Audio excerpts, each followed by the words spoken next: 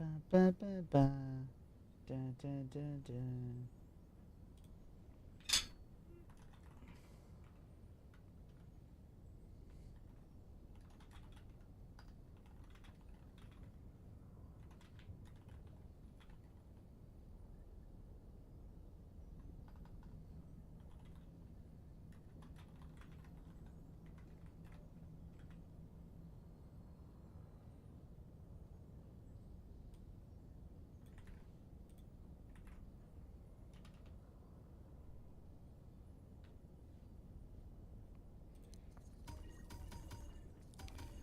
Ba, ba, ba, ba, da. Slept like a baby. Time for a cooking marathon. What are you cooking? The automatons think this planet is theirs. I feel like I slept pretty well last night. I feel well rested. Luna! She's gone.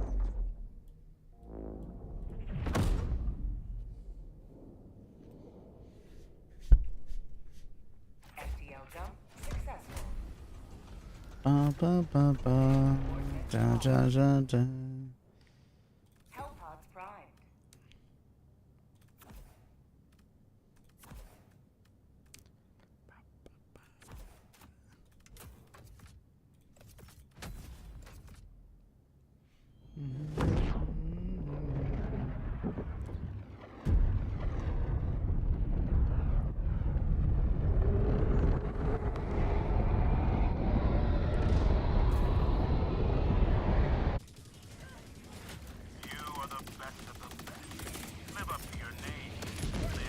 Ba, da, da, da, da, da, da, da, da, da. Ba, da, da. Ba, ba, ba, ba.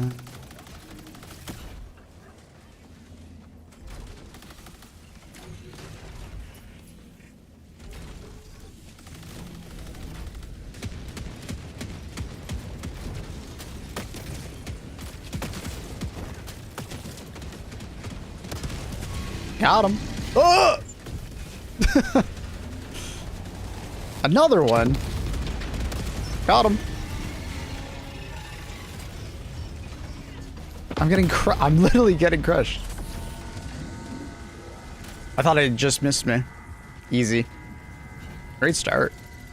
Saw yesterday that Wallagate went the way of Destiny. They're shutting down. Or they've said they're shutting down soon. Like they're gonna have like a final patch.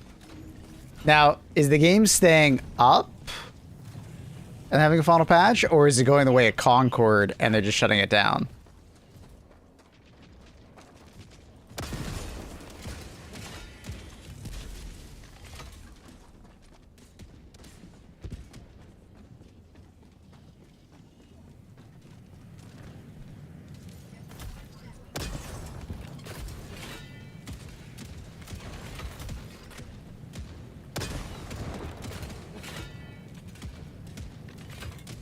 Not going the New World route. Okay, got you. So it's gonna go like final update and then that's it, folks. Gotcha, gotcha.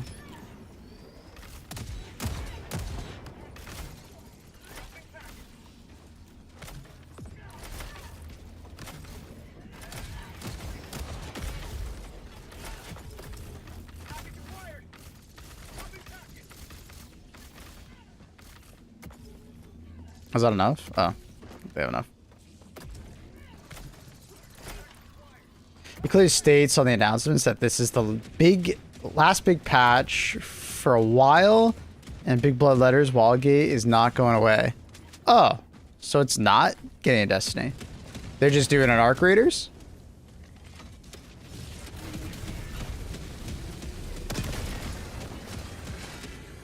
It sounds like they're doing a maybe not an Arc Raiders necessarily, but it sounds like they're literally like retooling the game. That would be my guess, to make it more appealing for the masses.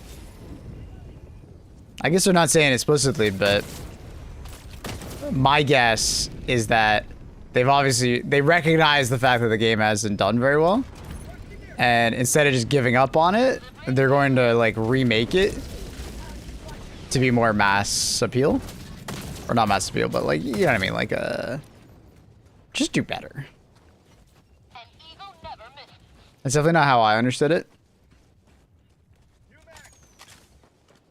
Well, Trindle's saying pretty clearly that it's like a big bowl of lettuce. It's not going away. Sub-objective in your vicinity. And it said last big patch for a while. What's the actual wording on it? Maybe it's somewhere in between what you two said?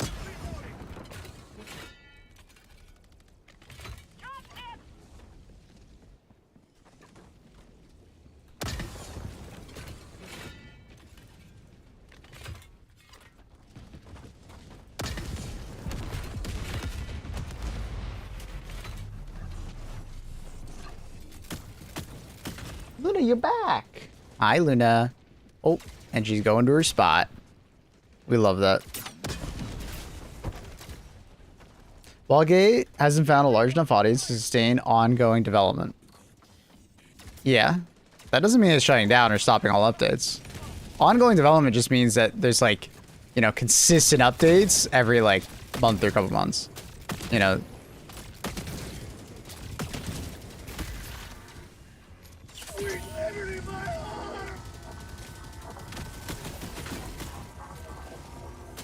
In no way there does that say it's the last patch. At least it explicitly, you know. Or I guess it's implied that there's more going on. Objective located. Cancel that. Southwest. Northeast. 50 meters. It's getting sunset. Bug fixes, but servers stay up. Game stays purchasable. It's a bit confusing. But it sounds very final. Alright. So Trino, where are you getting your side from? It doesn't sound very final, I'll be honest, but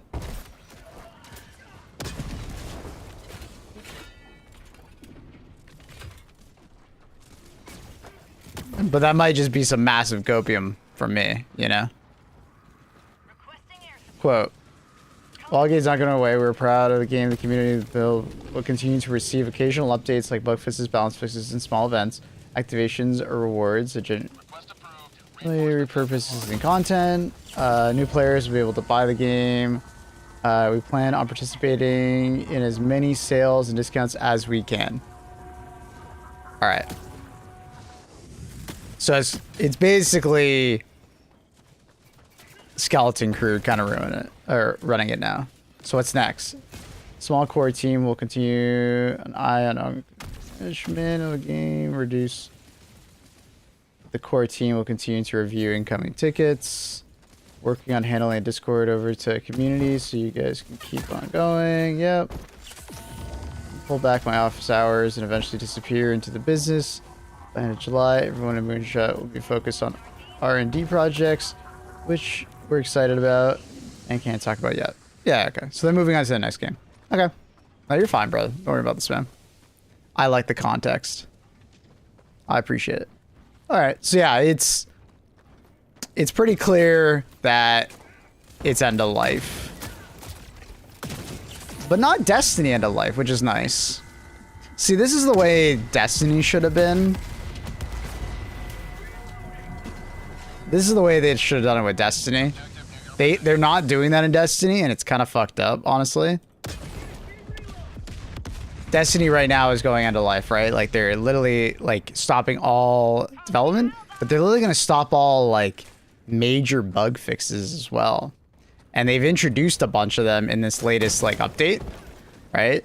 There's a bunch of, like, you know, game-breaking, you know, crazy balance patch it kind of bullshit going on. And, yeah. Oh, I'm probably dead here. Not dead. I didn't expect the entire armada to be on my ass. However, isn't it a game? It's a profession. I mean, for me it is. I don't know about you guys. I don't know if I'd recommend this game as a profession. The constant drama. Pretty crazy. Whatever, Reese. I was literally just talking about Destiny and how I'm very surprised that Destiny didn't get like a Skeleton Crew live team to run like you know, the seasonal events and just bug fixing. Because Wildgate is doing that for their game, and it's much smaller. Like, much smaller. So, I thought that was really Dropping package. weird. Bud outpost spotted. They hate us. Yeah, it just seems stupid, because, like, I feel like, I'm sure it could, like, money-wise, I think it could continue to work out, right? Like, I am sure that Destiny would continue to generate like, a decent amount of money, even if it was in, like, a, you know, hibernation state. Dropping package. End of life, you know, state. Package fired. Just seems stupid that they would, like, stop all future, like, you know, seasonal stuff. They would stop, bug fixes. The bug fixes part is, like, the craziest part for me. And balance changes, like, I don't know. Sony fucking hates Destiny, which is wild, because, like, Destiny is, like, the reason why they bought Bungie. It's like, it's for that live service development information, right? Like, I don't know. Weird. Very weird. Very stupid. As they say, common corpo L.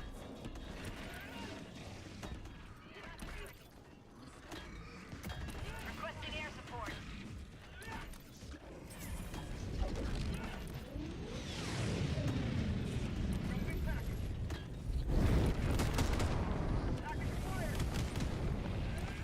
Oh, we're done. Asset within range.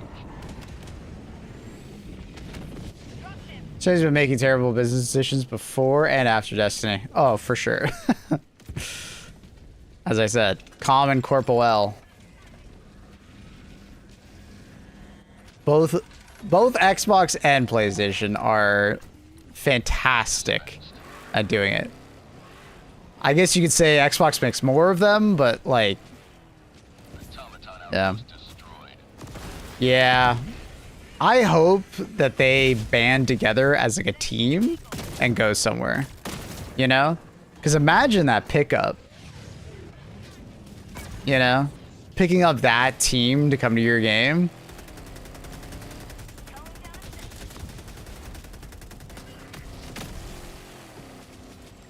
That'd be killer for any game to get them.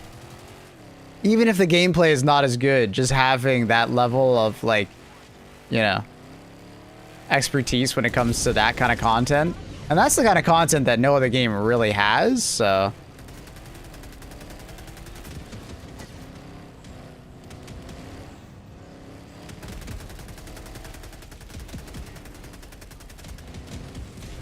No booba here.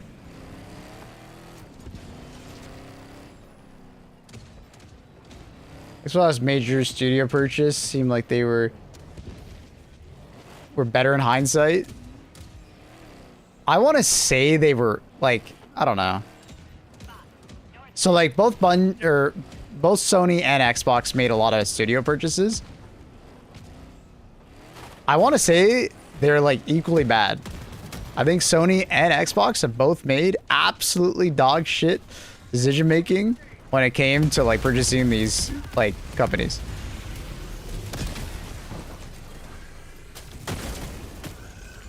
I guess you could say Xbox is technically on the head because they spend more money and they bought more. So they got like Activision Blizzard. Objective nearby. But I think that's just because they spent more money.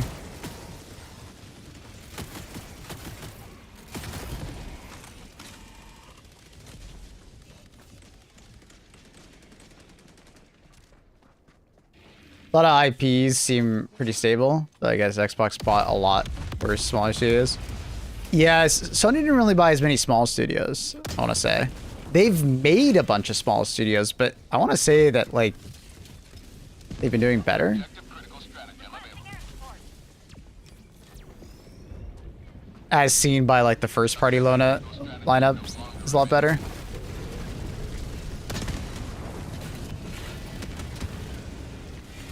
But if you want to see, like, Activision Blizzard as, like, a similar purchase to, like, Bungie, which I guess you could say. Activision Blizzard's definitely doing a hell of a lot better than Bungie. How much was Activision Blizzard bought for? It was a fuckload, right? Wasn't it like... I want to say it was like 15, 20 build, no? It was a lot. 350. Hi, Carl. How's the monitor, buddy?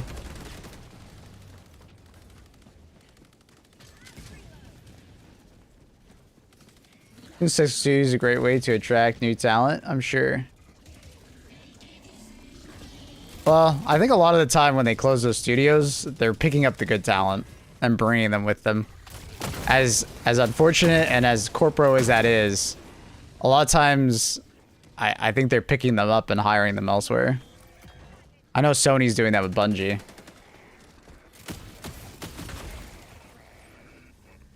Well, at least they were. Not this time around. Was it actually 69 billion? You fucking with me. Funny number.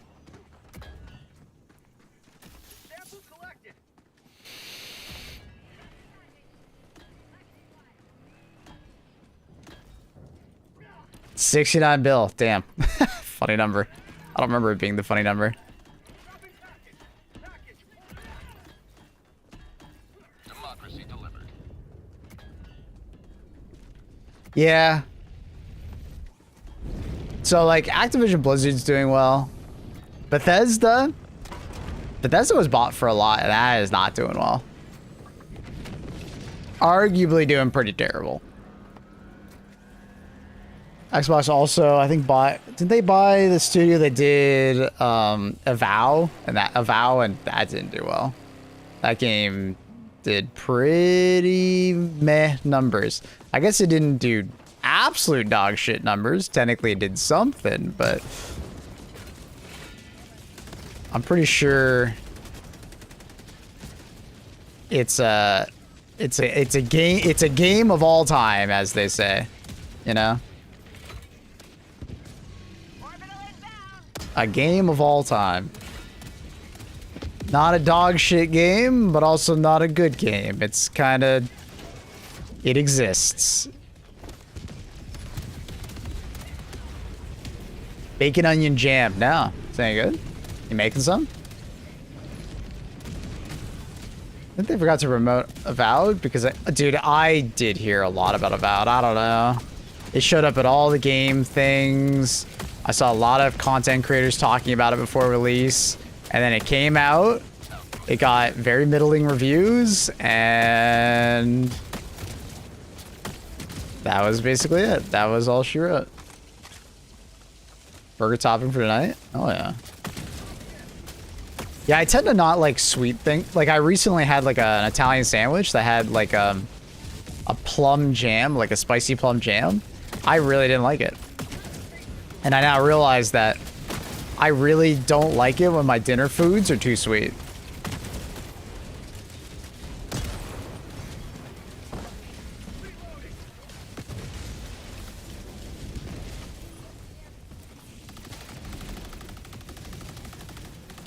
Xbox hasn't released transparent numbers for a long time. It's all player engagement driven. Yeah, I just think Xbox and PlayStation have fucked up about the same on their like acquisitions, because like Xbox closed a bunch of like smaller studios, like a lot of smaller studios, and then their existing studios also haven't done well. Like, do you guys remember that zombie game, that vampire zombie game, whatever? The fuck was that game called? It did terrible. I played it on Game Pass. It was so bad. It was so bad. It made Concord look like a good game. What the fuck was that game called? It made like early access games. Redfall, thank you. Redfall. Oh my god, that game was terrible. That game was really bad. Like, I am rarely on the hate train, but like, dude, that game was really bad. I swear, that made Steam early access games look polished. Nah, Back 4 Blood did alright. I wouldn't hate on it. Back 4 Blood. Back 4 Blood just failed due to them marketing it the same as fucking Left 4 Dead. If they didn't mention Left 4 Dead, I think Back 4 Blood would have done all right. It did all right. Mission at 20 minutes remaining. Game studios are delusional. I don't think it's delusional. It's more just like they're out of touch sometimes. They like having focus groups and just like outside eyes to comment on it is very important. And some studios get way too much in their head and they stay inside for all their feedback and stuff like that. And it is like the worst possible thing they could do. Outpost destroyed. Poor artists? I mean, at least they had a job, you know? There is that critical mass theory with video games. There can only be so many successful video games at a given time. Because there's only so many buyers of video games, right?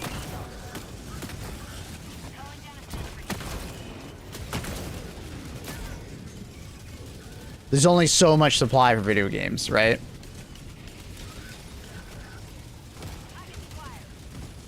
So sometimes a game will just fail. It is what it is.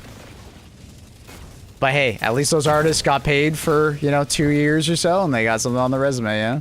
Good for them. It's not exactly an easy industry to do well in.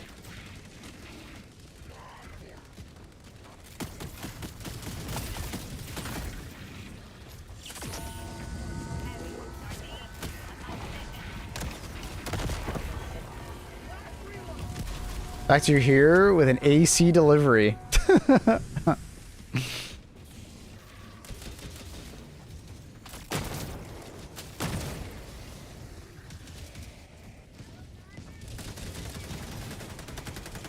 So Carl, did I ask already about the monitor? What the fuck happened to your monitor last night, dude?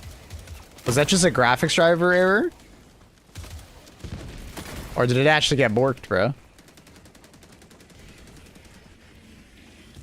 Said he game arb, but saw the way things were headed.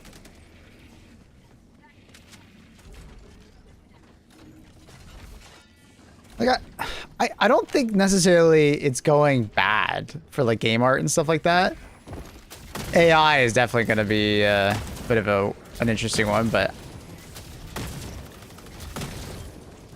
I think as an artist you just kind of have to start implementing AI to some extent in like the conceptual phase, just because of the speed factor. Because I've heard some game studios are doing that, where they use AI for like concept phase. The artists will use it as well. Didn't want to say the buzzword, you're fine. People get triggered by that word, it's on their own volition. I'm gonna copy him a message, give it to me, Carl. I think I missed it. Doesn't seem fine. I thought my GPU was dying. Fixed after restart. Hasn't returned. Just can't turn it on PC. So I'm mobile. It's 10 a.m. 35C. Damn, bro. I bet it's dog shit. Okay, so that could be like GPU failing. But that also could just be graphics driver related. I think it's... Thanks, teammate. What is it? Shift Control Alt B? No. Shift Windows Alt B? There's like a particular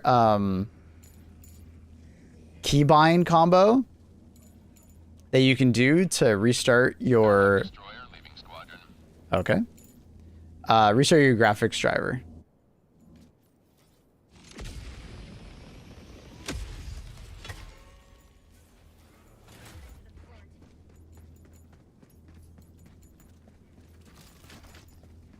I would recommend maybe learning it because it might get you out of that situation.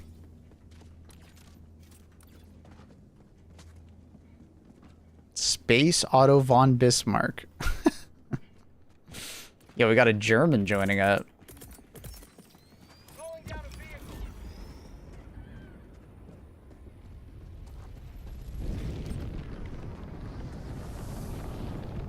Annie, when you say renewed our love, I have a hard time believing that your love together ever fell apart. Is she talking about the movie?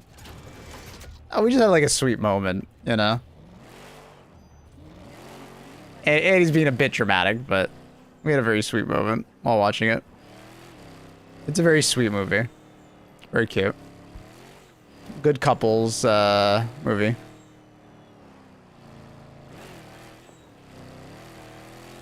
Whenever he gaslights me and yells at me, it falls apart. Alright. Okay, Eddie. Way to frame that in literally the worst way possible. Mabel does that a lot. Okay, bro. Emotionally blackmails me, it falls apart. Annie, please stop.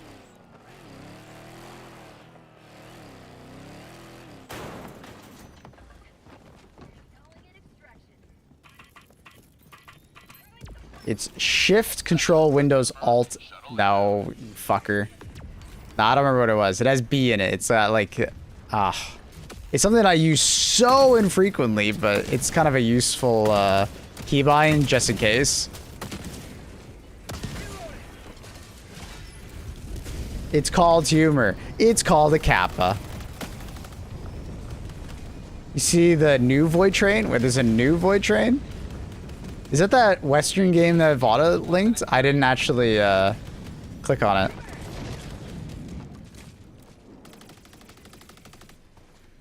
I never said. Okay, fair, accurate, fair. I saw there was some kind of Western game coming out next year. No, but it looks great too. Oh, okay. Let me get the link. All right. Reese, I'm surprised you're not playing Sand. I feel like Sand is a Sea of Thieves game, bro. We should be booting that up. Railborn. Have I seen this game? Because there's quite a few like rail-oriented survival crafting games. Yeah, I've actually seen this before. It was a lot less developed when I saw it.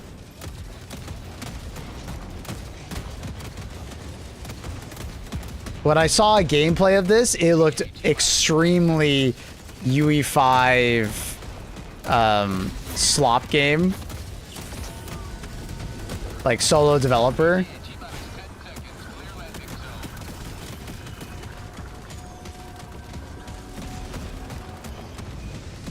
I don't know how Void Train has changed, because me and Annie played like 2 days of it. We didn't even get to our original spot. I was like, why is this? What is that sound? What's that? Void Train kind of sloppy. It's survival slop. But at least it felt more complete. And it didn't feel like an asset reflip. This looks like a asset reflip, and it... I don't know. Well, it looks very much like an asset reflip in UE5.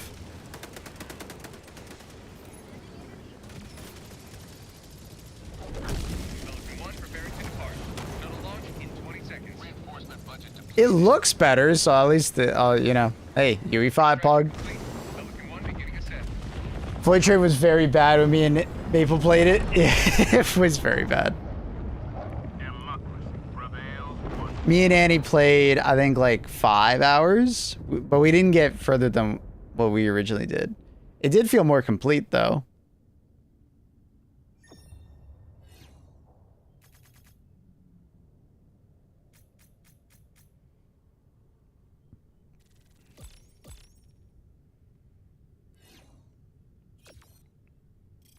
Railborn looks way better. Yeah, I mean, it's UE5. But what I'm saying is, like, it looks like it's like a solo developer doing asset flips. So he's buying things from, like, the UE5 store.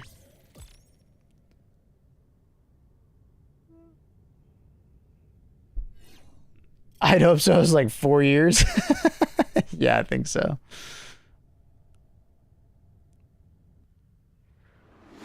Did you buy Sand? No. Nah, I didn't buy it.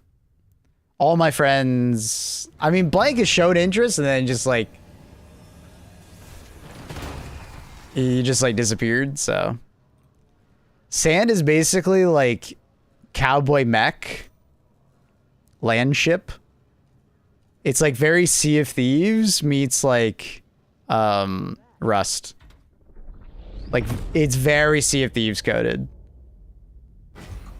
But you actually get to build your ship, and then if you so it's kind of like a battle royale where you like get put onto a map. There's no closing circle or anything like that. So you get put onto a map, you can farm resources and so on and so forth, and then fight other teams, and then you try to extract with your land ship, and then you can keep your land ship for the next one. You can upgrade it. There's a progression tree and stuff like that. It's like, from the gameplay that I've seen, it looks like it's pretty good, and it's doing pretty well on Steam, like Steam charts and stuff. People seem to be enjoying it. But as far as like boarding other ships, it's kind of Rust coded, where like you use like C4 for like doors and stuff like that. But it also is like Sea of Thieves boarding at the same time, where it's, you know, close quarters and stuff like that. Show the reviews. I think a lot of the reviews are negative because of the launch. The launch went really poorly. The game is also very early access. Buggy. This guy is ranting about bugs, I think.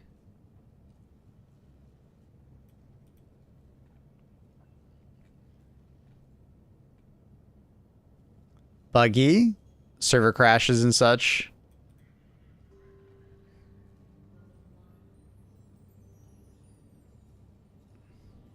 Team of 3 Chinese players pulled up on us. They had some cheats. Infinite ammo without reload, rapid fire on their pistols. Okay. Cheater. Why are there not more, like, negative reviews here? Show me the negative ones. Very boring. It runs like shit. Basic gameplay loop. Needs totally redone. Unbalanced, unfair matchmaking. I think there is no like skill-based matchmaking. Too unfit. I mean, it's early access, bro. What'd you think? It sounds like it's very early access, but I think it could be a cool game. You see Enshrouded's doing 1.0? Yep. I think it's like October, which kind of sucks because there's so many games coming out in October. It's going to be so goddamn busy.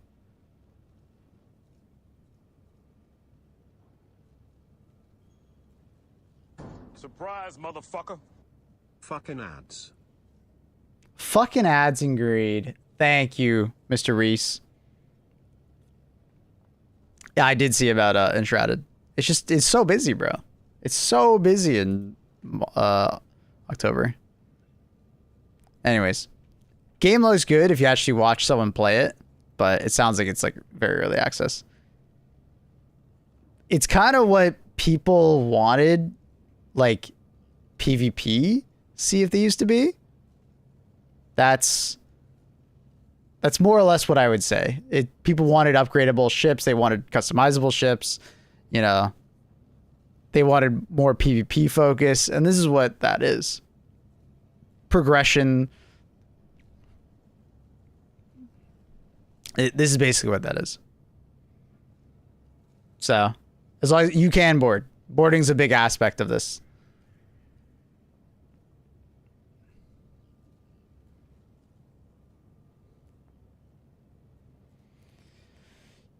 You like what do you... Yeah, like what do you do in that case? Just sit on your game for 6 months or roll the dice? Oh, as far as like releasing, like for... Enshrouded? Nah, it's fine. It is what it is. Like if it goes like Enshrouded's already made a lot of money, and it going 1.0, yeah, it could have 1.0 at a better time, but it's fine. It is what it is. It's fine. It just sucks that there's so many games coming out in October. It would have been better if Enshrouded came out in August, let's say. you know, and beat the crazy wave of games.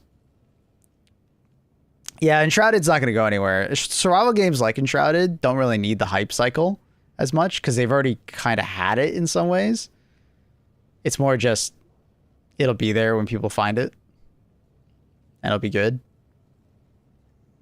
It just could have been bigger and could have been better time so I could play it at release. I'm pretty sure it's a very congested time, if I remember correctly on the schedule.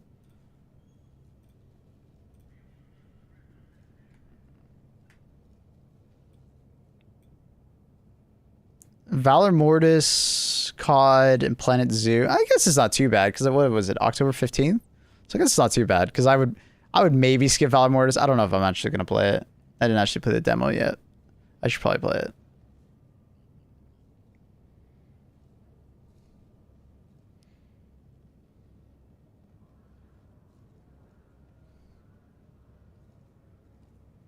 Planet Zoo is kind of like whatever. We'll play it if we don't have anything to play.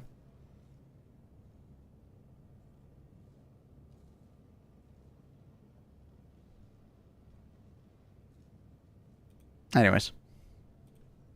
Yeah, Sand looks like a cool game. It's just, I feel like I needed people to fucking play with. And I didn't want to play it solo. It was just hard to find people to play with. Ready for another mission, Helldiver?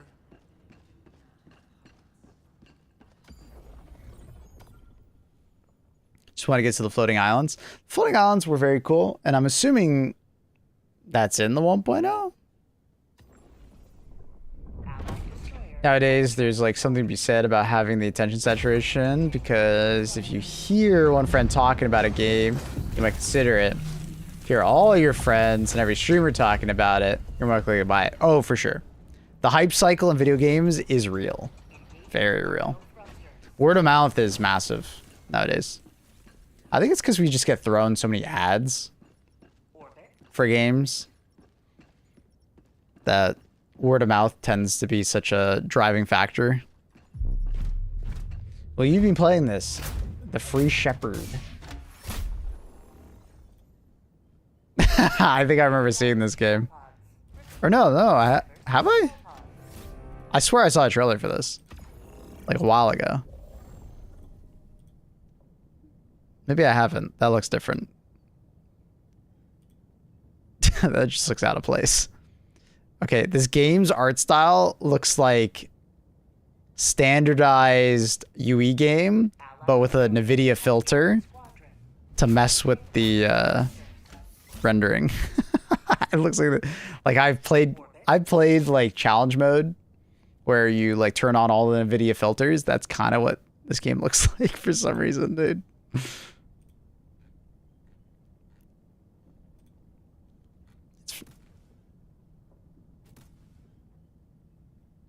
I don't know. Silly. It's gonna be peak. Sorry guys, my bad.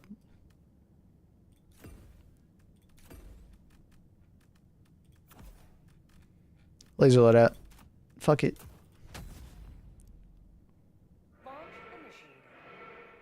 Godin has like 20,000 games on his fucking wish list, bro. That guy, he is constantly discovering the, he is constantly going to the your discovery queue and wish listing 90% of the games. I'm excited to play Drake Wilds. I'm like really excited. There's part of me that really wants to jump in and play it early, but me and Annie have kind of told ourselves we're just going to wait for the 1.0. I think that game's gonna be an absolute banger. Like, it already seems really fun. And as a RuneScape nerd when I was a kid, there's like definitely a good amount of nostalgia going. I told Vada and Klaus I'm waiting. Yeah. Fucking Klaus already played it. Oh yeah, I guess Vada played it at release, didn't he? You gotta tell him to shut the hell up. No spoilers. Reese, you gotta play Power World, bro. It's your game. It's literally designed for you, by the way. I'm telling you, you would enjoy Power World. I'll make my own base. You gotta make it in the tropical rainforest, just like Conan. I swear, dude, you would enjoy Power World. Power World is your game. As soon as you can get over the fact that it's like Pokemon, I think you'll love it.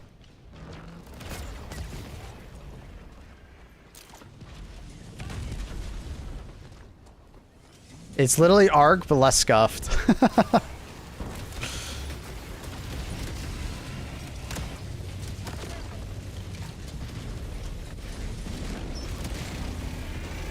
I didn't break the back? Oh my god. Alright. Well, I'm being jammed. Same, I'm also very excited for the 1.0. Where was that jammer? Was it over there? It's over there. Ooh. I'm having a blast with Power World. Yeah. It's a good survival game, man. John Automaton or Cyber Stan?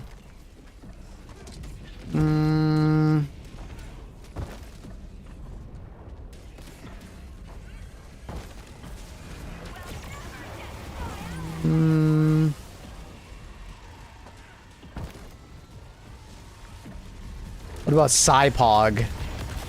You know, it's a cyborg.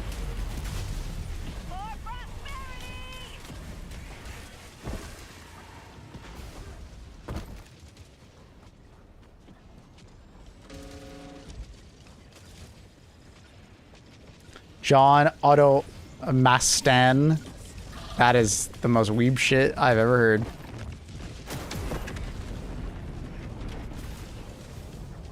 There's a good chance I end up playing it when it goes close to the release. We'll see. I think you'll love Power World, bro. You guys still need to check out Grounded. I think you would really enjoy Grounded. Just Grounded 1. I think Grounded 1 is fantastic. Grounded 2, don't play that yet. That game's too scuffed. I think it will be good, but not yet. Grounded 1 is a fantastic survival game. And especially if you turn up the difficulty, bro. You would love the WoW difficulty in Grounded.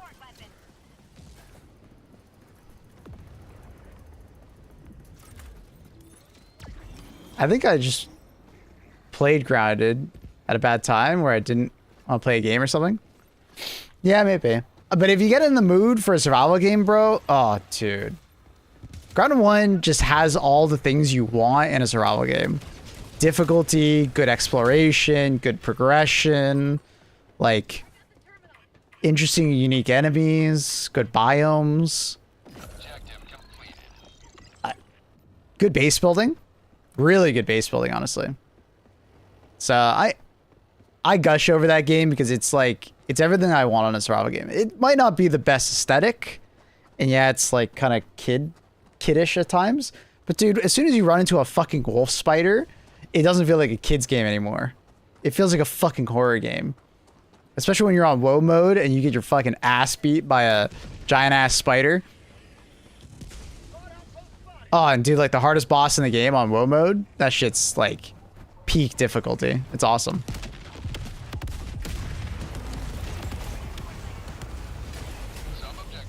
Definitely a parry game though, so you have to like parrying.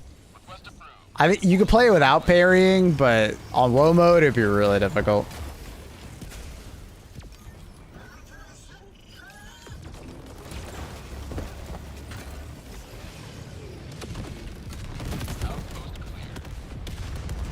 It's funny how all these survival games are finishing development in the end of 2026. I just kind of thought about that.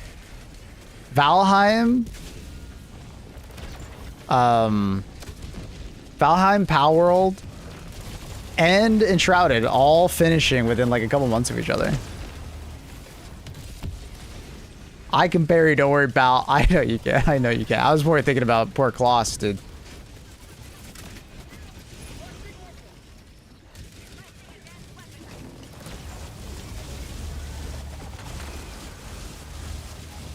Oh, speaking of parrying, I had such a satisfying game of Deadlock the other day where we had like a Calico running away with the game, absolutely smurfing their ass off. But I clutched up on Wraith and started parrying because they were doing a melee Calico. I just started clutching up, doing some parries on her, and beautiful. Beam build? Yeah, we're doing laser build.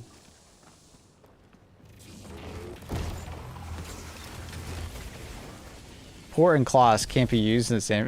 It's true. I just want the devs to stop trying to fix the game. They're only making it worse 90% of updates. Sorry. What kind of soapbox are we on right now, Disso? Why are we ruining the vibe right now? Are we ruining the vibe for this game or some other game? Parry system in Deadlock is so good. Yeah, it's fantastic.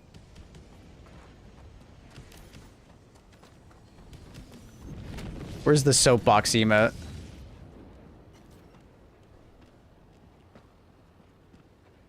Bamalan with the watch streak. Thanks, brother.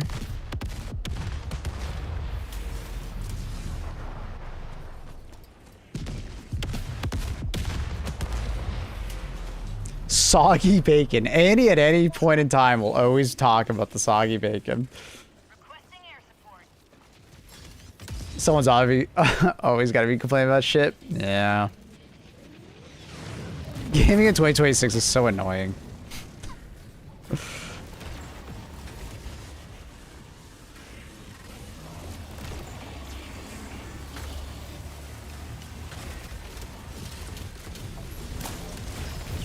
Oh my god. Calling in reinforcements. Who the fuck likes soggy bacon? I don't like soggy bacon. I just don't like crispy bacon. But anything... So I took a picture of bacon that was cooking. And then he was like, ew, you like soggy bacon?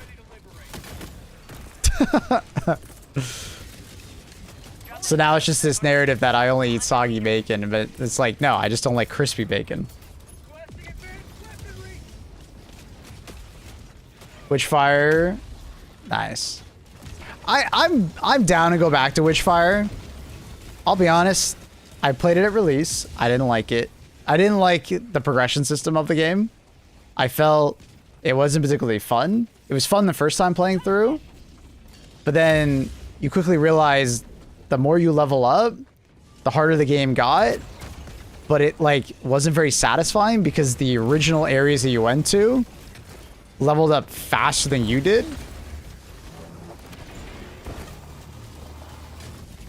So it just like the progression system felt very off. And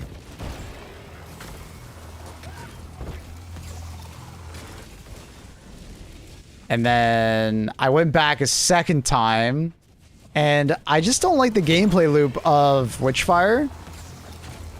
I wanted to play more like Doom, but it ends up playing like hallway shooter where you poke at a bunch of enemies and you just kite away from them because they do so much fucking damage. Calling down a support weapon.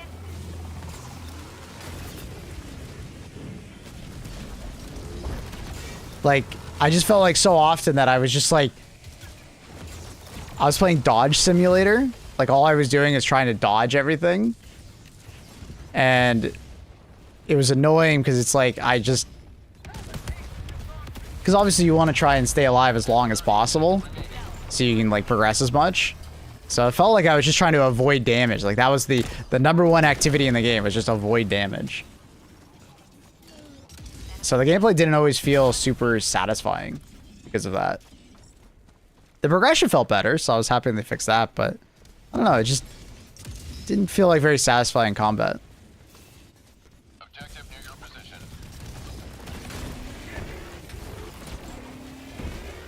Because like there's a genre of like shooter that I play every once in a while that just genuinely feels like I'm peek shooting and I'm like running away from combat, just poking at things. I have no real ways of healing, So it's just like I'm just being chipped away at. So I just got that impression with Witchfire a lot. I enjoyed the boss battle. I enjoyed one of the boss battles. Also, Witchfire did this thing where, like, a lot of times it was very confined spaces to fight in. I didn't love that. Because, like, what I said with the previous statements, it didn't fit very well, because at least if it's a more open area, yeah, you really can dodge the incoming fire. But there's a couple, like, key rooms and stuff that were, like, really confined, and there were so many traps. Oh my god. Dude. I don't know why the Witchfire devs love traps so much, but they're everywhere in that game. And they're so punishing. So. Anyways. I love the idea of Witchfire. I feel like there was a bunch of things holding it back from me loving the game. And I wanna love the game so bad. But it might just not be for me. It'll be for other people, and it is what it is. Request approved. Reinforcements on the way. You miss Star Wars Battlefront 2 a minute? Oh, I don't. Did I played that game more than enough. I'm kind of sad that there was never a Battlefront 3, though. I wish there was. Recently played Witchfire. My only critique is the maps getting stale the more you play. I'll have to give it another try.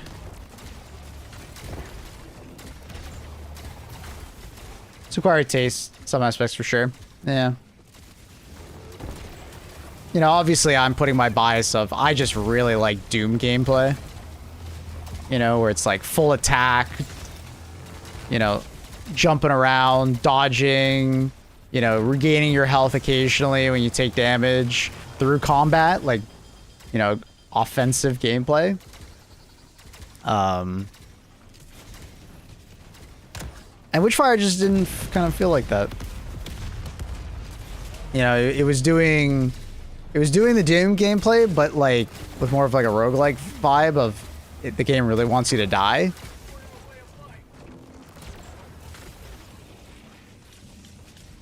Hey, Bull, how floppy do you actually like your bacon? So, you know, there's crispy bacon, there's done bacon, and there's like soggy, kind of like, you know, bologna kind of style, I guess. I like mine just being done. Crisp on the edges, you know, starting to crisp up on the edges. But the rest of it is just done. That's how I like my bacon. A little bit of crisp on the sides. You know, starting to turn brown. But, like, not like that dark brown. That's my go-to.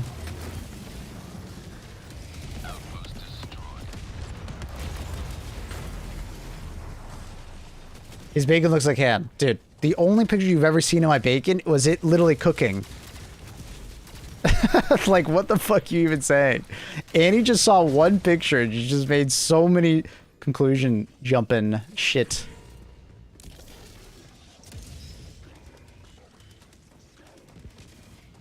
I literally told her it was cooking, but she's like, ew, soggy bacon. I'm like, dude, it's still cooking. Shows a finished strip of bacon. I don't have a finished strip of bacon.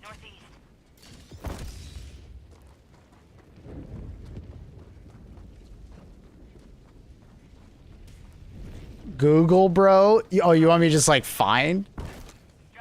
All right, bacon.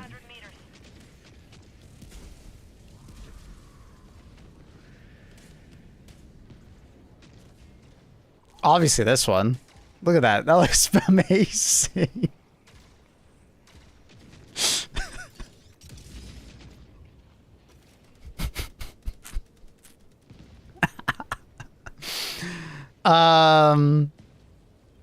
Yeah, that's pretty close to what I make. That's pretty close. Like this, that's too much. When I'm starting to see like charring on the edges, nah. Nah, I don't want that. I don't want the charring. I don't want the charring at all. If I see the charring, I've overdone it.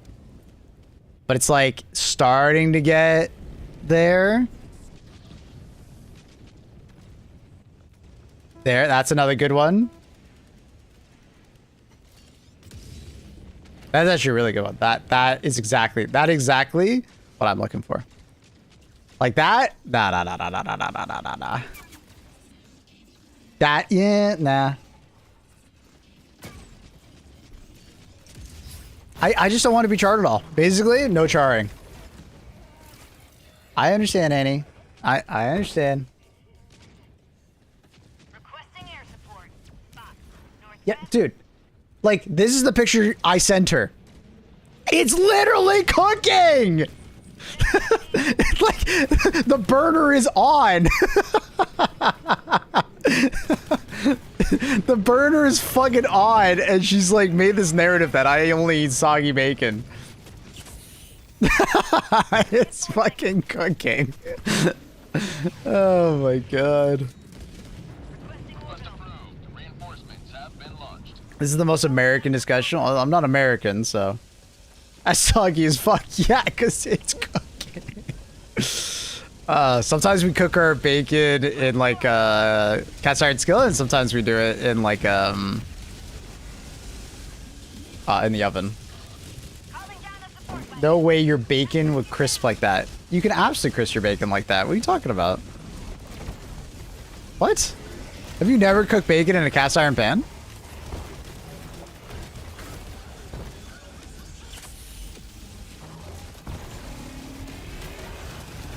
It doesn't. I mean, it absolutely does. And he's jumping to like 17,000 conclusions, as per usual. Calling in reinforcements. You never should have sent you the pic. I mean, she hounds me for pictures all the time while I'm cooking. So I kind of have to. Tagging But then I send a picture and then she just judges me for life on it. And it. You're not exactly helping the cause.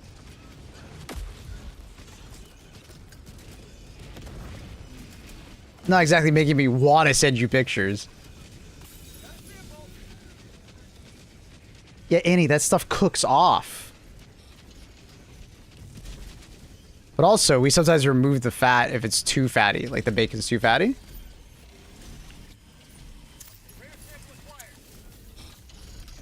Annie tried to teach you how to cook. W, girlfriend. True. W. Thanks, Reese. Reese is such a homie, dude.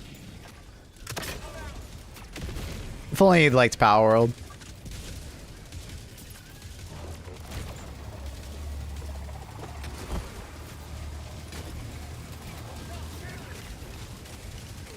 Abel, can you easily gain chat's trust by showing us bacon tomorrow? I don't think I'm going to be cooking bacon tomorrow, but I'll see if I have any. This guy cooks like a dad. What?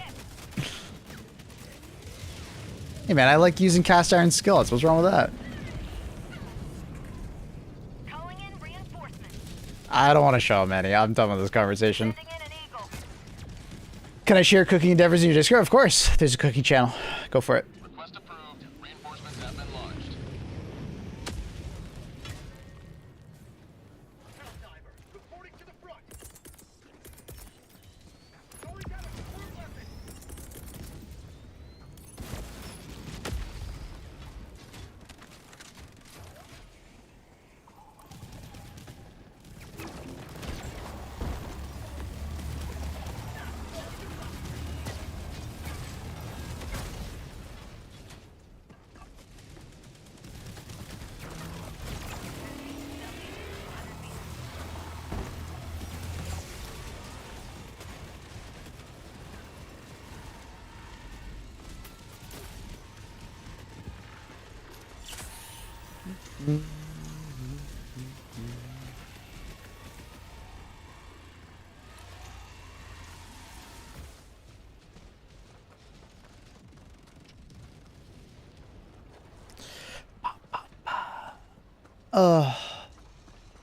Is there any other survival games finally finishing up development this year?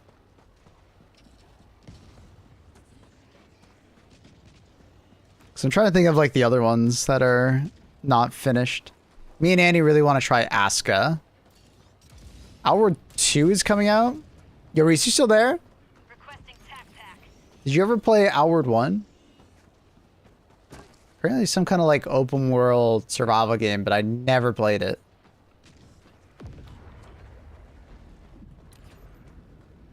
Requesting advanced. Apparently Outward 2 is coming out.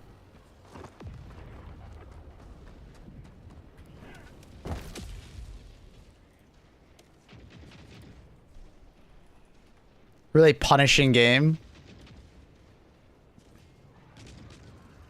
Requesting air support. Third person action survival. Fantasy.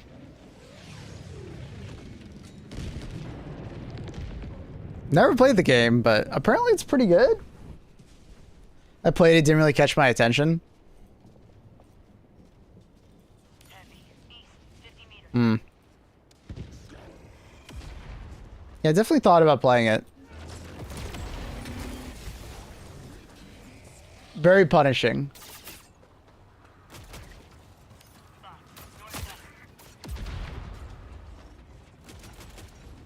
I have a couple of friends that play. Like I know Blank played it, and he said he enjoyed it, and he's kind of looking forward to Outward 2. I got into the playtest for Outward 2. I haven't played it yet.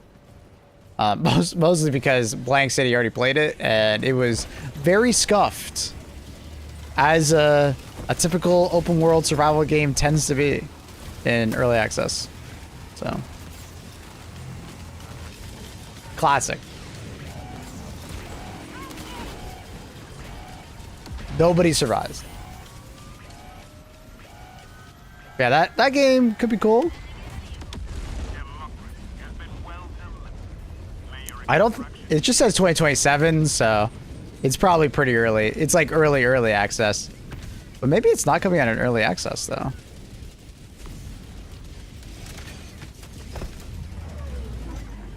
Orbital inbound.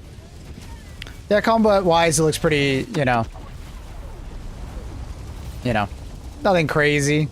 Dodge roll, melee. I think there's magic, guns, so there's range combat too. Very fantasy. Outward 1 is $5 right now. Yeah, that's what I was saying. Yeah.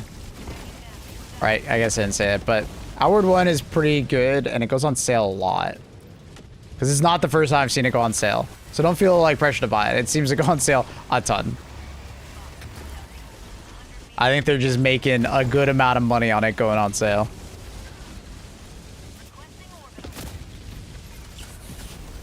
But that could be a yikes game. I think me and Annie are still interested in trying it.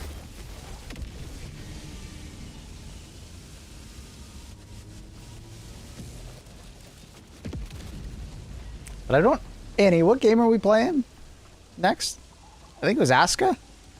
I have Aska installed. I can't remember. We're because we finished Winrose. And we built for many days. Calling in extraction. That reminds me though, I need to cancel my Nitrado server. Extraction request confirmed. I'm excited for Winrose 1.0. Yeah, Winrose is good. I think they can cook with that game. Calling down a support weapon. It's funny, like when I tried the demo, I wasn't that impressed by it.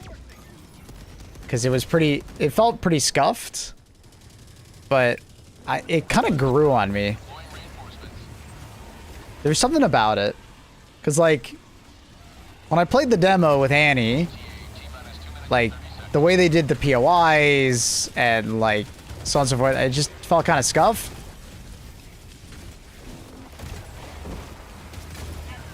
Combat didn't feel amazing or anything like that. But dude, it really grew on me. I think it's a little bit of like, just naturally the pirate aesthetic. But also, I think they just did like the fundamentals pretty damn well. Asuka's like a weird mix of like survival crafting and city simulator. Yeah, I saw that. I don't know if Annie's gonna like the city simulator thing. Because she hates Enshrouded that we have to have people in our house. Like all the companions.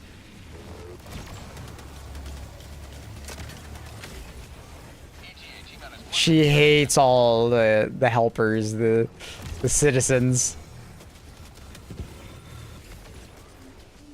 Annie does not like the NPCs. She finds it creepy. Now, to be fair, Windrose, they're pretty fucking annoying. They're constantly going in your beds and stuff. Like, you can't, like, assign a bed for them. And they... Dude, the amount of times the doctor blocked a door, and if you stand next to the doctor, he doesn't move, he just stares at you. He is the king of blocking doorways.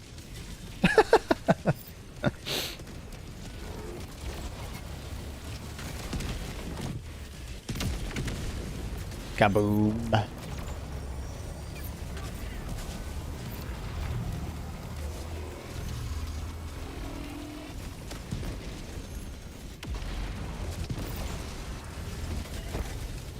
ETA T-minus 30 seconds. Gotten better than when Asuka first came out. All the helpers would literally block you in and stand and wave at you. Okay, so basically what happened with Windrose. Yeah, I see. Hey, I see, I get it. ETA T-minus 10 seconds. Clear landing zone. I am dying. I can finally do that. Last laser to finish it off. Oh, someone else has laser. Double laser.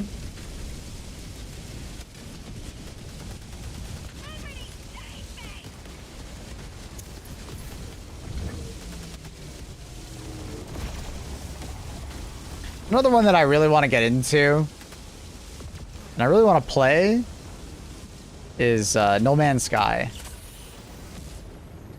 No Man's Sky has just seen so much development post-release that I want to go back and play it. Reinforcement budget depleted. I'm a forever hater. Yeah, I think their next game will be really good. They're doing so well with No Man's Sky that I have a lot of faith that their next game's gonna be good.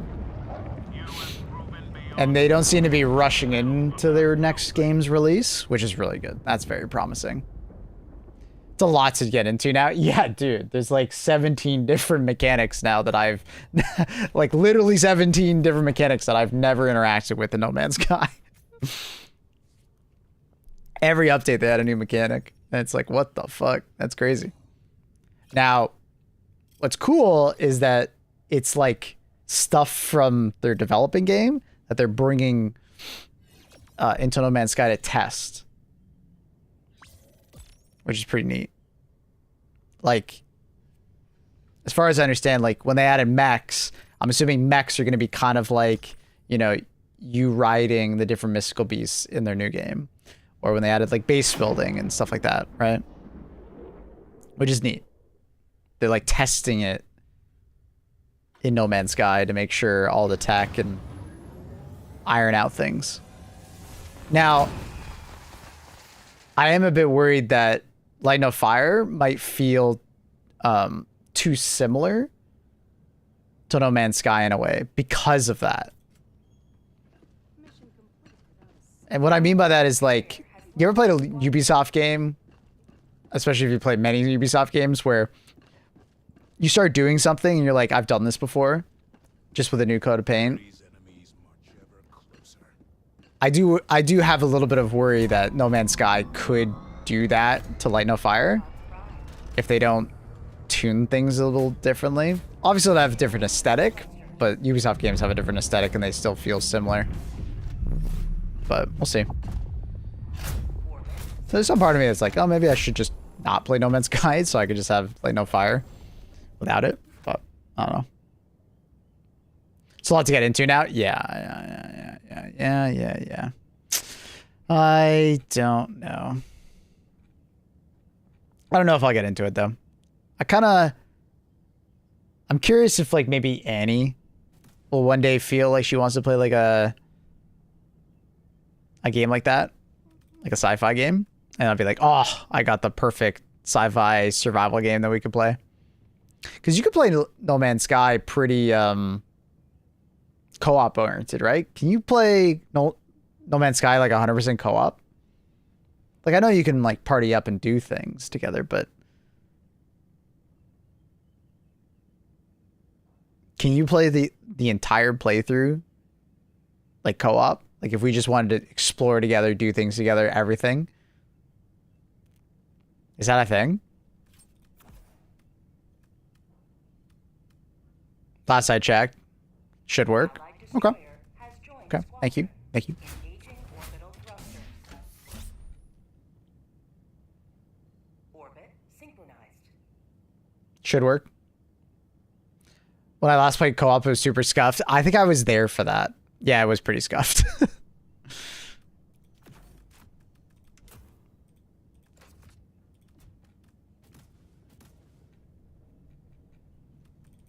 I think I was there for that.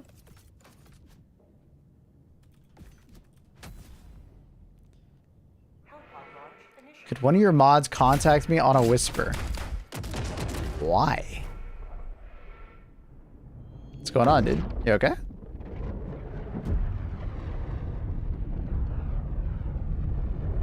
Yeah, I remember Michael and Kez like ganging up on you to join in. Donation?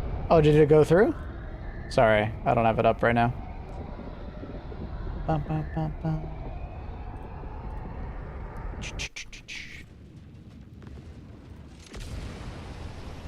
I should have it up. Where's my dashboard? Being a bad streamer.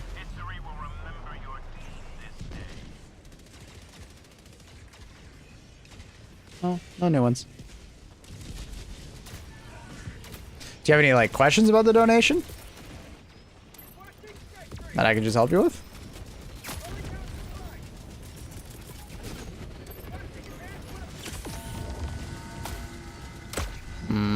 That's not gonna do anything.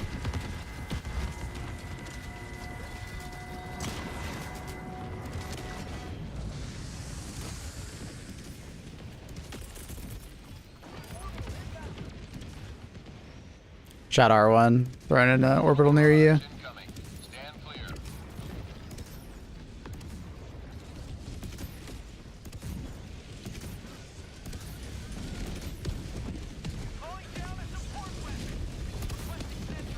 The hell am I looking at? Oh, it's a tank. I was like, what the fuck is that?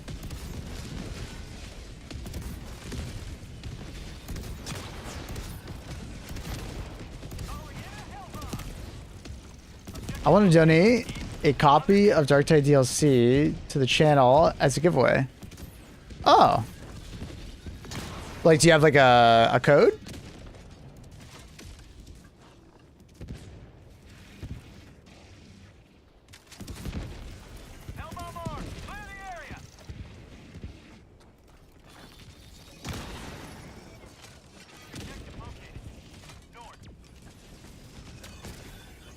That's mighty kind of you. Making progress.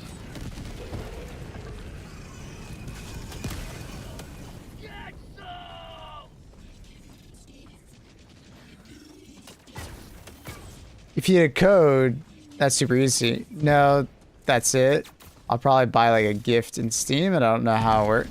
Yeah, unfortunately, it's really awkward gifting stuff because you have to like add them as a friend, and then if they're in a different region, sometimes it just gets really awkward. So it's very kind of you, but yeah, it's just really awkward, honestly. It's one of the reasons why I don't do it, because of how awkward it is.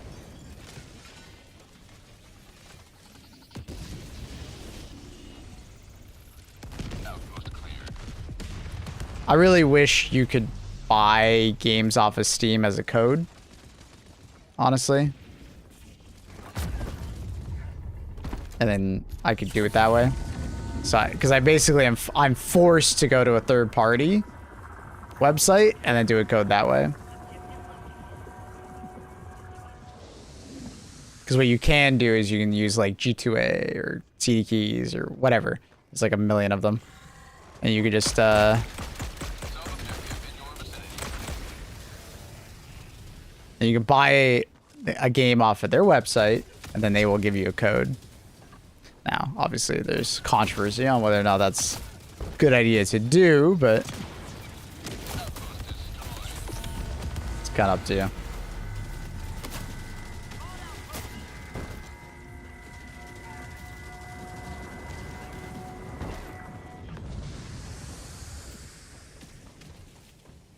What a blime.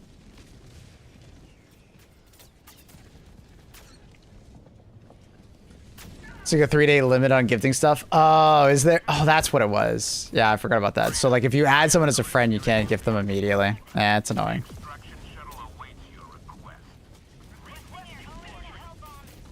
There's a lot more people picking up the spears and supply. It actually was the additional rocket on the back. That was the big difference maker, I think, for it. Supply for V definitely helps, don't get me wrong.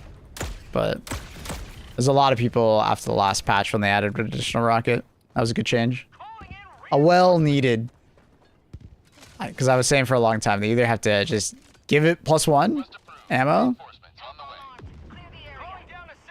or they had to just give it, like, the ability to be able to shoot it without having to need it to be tracked. Like, you could, like, laser guide it.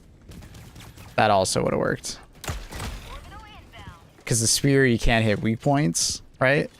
Or hitting weak points is very unlikely.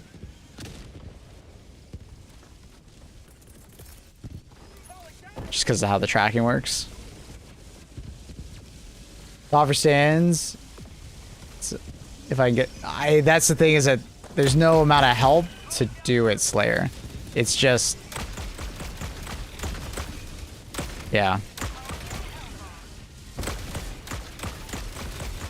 Like, if you had a game code, easy clap. I'll take the game code and we could do a giveaway. Play some Dark Tide. But you don't have a game code, so it's just like a... Well, there's nothing we can do. It is what it is. Sorry, bro. But if you're willing to go buy a third-party CD key, and they give me the key, hey, we could do something with that.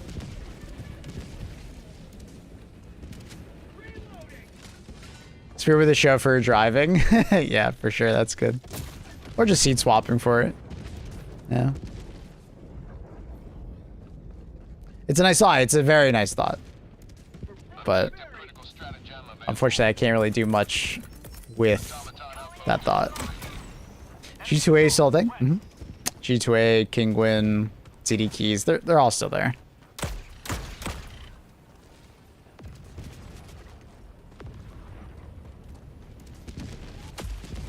There's a lot of them. Green Man Gaming. There's so many. So freaking many.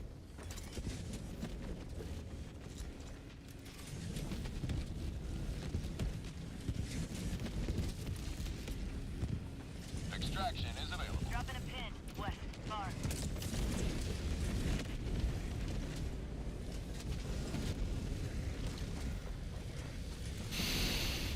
Requesting sentry.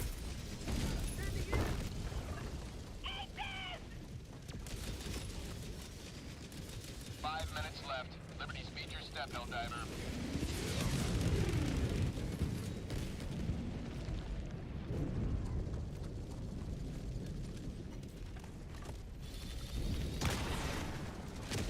Sending in an eagle.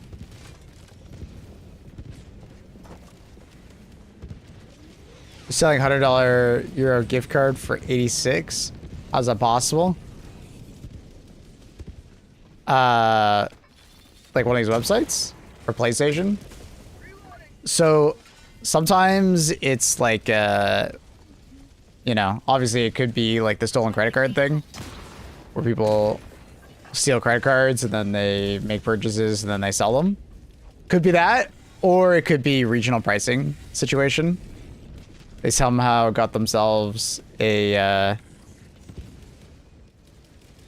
account somewhere, or they're buying it somewhere, but it's an international one, so it's worth more elsewhere. Yeah, that particular situation, more likely a stolen credit card thing. But I don't know.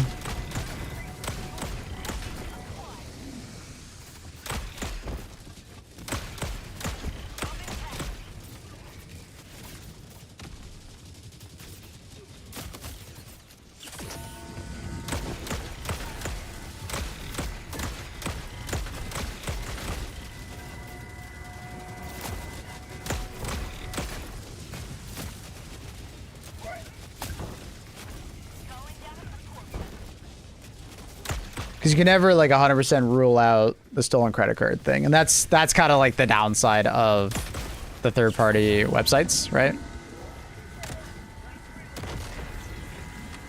The person you are buying said key off of might have used some nefarious ways to get it. Or it could just be currency / regional pricing. A lot of the Steam keys you get are regional pricing related.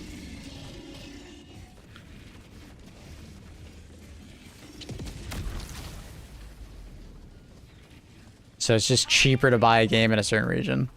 And then you as an NA or EU individual just get the benefit of that. We've taken the Steam machine. It would have been amazing 2 years ago at $750, 700 bucks. But it's coming in too expensive, and it's coming in with hardware that is kind of outdated. So it needed to be better.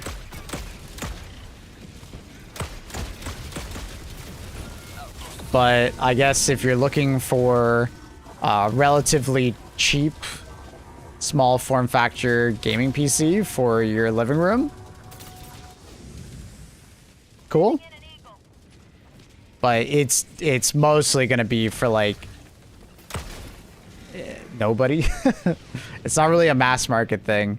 I feel like they should have pivoted and put more powerful hardware on it and just accepted the higher price and just make it more of like an enthusiast machine. That's kind of like my personal opinion on that one. Just in an awkward spot.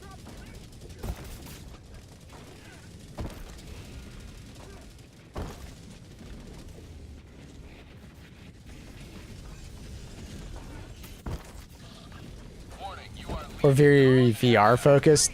Unfortunately, VR, I think Valve understands this. VR is kind of stagnated. I don't know.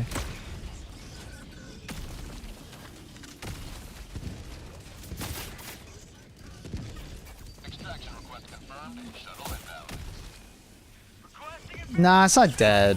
It's just, it's lost all momentum. It didn't make it mass market. It's niche. It's definitely not dead. Definitely not dead. But it's just niche. I think it's a good way to put it. ETA T-minus 2 minutes 30 seconds.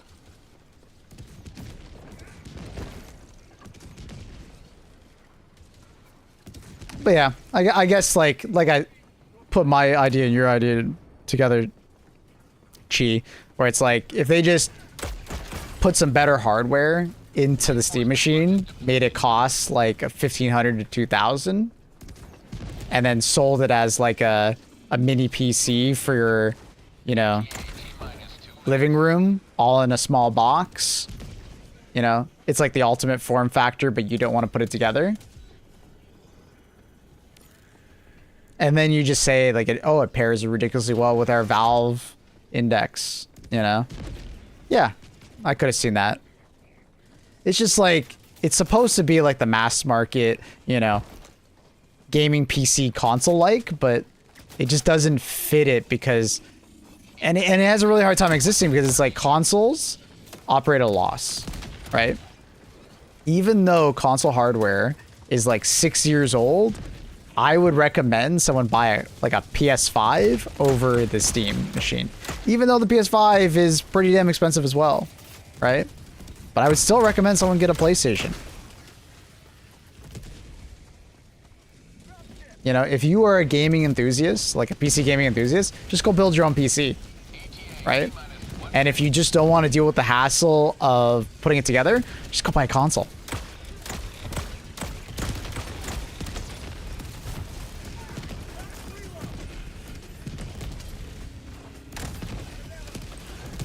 It's just in an awkward spot, right? It's like small form factor PCs have been around. You know, they are a thing. And you can get way more bang for your buck if you just go make it yourself, right?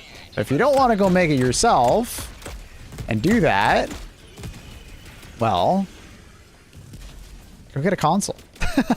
Like, just go get a console or go buy a pre-built PC from like a pre-built PC manufacturer already. You know, and get a form factor that isn't so niche. Because that's another thing with the Steam Machine, is that it doesn't actually have that much upgradability. Because it's using a laptop processor, and isn't it an integrated GPU as well? Not an integrated GPU, but it's like laptop components essentially, right? So the upgradability of it is actually significantly worse than if you just bought like a pre-built PC from, you know, NZXT or some shit like that, and just put it in your living room. Like, you can upgrade the SSD and you can upgrade the RAM. Wow. That's not that good. Extraction complete. Pelican 1 beginning ascent. Some retailer has made like a special one already. I mean, there's been a lot of small form factor PCs. They're just not very lucrative, so they don't make very many of them. Like small form factor, like the Steam Machine was already a thing. I don't know if you guys knew this, but the Steam Machine was a thing already.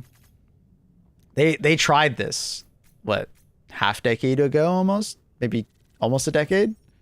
It didn't work out because at the end of the day, it was just too expensive compared to a console. There was the other issue of like navigating it on a controller, which is bad. So it's definitely improved, but it flopped hard, yeah. And I think the Steam Machine's gonna flop hard too. Like, I'm sure there's gonna be Sony fanboys, or not Sony, but sorry, Valve fanboys that like just slop it up, but I don't think it's gonna do well.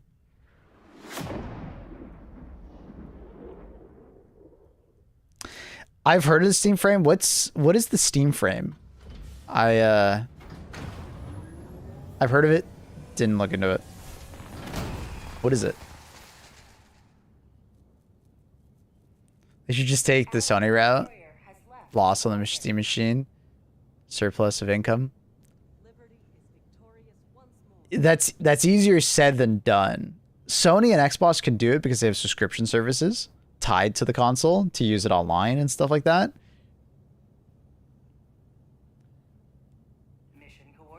The issue with Steam is that,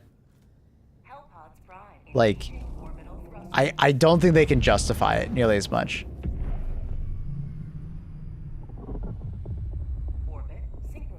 Like, it's easy for us to say, hey, dude, just operate at a loss. Come on, bro.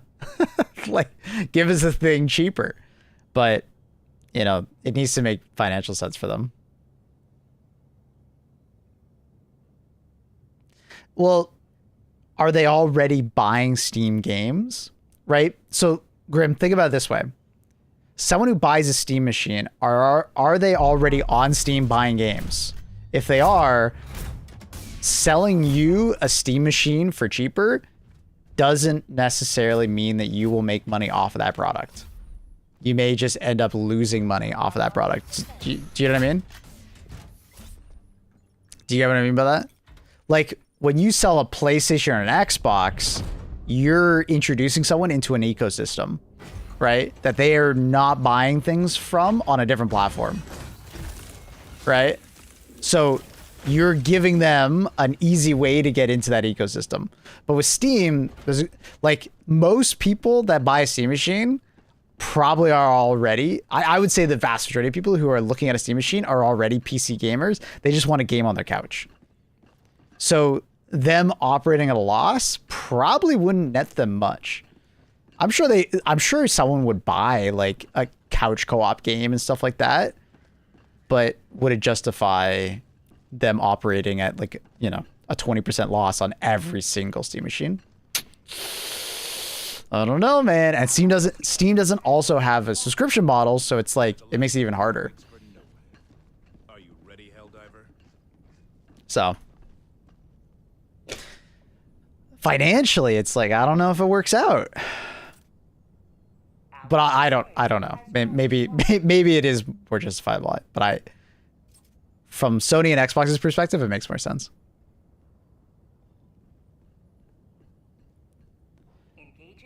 Steam could have operated at a loss with Steam Machine, they already have a huge profit margin with games like CS and Dota. Maybe Steam is not confident enough. Well, it's like just so operating at a loss. So the reason why they do it is because they know they can make it back from people buying the console, right? It's not like people who buy the Steam Machine are going to go play CS and Dota and buy stuff on that game to make the money back, right?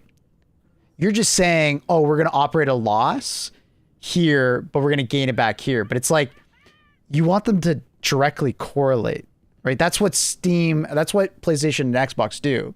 When you buy their console, they make money off of you buying that console in the long run because you bought that console. But it's like, I bet Steam saw that and they can't do that with the Steam Machine because you'd probably still make that money regardless because they're probably already a PC gamer. Like, it doesn't, you know what I mean? Like the metrics don't work out.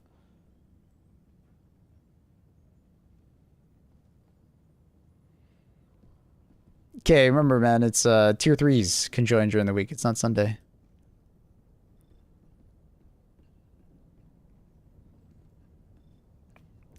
I play solo with tier 3s when it's during the week, bud.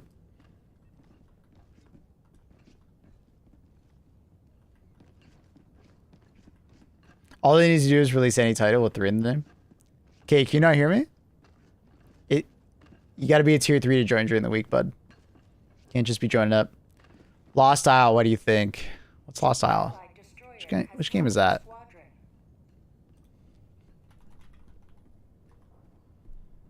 Which one was Lost Isle? Is it this one? The hour of our next victory rapidly Is it this game? Let us cleanse the galaxy of alien scum.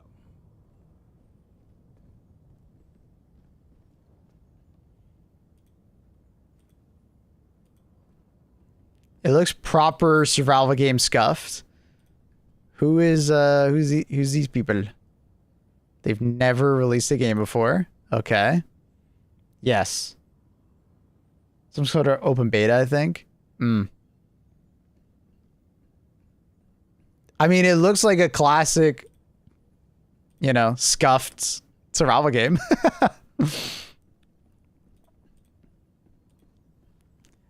I mean, it's very survival game coded. I have no idea. I've never even heard of this game.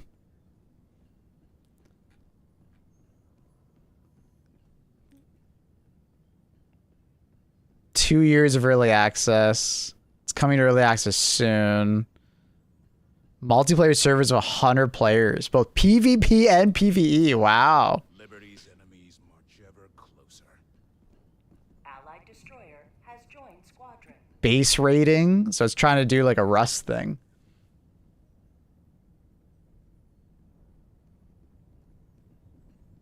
So player leveling, research progress. So it's trying to be Rust. It's trying to be Rust-like. I'm getting a lot of Rust vibes. Varying size, including 6 high-risk, high-reward arenas called monuments, where the rarest loot can be found. Okay. Or I guess Conan. Conan would be another one. Conan Rust.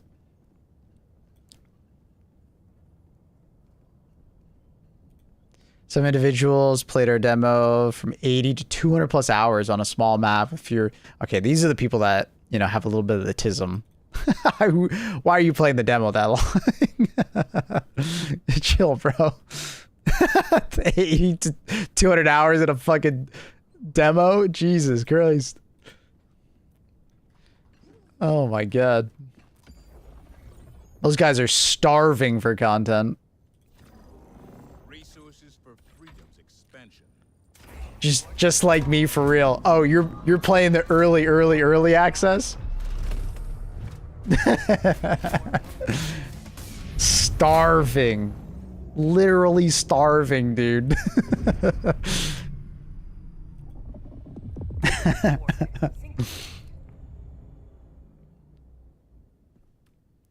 we'll just do a big circle, I guess. So Annie, what happened to your luggage, honey? Let me start reading through it. I saw you say something, but we were having that conversation.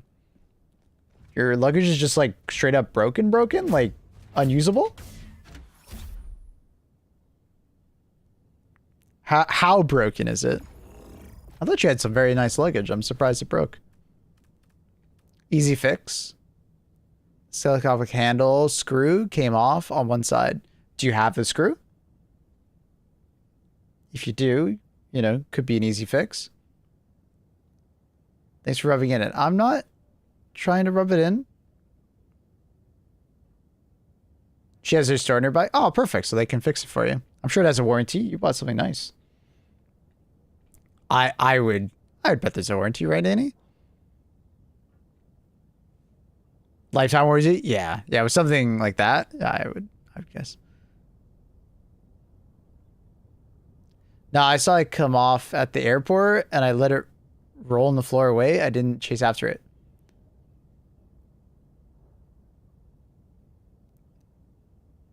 Wait, why are you reacting to it now, though? Wait, I'm so confused.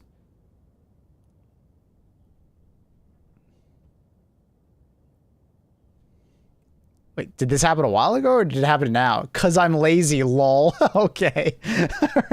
Okay. All right. I was like, wait, are you at the airport right now? I don't remember you going to the airport today. Did you not tell me? I was like, did I forget? Am I about to be yelled at for forgetting that Andy's at the airport right now? There's a bit of a pause there. My heart sunk for a second. I sent you a photo? Okay.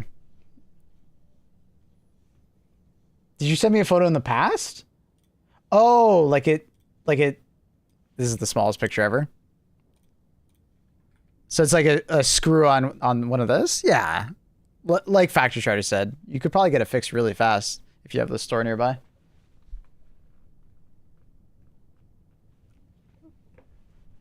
Especially if it's an easy fix, like just a screw came out. Because they want to retain you, right? Okay, I don't know if it'd be 5 minutes, but it might be like a day. You might be able to drop it off, pick it up, you know?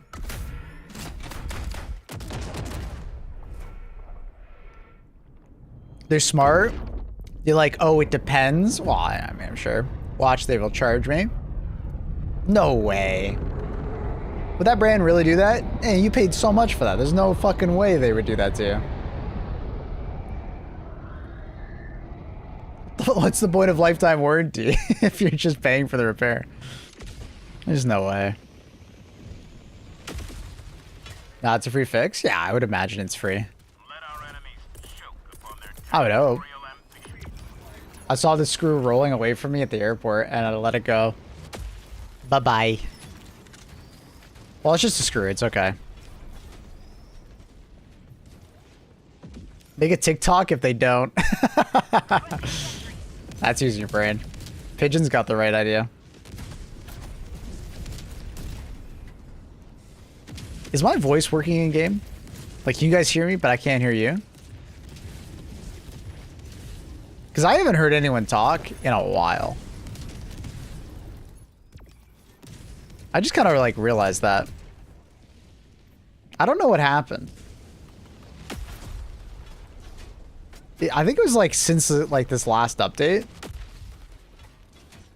I feel like I have stopped hearing people talk in HD2. There's a mic bug going around. Okay, so it's not just me. It's like I can't hear them at all. And I'm pretty sure I haven't heard anyone in a long time.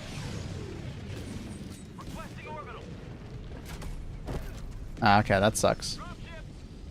Fair enough. Thanks, Smash, for letting me know.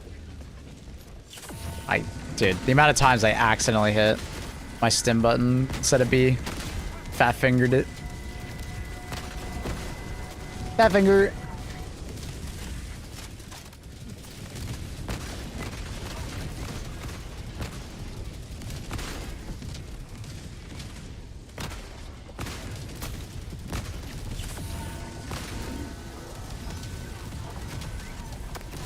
Oh my god.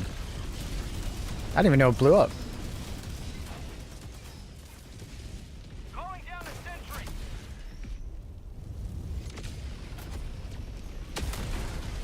Just another day at Windows. True. Look at the flamethrower going crazy on Thorax. Here comes the cavalry. Giga Chad. Visit a machine shop. Annie is not gonna do that. But also, Annie bought like some luggage that is nice enough that she just needs to go to the store, and they will fix it for her. Be nice to the store clerk. Affirm what you want. Yep, just don't be rude. At the end of the day, remember, they didn't break it. They didn't put it together. Firm but nice. I like that.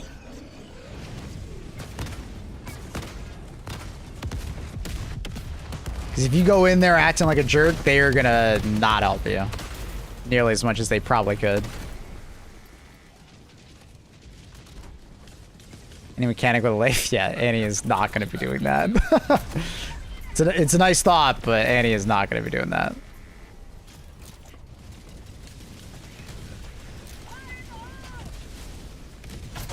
Ah.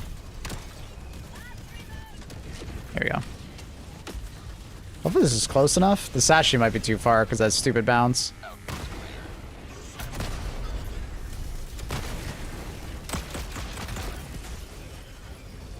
Oh, okay. Yeah, all right.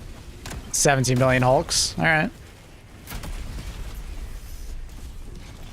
Honestly, I'm just going to wait for another Hell Bomb.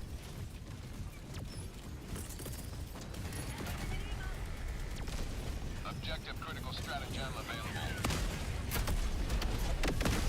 Oh my god. I keep forgetting to tell the devs about that. The priority for rocket striders is way too high.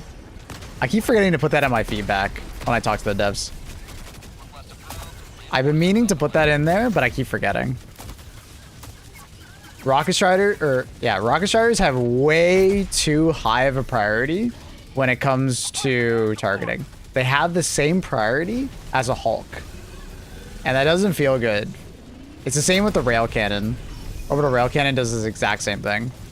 Sometimes it'll avoid the Hulk and it'll hit the Rocket Strider. Rocket Striders should be such a low priority in comparison.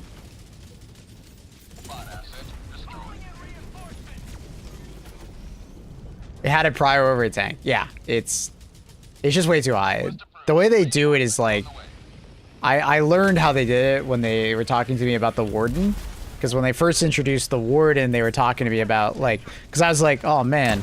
It really sucks that the Warden can't target these enemies. And it was because when they were choosing what a can and can't target, that was too high of a tier of enemy, right? To do it. So yeah, I keep wanting to mention that, like, hey, you really need to adjust it for this particular enemy. I feel like all the other enemies in the game are fine, but I think that particular enemy, it's a problem. Dude, where the hell did my shit go? Did it fall down there? I see it interactable.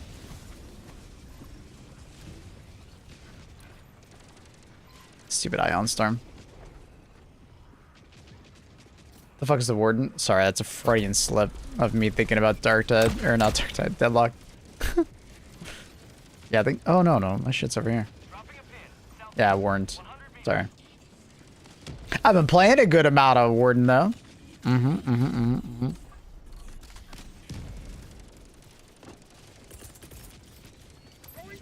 Okay, I don't know what elo you're at, Mr. Glazing Asian, but I have a theory. I think Oracle is what the kids say. No, it's not kids, but it's the common trope of elo hell.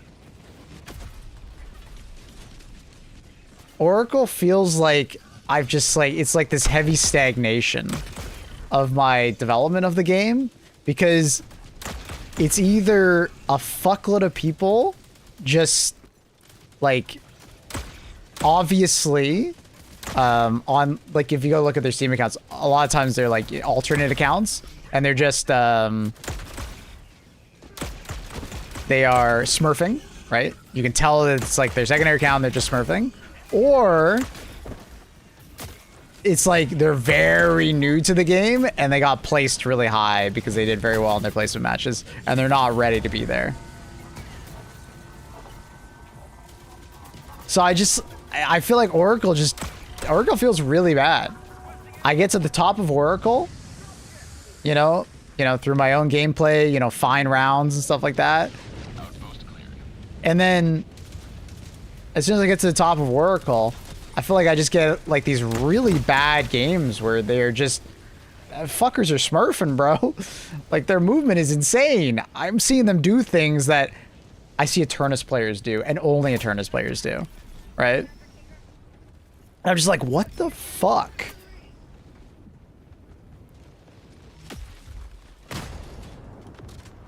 I'm just like, bro, this is Oracle. Maybe the game is not even out yet. You can't elo shame just yet. Okay, my bad, bro, my bad.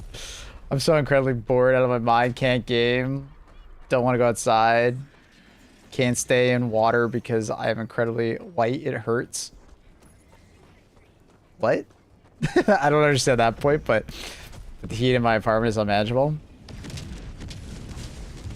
Yeah, I'm sorry, Carl. Do you have a phone?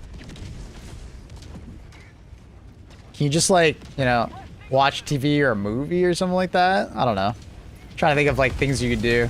TV show, movie, maybe?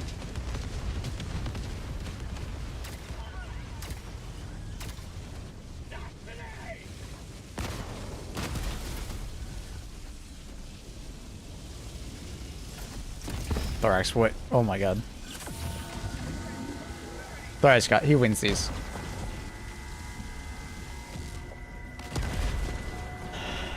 Yeah, Oracle's like most populated rank in the game, so clearly there's a problem there.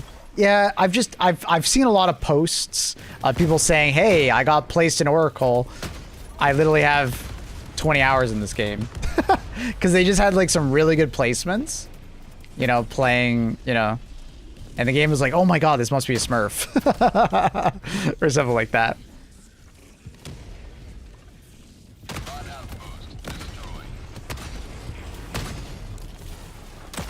How, like, obviously I think other games, how do you like deal with Smurfs? Like, I don't know. It seems like such a hard problem to deal with in a free-to-play MOBA.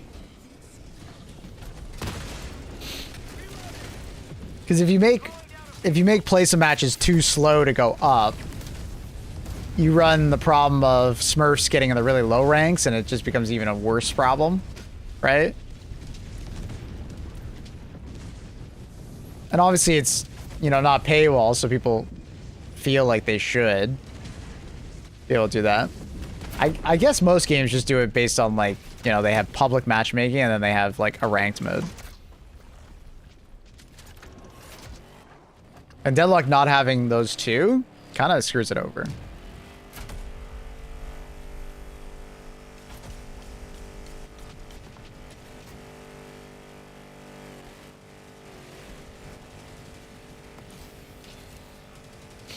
Yeah, it just, I feel like I'm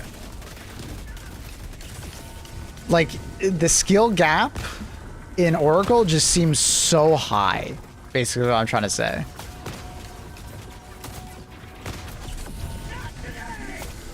Either my teammates or the enemy are completely like without thumbs, or people on my team or the enemy team are fucking gods. Like they are, it is very obvious that they are smurfing because they are doing things that much higher ranks are doing. So it just feels really awkward. There's just too big of a skill gap. And it feels like it's like very RNG whether or not you get the good team or the bad team. You know, every once in a while, you know, there is a pretty even match where like there's the equal amount of quote unquote feeders on both teams. But it seems like the strategy more or less is like find the feeders on either team, farm them, get strong. outscale the other good players. Like, that doesn't seem right. I didn't really notice that on lower difficulties.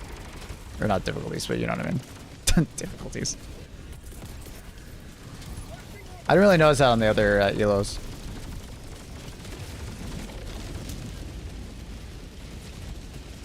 Just 1v6. I'm gonna become a fucking Victor main, bro. So I can 1v6.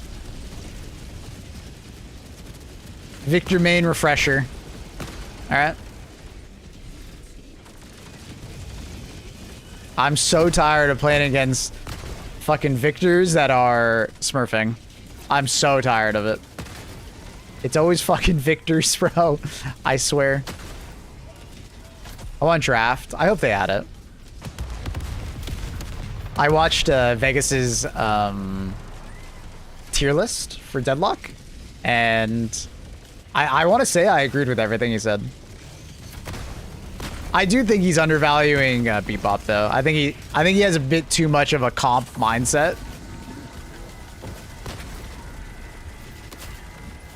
Or I'm just playing against the most insane fucking Bebops, and they're all smurfing. It's either one. I don't know.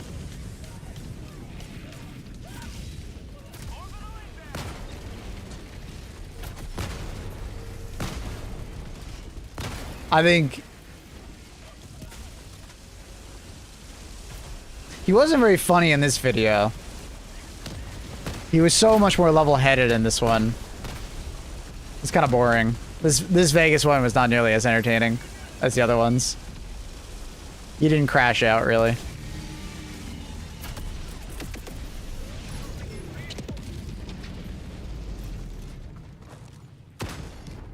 Request approved. Reinforcements on the way.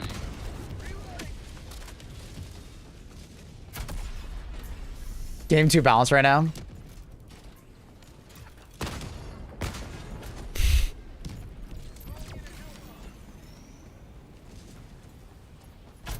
I just want Valve to bring back M1 carries.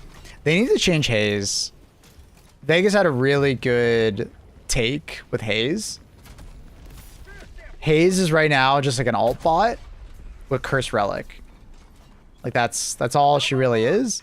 And it's really boring both to play, and it's really boring and frustrating to play against. It's not fun.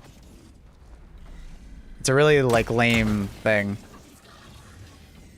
You been playing Venator? He's nuts right now. I've been playing a lot of Venator. Yeah. I like Venator. Yep. I am still an Infernus, Venator, Warden, Haze. Who else do I have double priod? 7. I just have 7 on there. I double prio like 6 heroes, bro. I actually find that the most fun. I think I would get too bored of the game if I just focused on 1 or 2.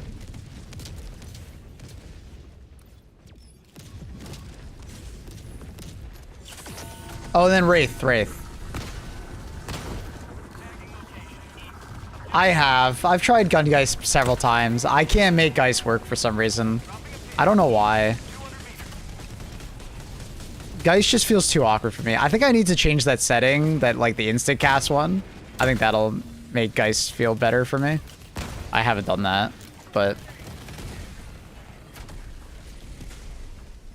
yeah, I know Geist is extremely strong.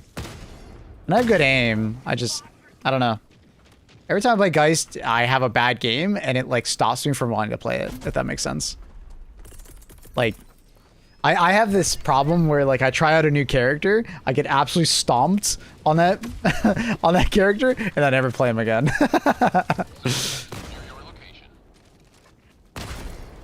But sometimes it's just like RNG, like you just have a bad game, or like there's someone on the enemy team that is just obviously, you know, way better, and it just doesn't go well.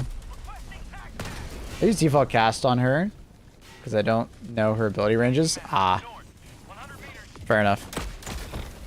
I just thought it would feel better if I used the instant cast, but it's fair enough.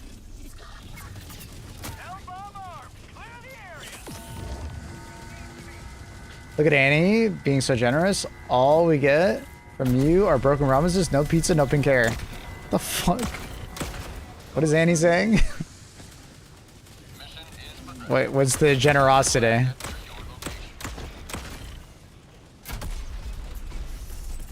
I am knee deep in deadlock.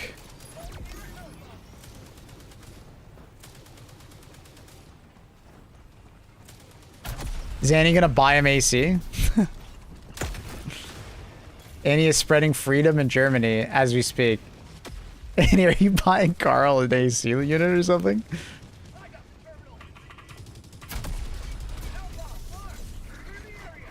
So I don't know what spreading freedom means.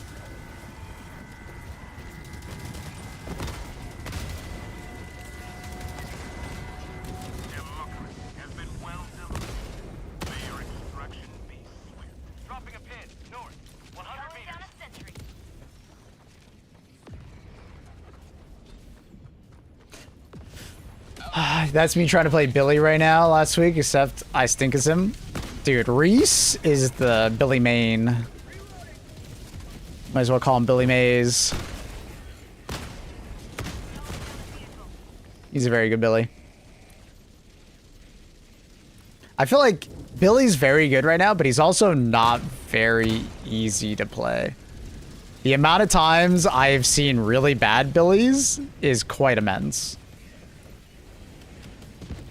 Like, it's kind of like with Pocket. Pocket is extremely good right now, but you need to know what you're doing on him to do well.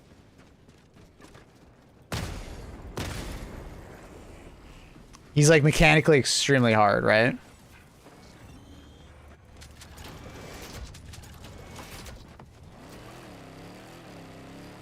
Yeah, Pocket is like one of the most annoying characters if they're good on him. Calico's also that way. Abrams is that way. Silver, obviously. Flash. There's a lot of like high skill characters that are just extremely good if you're good on them. But if you play them, if you're not very good on them, they will seem really bad.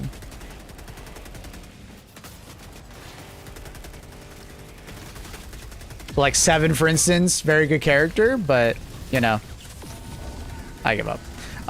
Very good character, but you know, issue with it is that very easy to get into, right? Seven is the noob character. Yeah. I double power him just because sometimes I want a free win. He's boring as hell, but sometimes I just want to win, bro. And Seven is that character. Very straightforward.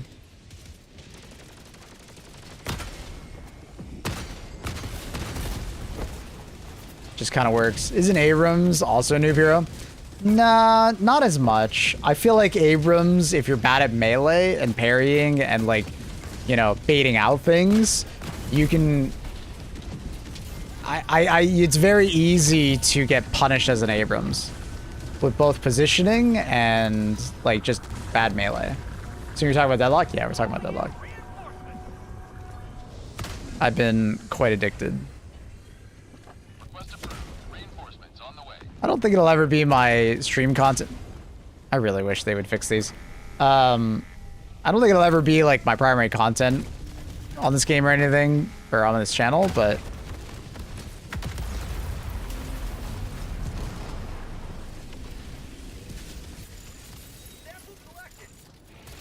get an AC sponsorship.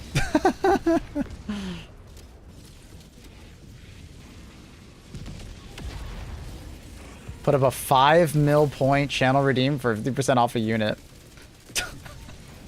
We gotta talk to a German AC manufacturer. I'm sure they'd sponsor us with how much we talk about it here. Stream it on the alt, bro. Yeah. I don't know. So, a lot of times I want to chill the fuck out when I'm playing. Then I feel guilty not reading chat. And I am not good at reading chat when I play Deadlock.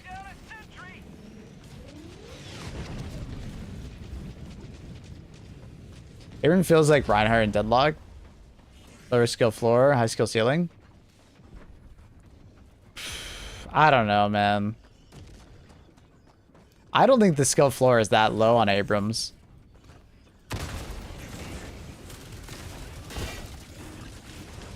Like, there's some very low skill floor kind of builds. But I feel like Abrams is not that low skill floor character.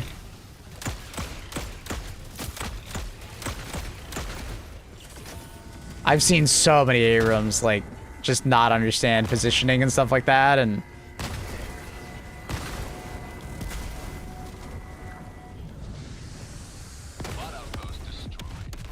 If you're on low elo, even a bad player on Abrams can run a lobby. Yeah, that's fair, I guess.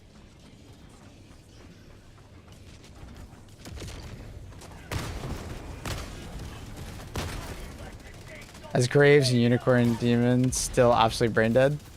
Graves is definitely the character that you get the person who can't aim to play. At low elo, she's still, you know, good. But at like high elo, she gets like punished really hard. Unicorn Demon. I think you mean Celeste. I don't think I would call Celeste brain dead.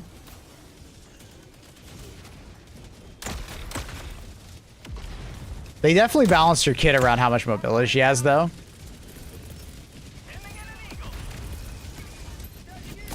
Calling down a sentry. Need liberty. Requesting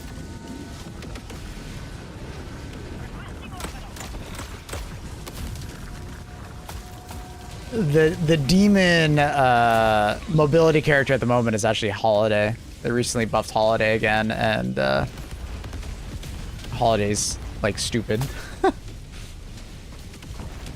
map. North. 200 meters.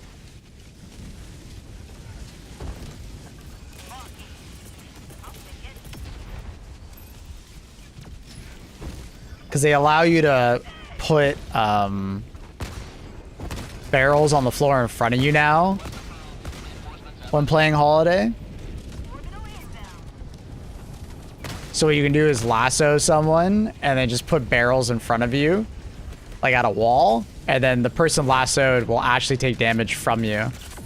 So you no longer need a teammate to be there to deal damage as Holiday.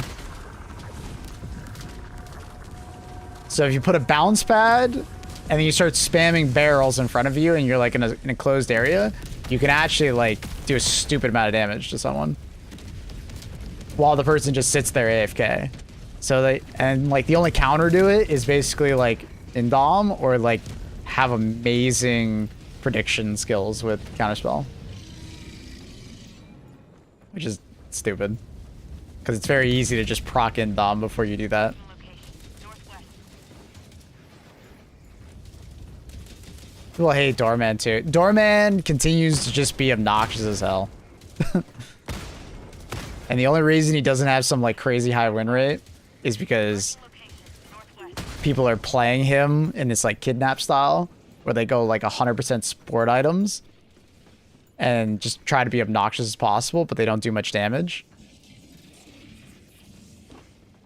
But if you play him Bell, Doorman, or Gun, and you do that same kind of stuff where you're just very good at like kidnapping people, he is insanely powerful.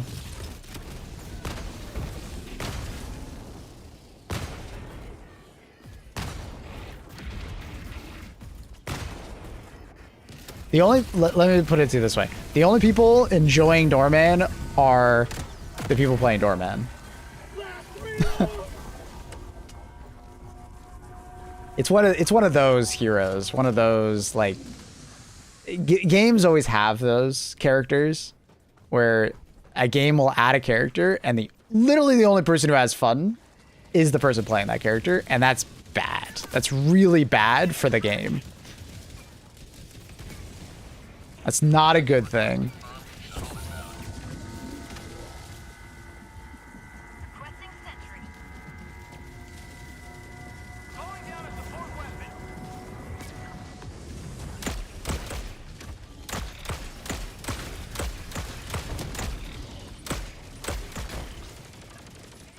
I think they just need to add more counterplay to his ult and his doors and stuff like that. T-minus 2 minutes, 30 seconds. It just needs to be harder and to feel like you have more you can do.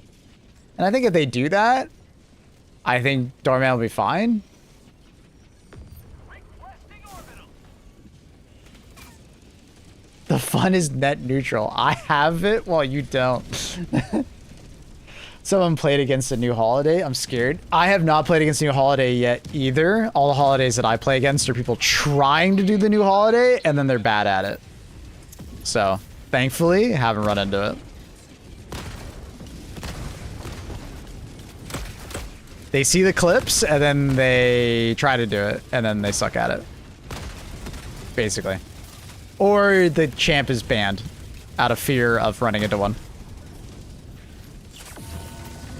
Good thing that's like 99% of them. Yeah. So few people have the knowledge on holiday to play holidays, so you don't see that many. Holiday's just not that popular of a character prior to this.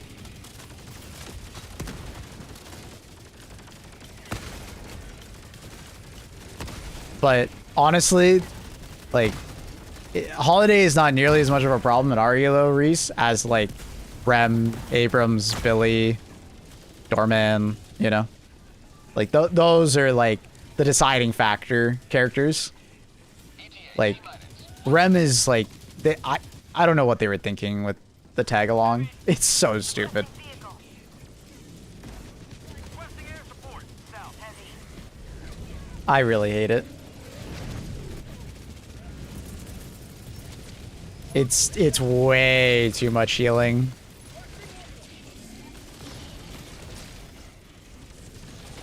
It's way too much healing while also stealing a stupid amount of farm. What the fuck? I think I accidentally picked up a shotgun.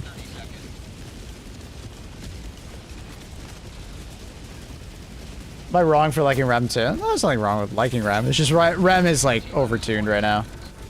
Rem is already a pretty annoying character because of how easy it was for him to steal farm from the enemy team.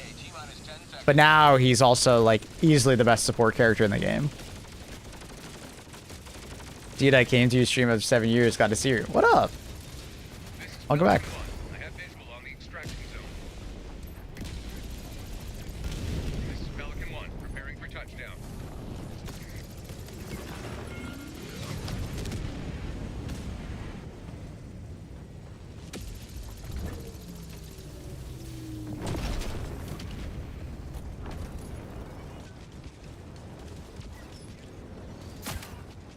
Yeah, Rem plus a Billy or Rem plus a an Abrams is like GG's, bro. It is so hard to dislodge that team. Extraction complete.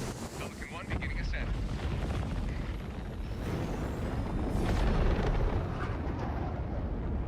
You have proven beyond doubt. So difficult. Of the Helldiver. You feel like you can't do anything.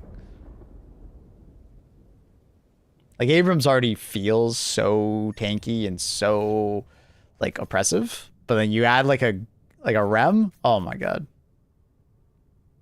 All fire versus no bots, no good. Yeah. I did that earlier this week where I was doing, like, cremator and stuff. Nah, you just don't have the range.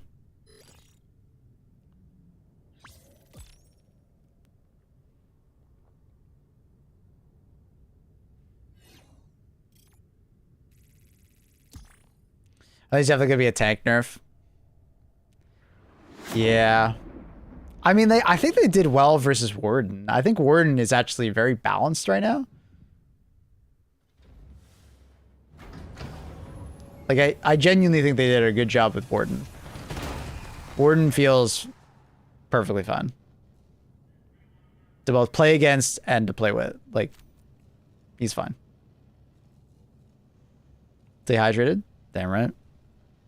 Cheers.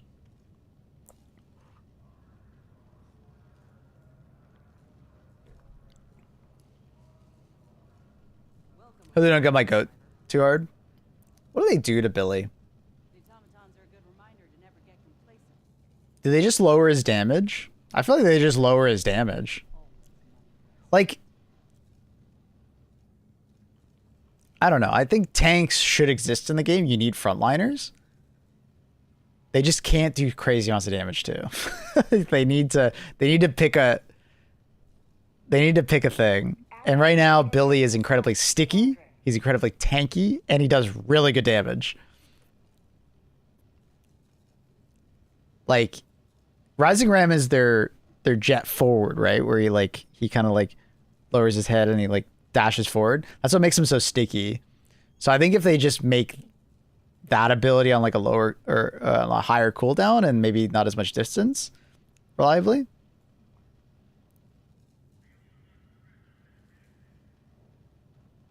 Oh, that's right. Doesn't it do percentage damage? Yeah, I watched a Poshy Pop video and I think that's what he was saying. It does percent damage, max health damage, right? So it ends up doing almost the max damage of anything you will have on Billy. So you take like Scourge plus Rising Ram and you just like fucking run at people with max health damage. Yeah. Yeah. And it's like, because you don't have a draft, it's like you could, like in theory that if you had a draft, you could like, if they pick an Abrams, you pick a Billy, right? But you can't really counter pick like that. The games where we have a Billy and a Abrams on the same team are like stupid. It's so dumb. But it's like, if you could counter pick, then it wouldn't be as much of a problem because at least, you know. Revo, the person I play with most of the time with Deadlock, is he always plays Vindicta. And he gets so tilted playing Vindicta. And I have to tell him, bro, all the time. I have to tell him all the time, dude, you gotta stop playing Vindicta. Like, it's the victim character. And Vegas was so right calling Vindicta the victim character. Because she absolutely is. All she does is get beat up by other characters. And the only time she feels good is when your team is winning. Only time. If your team's winning, she feels amazing. She feels great. She feels very oppressive and she feels great. You just steamroll with her. But dude, if your team is like even slightly behind or their team is has like a lot of good pick characters for just getting airborne, oh my god. That's why I stopped playing her. It was just so frustrating. It's such a frustrating character to play because there's so many counters to her. Like literally every character in the game basically has a counter to her.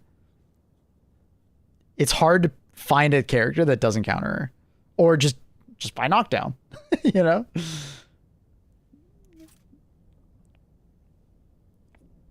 She's not horrible, but your position... She is horrible. Nah, I disagree with that. She is horrible. It's a player difference, not a character difference when she is doing well. If you get an absolutely cracked gamer on Vindicta, sure, she's good. But like, if you put that cracked gamer on a better character, they will do better.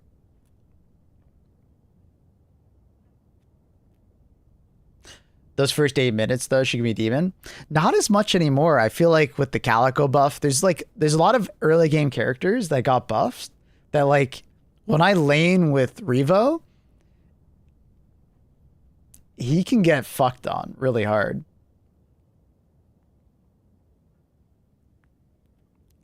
Like, Bebop's an amazing character against her. Calico's an amazing character against her. Yamato's an amazing character against her. Holiday's an amazing character against her.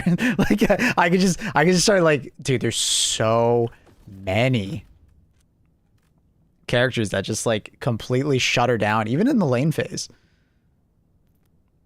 But yeah, she's like super powerful against certain characters though. You know? Like, no, I do agree. Like, she can absolutely be super oppressive against like a Billy or something like that.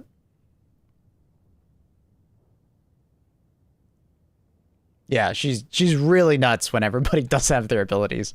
But as soon as they get online and they're like worth 5k or something like that, she starts dropping off incredibly hard, especially if they start picking.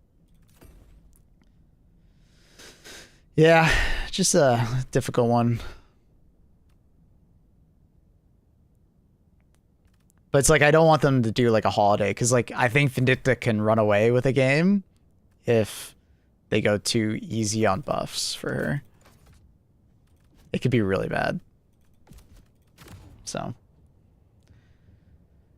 probably what I would do is just give her more mobility options so she can kind of be like a Mina.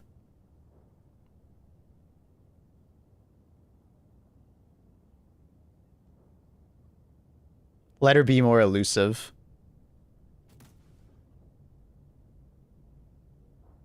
Because, like, Mina's, I think, in a good spot right now.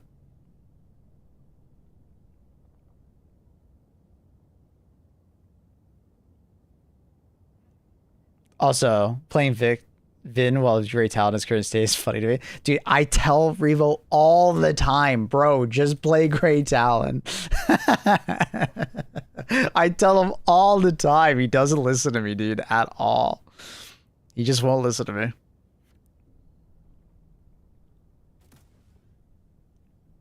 Yeah, that's why I tell, like Great Talon's 1 is like better than Vindicta's ult, other than the fact that he doesn't stack damage on his 1. Right? Dude, you do like a full spirit build, that fucking arrow is so dumb.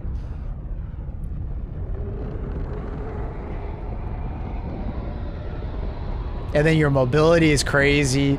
Your trap is just so much better than the snare, because it's an actual curse.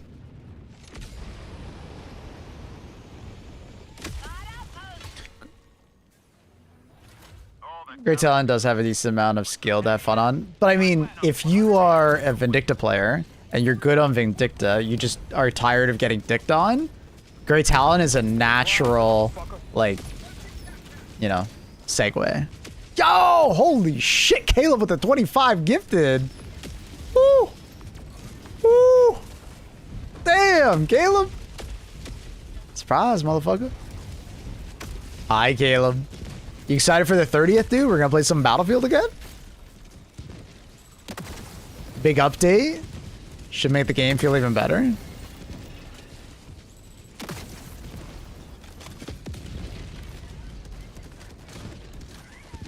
The skill gap is getting bird stacks, for sure. But I don't think the bird is that hard to use, I'll be honest.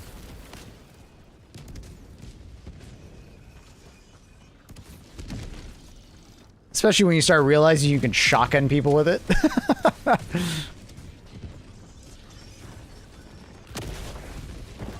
The amount of times I've seen a fucking Great Talon shotgun someone to death with the bird is quite funny.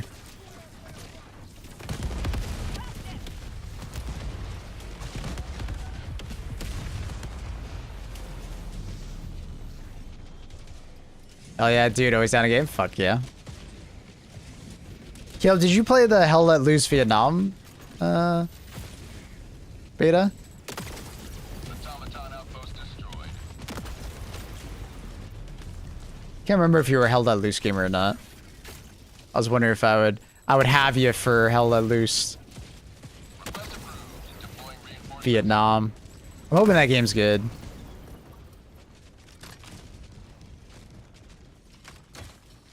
Good to learn as bird, but better than like wasting your time on Vin. Yeah. Objective near your Yep. location. Yep. Yep. No. Support. Really like shit.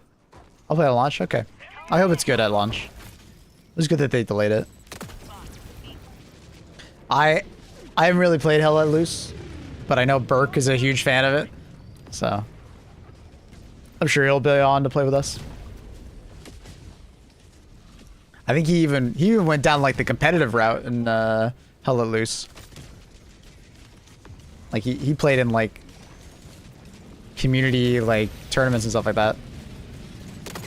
Joined a team and everything.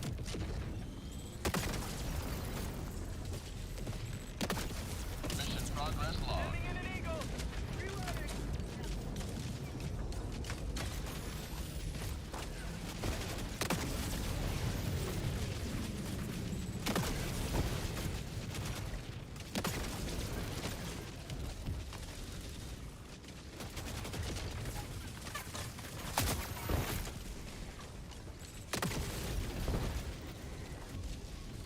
It's a slow game. Could be good fun. Yeah, that's something I'm gonna have to get used to. Playing a lot of Battlefield, obviously. But I'm sure it won't be too bad. War Dogs is the one I'm really excited for. Have you seen War Dogs, Caleb? That's kind of Hell Let Loose adjacent, but it's got a really cool progression system with money. I'm really excited for that one. I think that'll be a banger game. I can see myself grinding it. Objective located. Southeast. The progression system alone is what's driving me to it. Like, I don't really care too much about the slower gameplay and stuff like that, but the progression system is, like, awesome. I want that in more games. Money-based economic games like that, sick. Because it's almost kind of like an extraction shooter, but not an extraction shooter, obviously. It's, like, more Battlefield Squad-like. What up, Cap? Good morning. IRL money? No, not IRL. Unfortunately, no. As much as I know you would love that. Orbital barrage incoming. Stand clear. Outpost clear. Warning, you are in range of enemy artillery.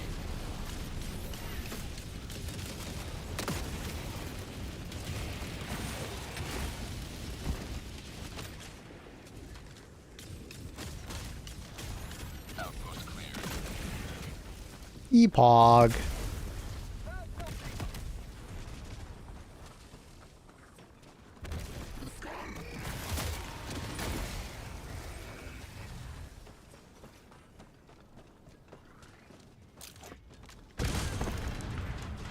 Definition of overkill. Ooh, super credits. I can't remember the last time I had 100 super credit drop. For me personally. It's been a bit. Democracy delivered. MO Planet been captured. Hope the masses move to Yed. I agree. I agree. 200 meters. Love how I built this Gamba generating character in chat, but I haven't actually done Gamba IRL. Good for you. Bot fabricator. Good for you. Just don't give in and become a degenerate gambler IRL, bro. That's my worry. That's why I'll never take a gambling sponsorship. It's just, I've seen it like destroy people. Like, it's a little bit of like an exaggeration, but you know, gambling can be just as harmful as like drugs to someone's life. Yeah, maybe not ultimately super, you know, like it's not gonna kill you, but it can absolutely fuck up your life. And honestly, I guess it can actually ultimately, like, because I've seen people, you know, get into a lot of gambling debt and then they unfortunately, you know, they feel like there's no escape and they end things, right? So I guess it is equally destructive in some ways to drugs. Tagging location. Never mind. Heavy. West. 50 meters. What if you win? That's the allure. Requesting advanced weaponry. That, like, literally skimmed the top of him.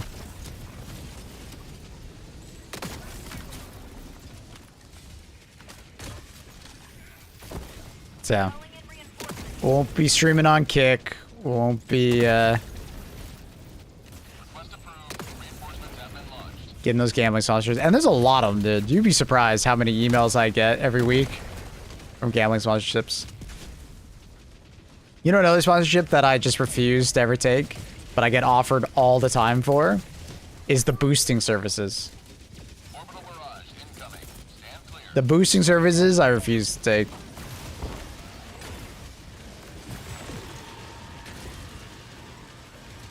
You know those websites where you can pay for someone to boost you or pay for currency, pay for things. I refuse. What do they boost? It depends on the game. But, you know, since I think this is like a close proximity to a lot of people. So think of like World of Warcraft. Say you're, you know, tight on time or just not a very good player. You could pay someone IRL money to like carry you through a top tier raid or something like that. And give you all the gear, right? As an extra thing, right? Mission is progressing. But it's against Twitch TOS. It's against Twitch TOS for like a streamer to like, hey, gift subs to get boosted. Tagging map. You know what I mean?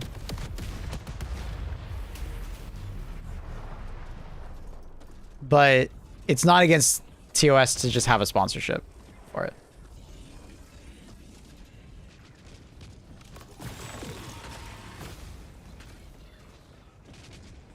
Objective located. South. So like, you know those channels that do like, I just know Destiny, for instance, where people like pay to get boosted through watching the channel. Like, oh, game crash. Will it recover? I wonder. No. Odd. It's my first crash in a while.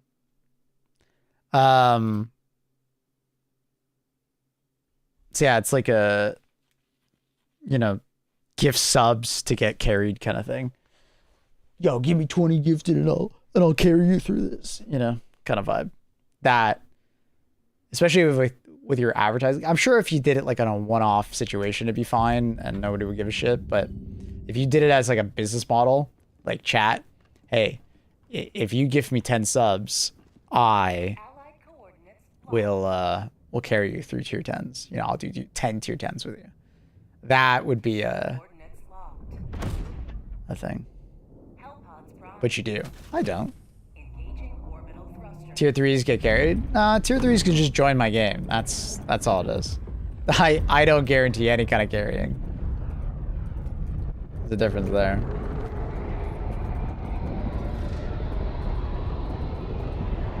If you say his tail, I'll actually do it. Maybe. Alright, where's my shit back there? Respect for not taking the kick pull. There's so many streamers right now laundering their reputation because of the money, the partner program. Very good at the moment because they're officially pumping it. Yep. Yeah, I'm aware. I'm aware.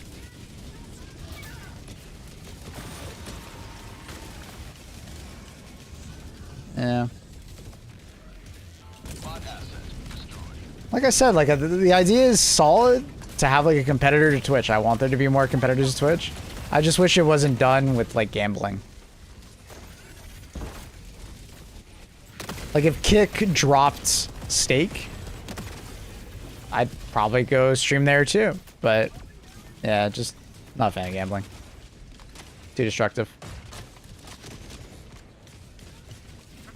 If you leave one faction to fight forever, which would it be? Oh, I would absolutely do bugs. I would fight bugs.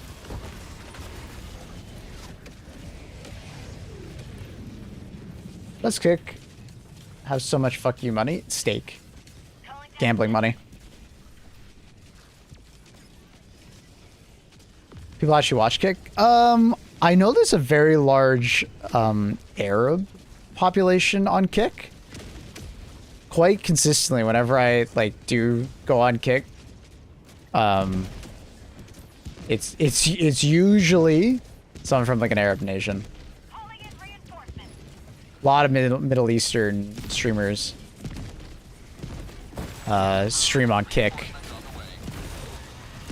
I don't know if that's where the majority of them are or what, but a lot of time I go on there, there's often that. And it's not like they're like speaking English or anything like that. No, they're like full on streaming it in a Middle Eastern country and, you know, doing IRL or whatever. usually gambling.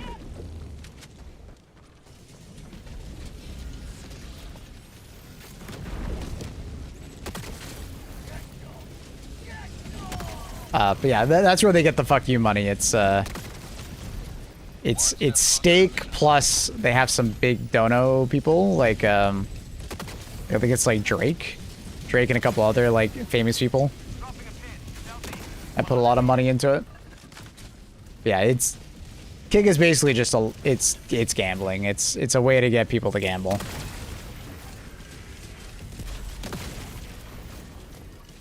A lot of their partnership contracts and stuff like that are gambling oriented. Sending in an eagle.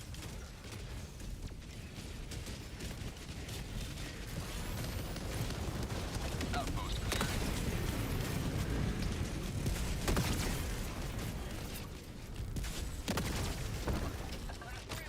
I'm 100% sure it's like way bigger bot problem than Twitch. Yeah, I'm not sure about that one. I've heard that claim that Kick has a bad bot problem as well, but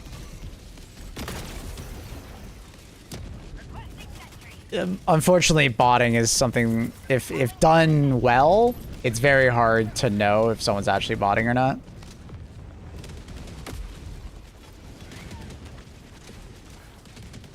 It's kind of like cheating in video games. Unfortunately, it'll probably always be there, and it's very hard to tell when someone's doing it like well.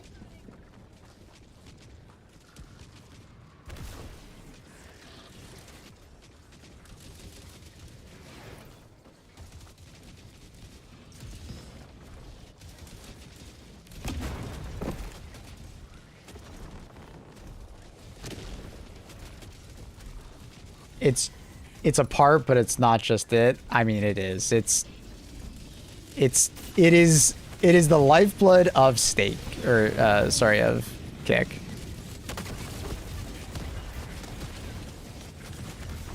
The #1 sponsor. It's a huge part of what Kick is the gambling. Like, I understand that there are other things and other streamers on Kick, right?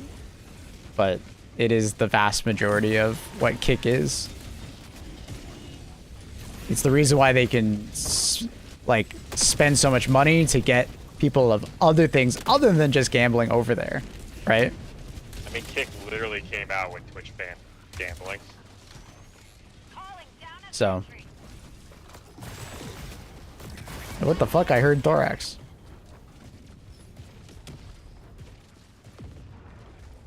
It is, but Kick is a great place for streamers, and most of them are not gamblers. Do you want to hear me some more? Because they're being paid by the gamblers. Does that make sense, Fly Drive Reno? They're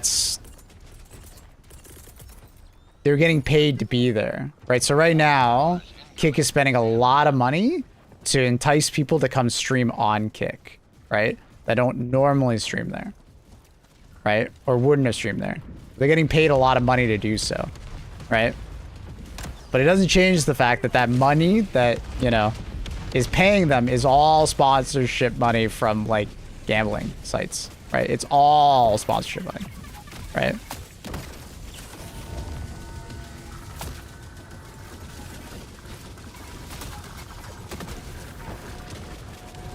It is a gambling website that's trying to spend money to, like, wash away its reputation of being a gambling site. It's using the money that it got from people's gambling to do it, right? Does that make sense?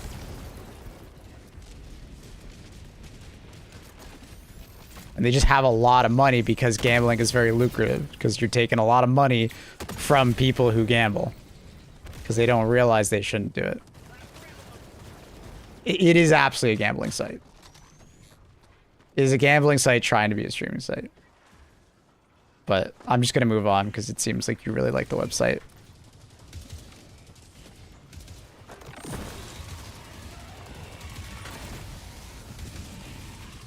Maybe you weren't there when Kick first came out, but it is very much a gambling site with streaming services. But they are trying to change the narrative It on literally it. was foreign when gambling was banned on Twitch. Fly Driver, I feel like there's a history that you might not be aware of. Thorax is trying to tell you. So Request approved. Deploying reinforcements. Kick wouldn't exist if Twitch didn't ban gambling. There was a fuckload of gambling happening on Twitch at one point. Stake sponsorships and just like so much gambling, right? An insane amount of gambling happening on Twitch. Twitch banned it and limited it big time. And the people that were upset about that, like being banned, went and made Kick. And then Kick, the first thing for a long time was like 100%, like just gambling. It was so much gambling. I understand that it's not just that now, but that's because they've taken the money they've made from gambling and they're spending it on people to come stream other things other than gambling.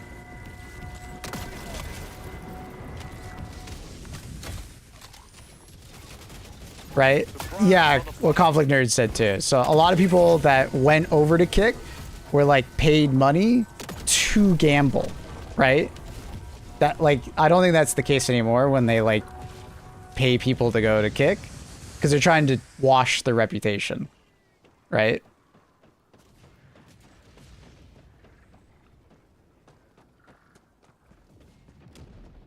Main objective nearby.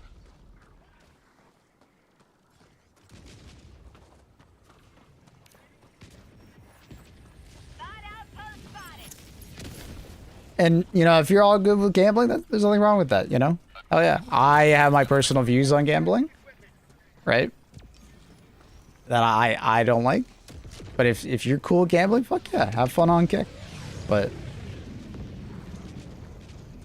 there's a history that, you know, is undeniable, and there is a path of where the money's coming from that you can be okay with or not okay with, right? It's up to you. Not saying there's anything wrong with going on Kick or anything like that.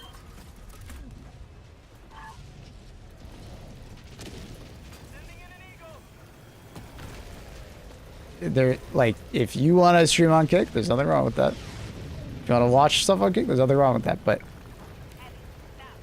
you know, personally, it would bother me. Enemy tactical asset within threat range.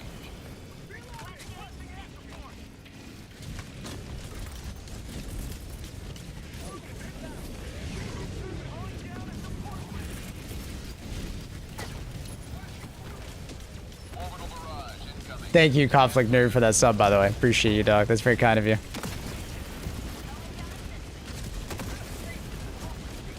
But, Fly Driver, you understand that technically you do, right? It might be in a bit of a roundabout way, but...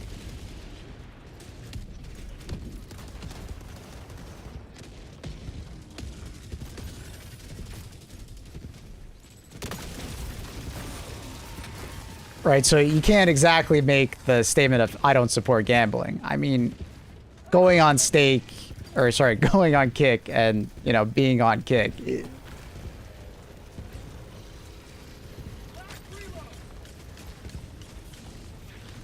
It is an indirect way of supporting it.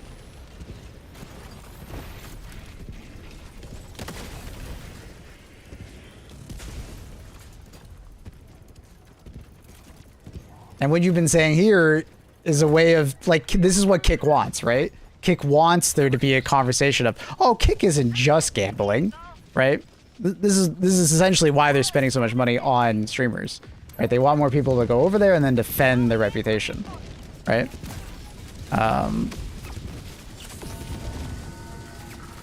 It's a common thing with like geopolitics nowadays. I don't want to get into specifics, but spending money to change their reputation is...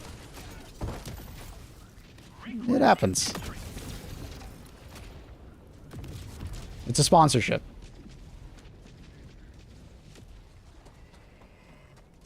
streamers are inclined to try and, you know, change their reputation. Reinforcing. Outpost cleared. Request approved. Deploying reinforcements. Tagging map. Southeast. 200 meters.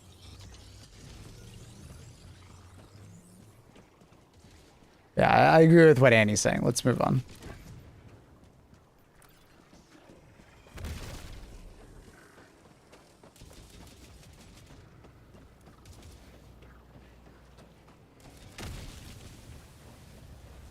Thank you, thank you.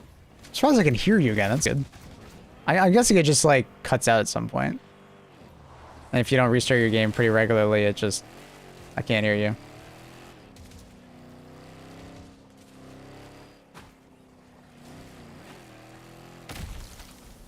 That's totally, that's fine. That's totally fine. All right, fly giant Remo. Absolutely.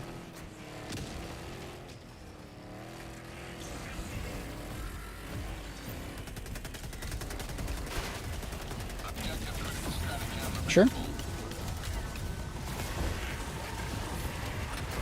Objective critical stratagem no longer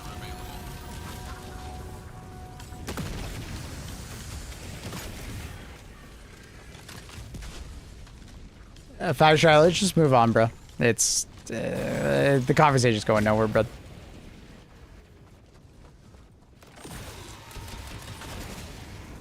Objective critical stratagem available. He's entitled to his opinion. And the way he views things. It's all good.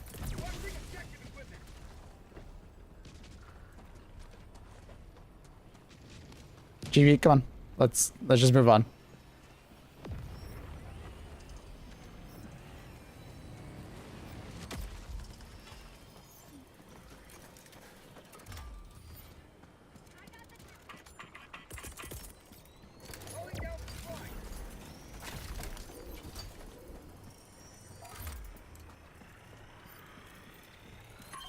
Fly.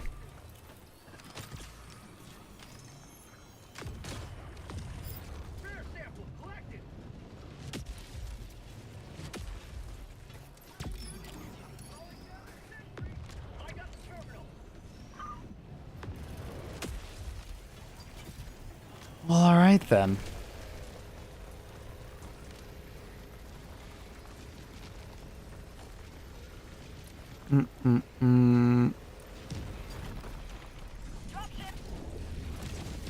Wonder what other FRV variants. I think they have a lot to go with as far as like the different vehicle like weapons on the back of an FRV.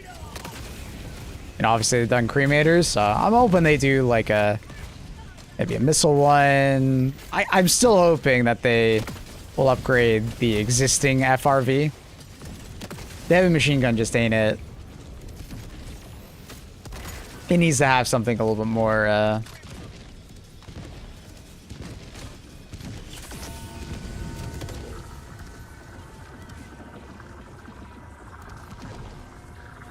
What you guys from update? Oh, we're caught up. We're ready for the season finale. Oh, for a spear on an FRV. I mean, there's so many different, like they could do a recoilless, they could do a spear.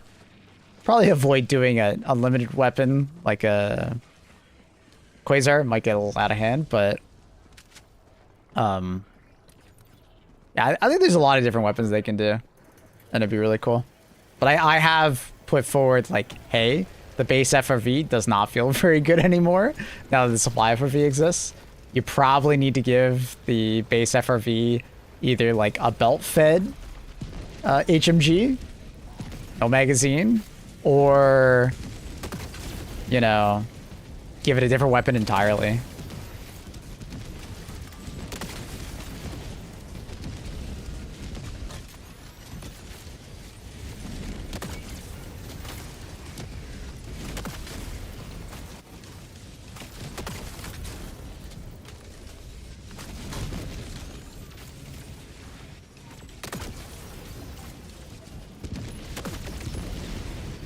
What's the rundown if I haven't played in a year? Whew. When was the last time you played? Can you give me like what was the last update? last war bond. I'll give you some spark notes.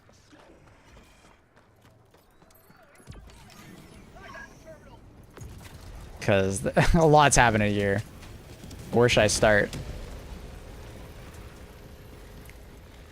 Bastion, but like F1 variant. I'm sure we'll get different tank variants. I do wonder if they'll do like a typical MBT with a rotating turret. But I worry that an MBT might just turn into the solo man's tank, you know what I mean?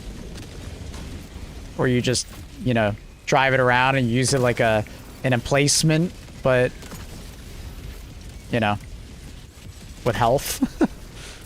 I think that'd be kind of lame. So I think their idea to go with a tank destroyer was a good idea.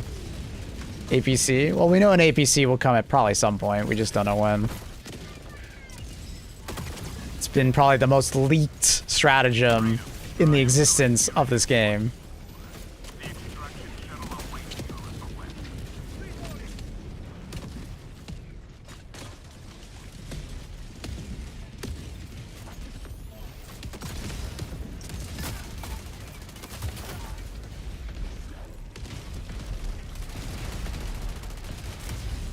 Sending in an eagle. Request approved. Reinforcements on the way. Headshot.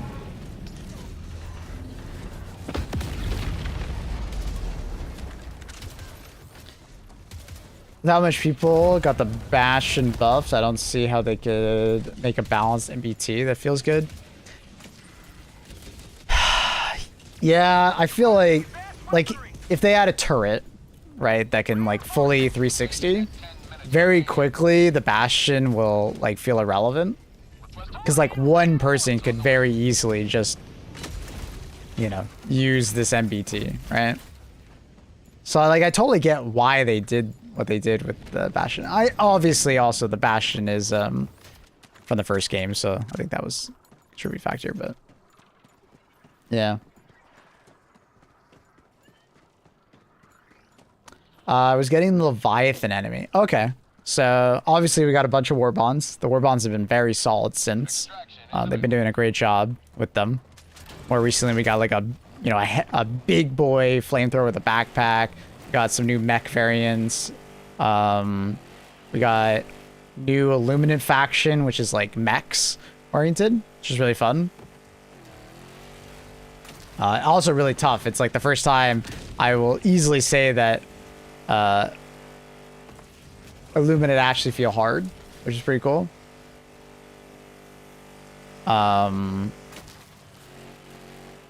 What else? Obviously, they've continued to buff things, so we are very much in the power creep meta still. The average support weapon, average like primary weapon, a lot more powerful. They buffed durable damage on light pen weapons quite a bit. So the difference between a light pen weapon and a medium pen weapon is a lot more similar than it used to.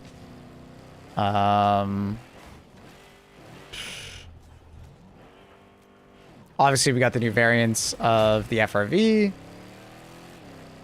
We have a Warhammer 40k Warbond coming out sometime later this year. They have teased us with new ships coming. So we have a destroyer now, but it sounds like we're going to get variations of our current destroyer. Maybe like, you know, aircraft carrier, maybe destroyer. We don't know yet. But we are going to get different ships in the future. Level 300's coming. We have the attack on Cyberstan, so we had the cyborg enemies added. Basically just a variation of bots, more like speedy. So. You still play Arc Raiders? Nah, I haven't played Arc Raiders in some time. I didn't even play the last update where they added that trash can of an enemy. I'll be honest, that last update, it didn't impress me. I didn't want to play it. So I probably won't play Arc Raiders until October. I'll probably play it again in October. But yeah, I just haven't been interested. Thanks, no worries, Panda.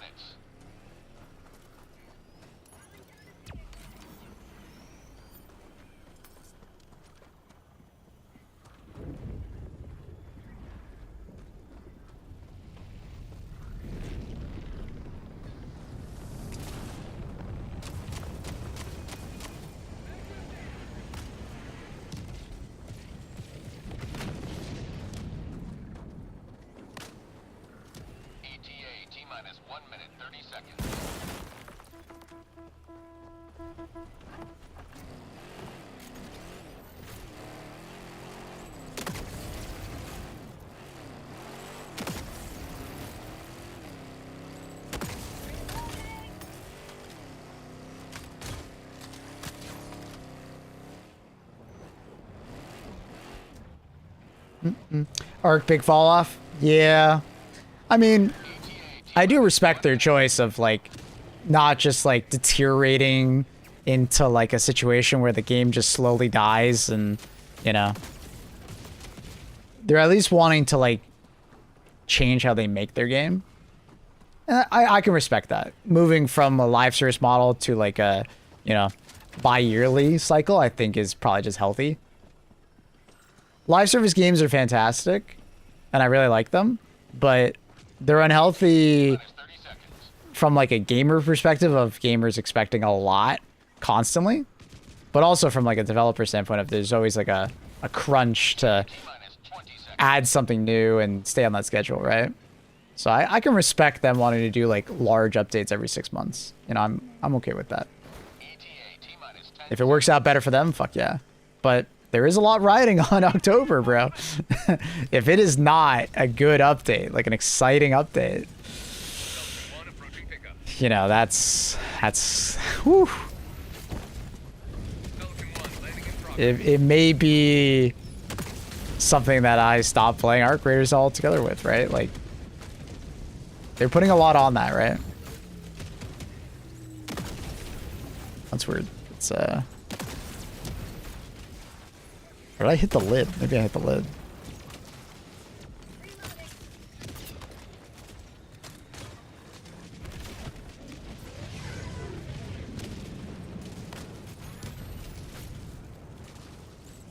Pelican 1 preparing to depart.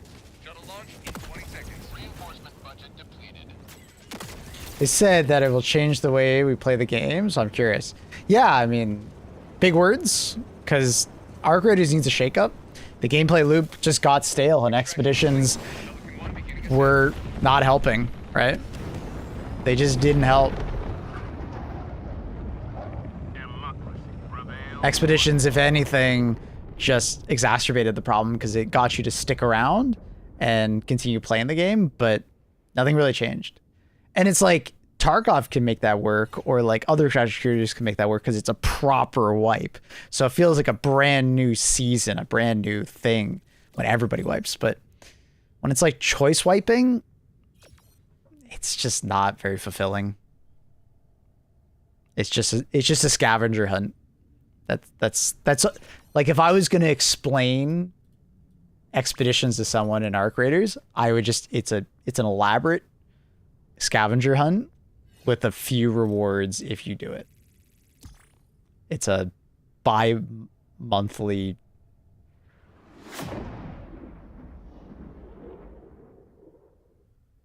scavenger hunt, like a quarterly scavenger hunt. That's all it is. It doesn't really change how you play the game at all. You play the game the same way every single time. You just have to get a slightly different item in that scavenger hunt.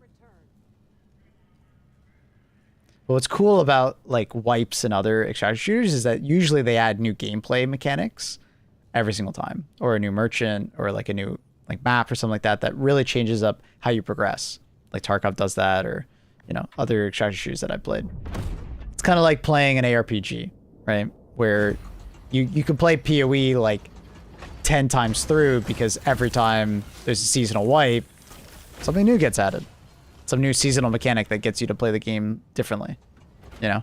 And it keeps you interested.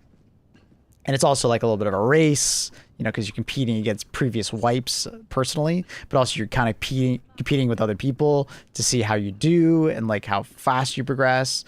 And then everybody's on the same level playing field. So it's like, it feels fun. It's a little bit competitive. I'm drawn to that. And Arc Raiders just didn't give me that with Expeditions. Galactic war waits for no one. Are you ready, Helldiver?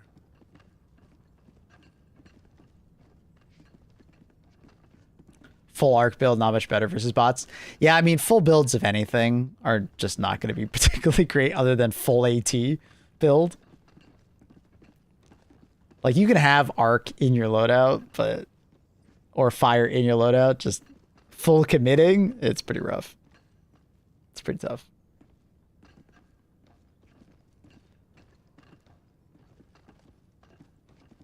At the end of the day, I don't think it's a big deal, though. I think mainly cheating put people off arc. It put me off of arc faster. Like, I probably would have played Ark for at least another month or two if the cheating wasn't so bad. I probably would have continued to play it. Like, I might even be playing it right now if cheating wasn't so bad. But I think I would eventually gotten to that point where I just got bored because the gameplay loop just didn't change.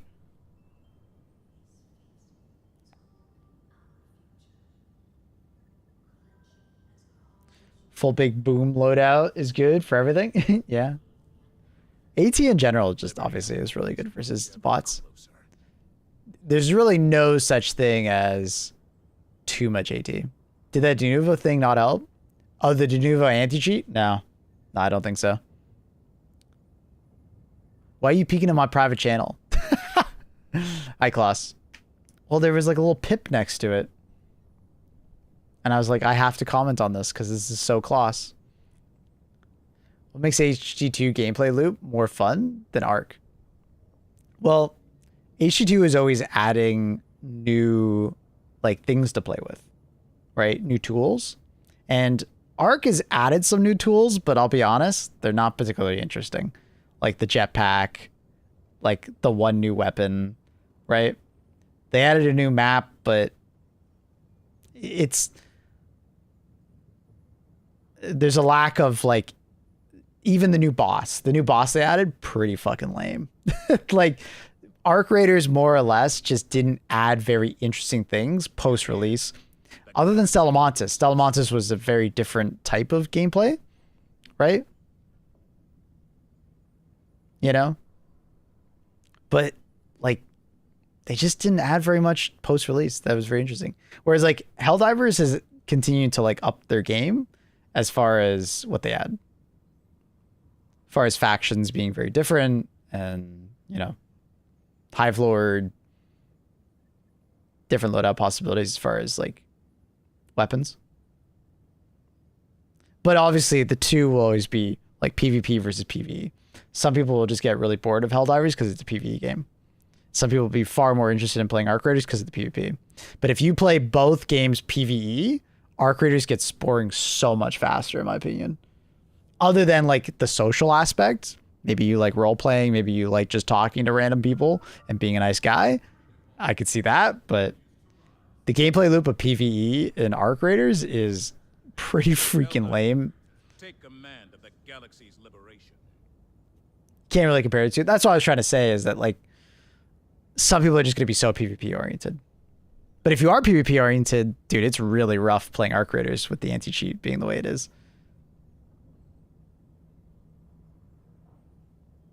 Only select players have Denuvo enabled. Oh, they're still testing it. Gotcha. Gotcha.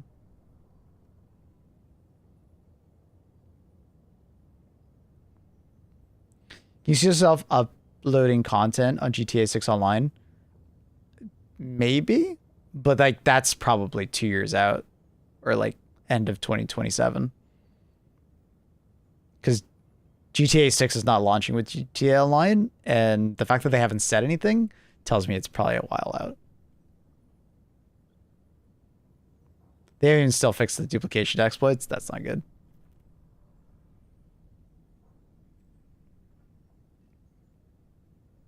But anyways, I find Arc Raiders is doing a good job at just like adding lots of stuff that genuinely is quite interesting. It might not be like game changing, but the amount of content they've added is crazy. And I feel like Arc Raiders really failed to add interesting content post-release. And I mean, Helldivers in the first 6 months kind of did the same thing. Like, the first couple of war bonds we got were just not particularly interesting, right? But at least they added like unique story content and they were adding new enemies and stuff like that that were interesting. And then by the end of the year, we got Illuminant, which really accelerated things. And then they started like making war bonds a hell of a lot fucking more interesting. So maybe Arc Raiders can do the same thing. Maybe the October release, that's, you know, the 1 year anniversary, things can go kind of crazy. You know, maybe that's going to be their Illuminant release. Maybe GTA Online with PC version, maybe.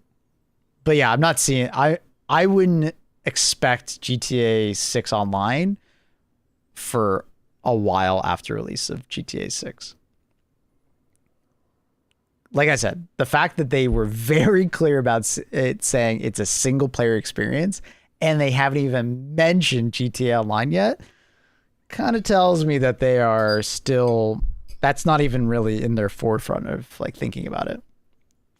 They're probably trying to finish up the main game and then worry about it, which is fair.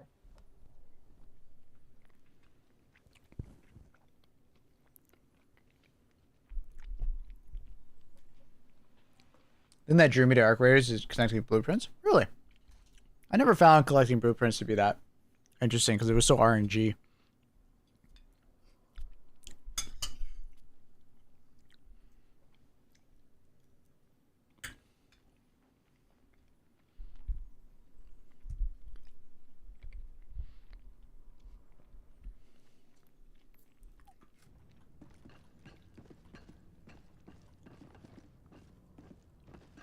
They gotta squeeze every last drop of GTA Online for dropping it. True.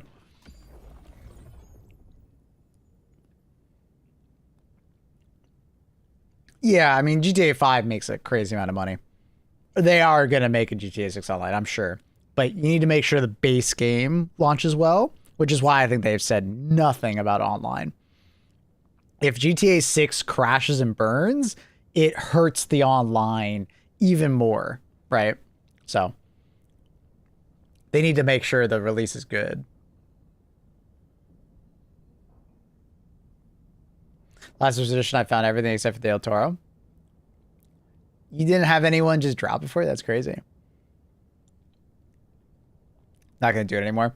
Yeah, I never did the blueprint because I didn't really use blueprints.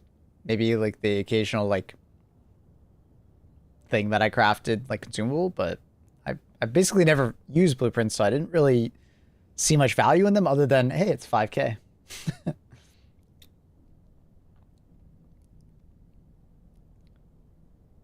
But I think that's also just a me because I do so much PvP. Yeah, no, I heard that they bought the RP server. So I'm assuming they're going to have some kind of like GTA Online RP, but like officially branded.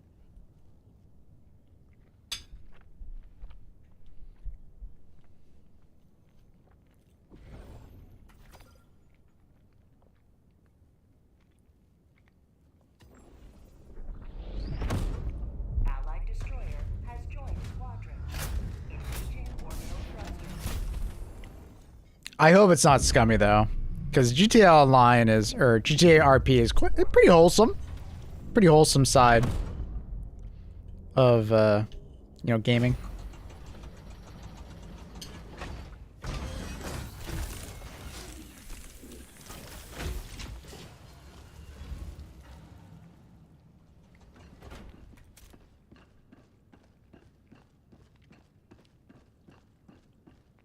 Just got here. Is it dinner time? I wish. Nah, I'm just eating some chicken pot pie. My breakfast.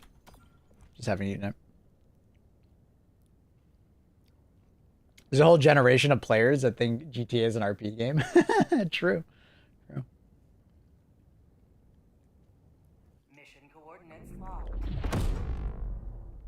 Hellpods primed. Engaging orbital thrusters. Yeah, we'll see if Take-Two fucks up Synchronized. GTA Online or GTA RP. We'll see.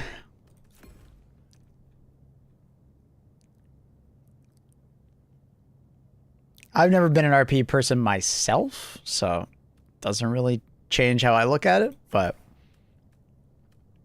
we shall see.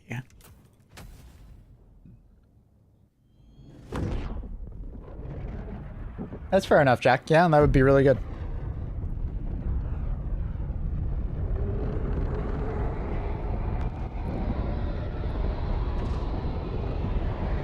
Yeah, I mean, that's, I think, the plan, Cesar. Yeah. I love RP.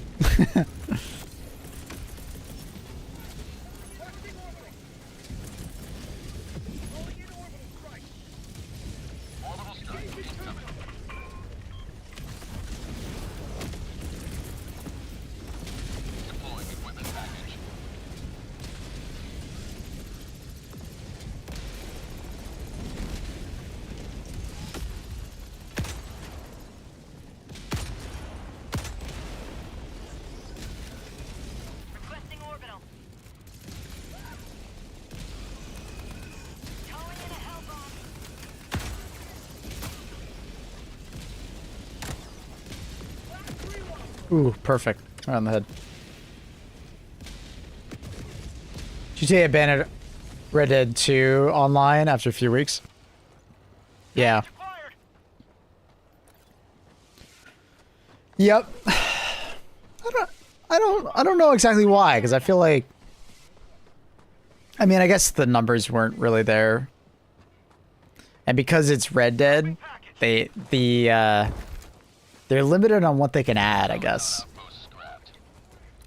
Because they can add a fucking flying car to GTA, but they can't exactly add a flying car to Red Dead.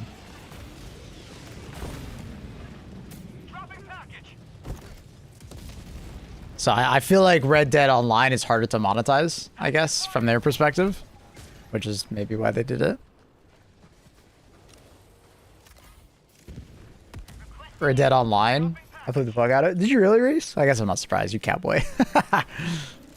I played a solid. Oh, and Red Dead 1. Oh, okay. I think I played a little bit more Red Dead 1 than Red Dead 2 online. Dropping package.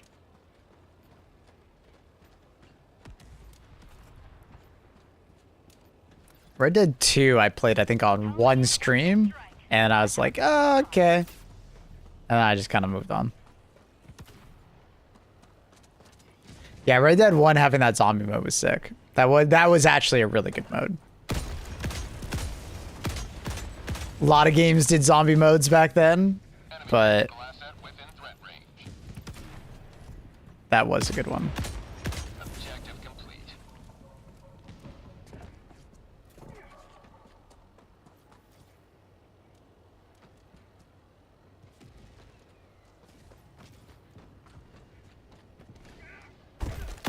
Package acquired.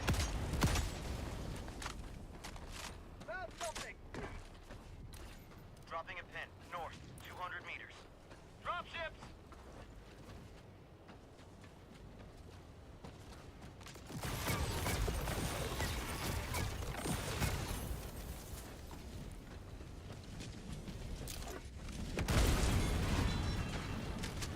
Blech.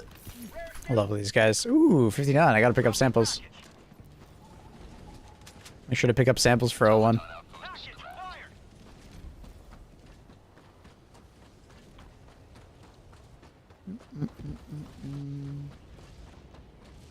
Man, that conversation of... Oh, I see that bunker. That conversation about Deadlock has just got me thinking, man. I'm gonna become a Victor main. I'm gonna become a Victor main. I'm gonna do it. Dropping package. Victor. And it's literally just so they can't play Victor. Package acquired. For those who don't know Deadlock, Victor is like, you know, based off kind of like Frankenstein. And he's really good because his ultimate is basically he dies and then he can get like resurrected. Package acquired. Which makes him like an extremely good like dive character because he can do some extremely silly things. Especially like pushing towers and stuff like that. If you ever played MOBA. Ugh. Some weapons are better than others for just poking your head through. Nothing in there. Not worth. The, actually, I think it's based on zoom. So I think if I do that... Let me test this. I actually haven't tested this before. Oh, it is based on zoom. Interesting. Chop exploiting. Hey, man. It's quality of life. I'm just seeing if I gotta bother my teammates to come over or not, you know? I don't want to bother them, dude. They're busy. Vehicle.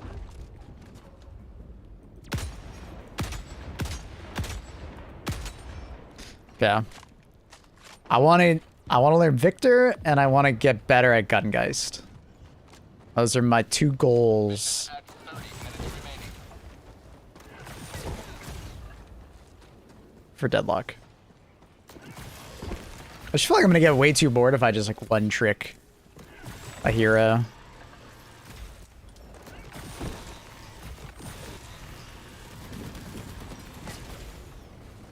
Maybe a Page main. Victor's goated. I feel like you probably played Victor, didn't you?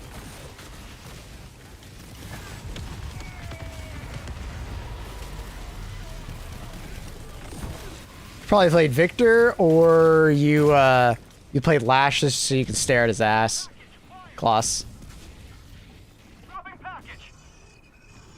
Yeah. Kloss played Rem, McGinnis, Paradox. Those are not the characters I expected you to pick. Okay, no, wait. McGinnis made sense because of the turrets. He fucking loves turrets. The Rem? I'm a bit surprised on that one. Paradox? I guess that's kind of like a Warlock in Destiny, you know, throwing bombs. Your shield is kind of like a rift, I guess. Wait, I guess McGinnis has a rift.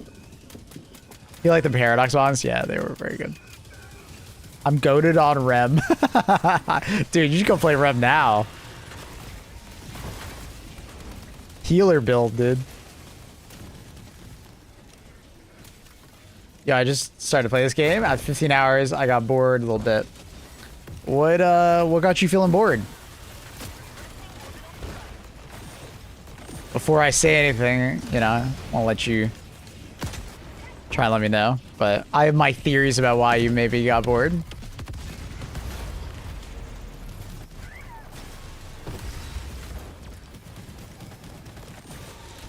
Kloss is right. Rem was always broken. That is a good point. Reinforcements on the way.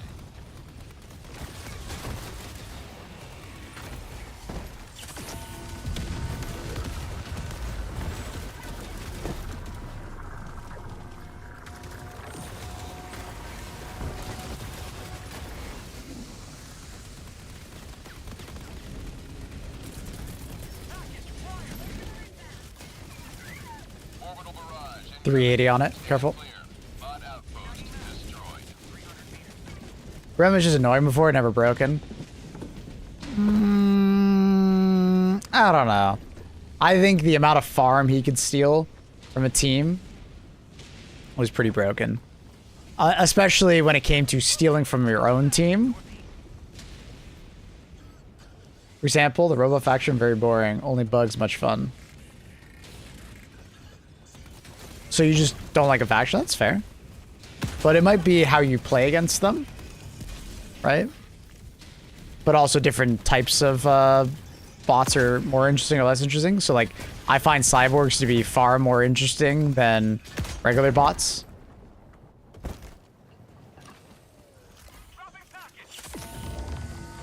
Most people get bored playing HT2, I find, because they find a particular way of playing and then they don't branch out. They don't change their gameplay style and they don't change what they use. And because they don't change how they play, the gameplay loop becomes like, you know, just rinse and repeat the same thing over and over and over and over and over again. But if you're constantly changing up or chasing different war bonds to play differently, you can change the way you play constantly. Right? You know what I mean? So like, a good example of a war bond that actually really helps with build diversity is Democratic Detonation. It's the first one that I recommend most people go for. It really changes how you end up playing the game, and it'll open up a lot of different weapons and so on and so forth to feel good. A lot more viable, you know? You know, but like, you're not the first person to come into my chat and say like, hey dude, how do you play 4,000 hours of this game? What the hell? And the easiest way to say it, two-part. One, it's my job, so, you know, keep it with grain of salt. But, you know, if this wasn't my job, I'd easily have, you know, 1,000+ hours in this game. And it's mostly due to, like, you know, gameplay diversity, right? The different factions you play against, the different loadouts you can bring for each faction, right? And then there's the element of the major orders. So there's kind of like a community goal and the ongoing story that happens around it.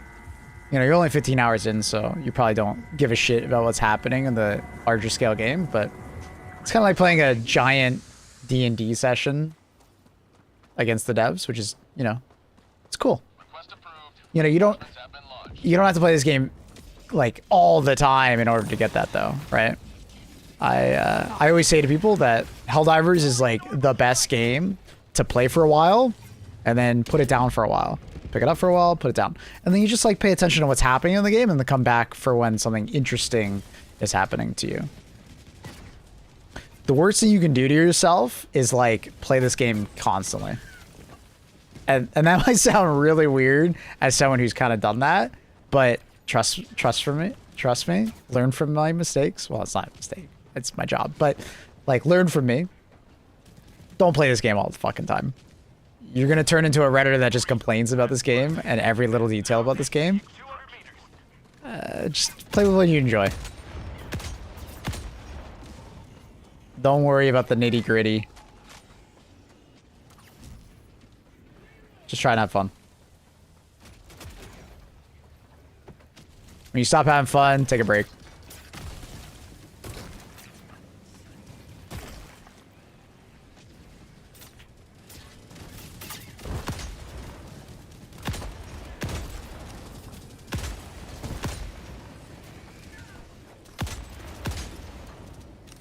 Also, oh, another one.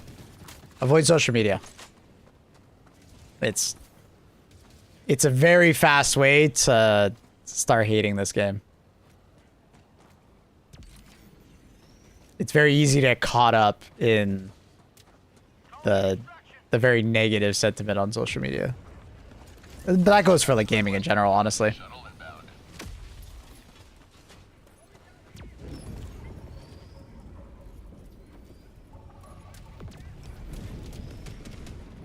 Yeah, it is kind of a pro tip in general in life. Avoiding social media is gonna leave you probably happier in the long run.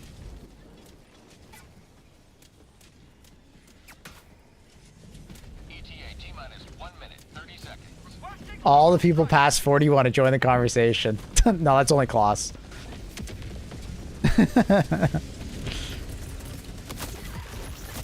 Damn, bro. Now you decide to shoot? Crazy. Got murdered.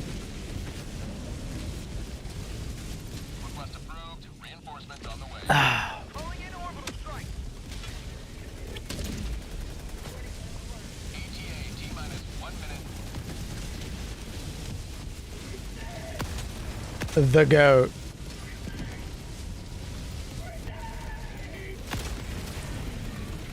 Klaus, did you infect Teo? Because he's been talking about Twinks a lot lately.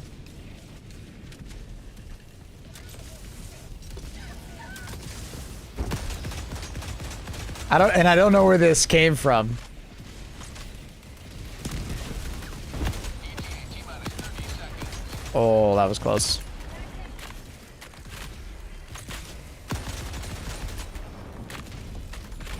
ETA T-minus 20 seconds.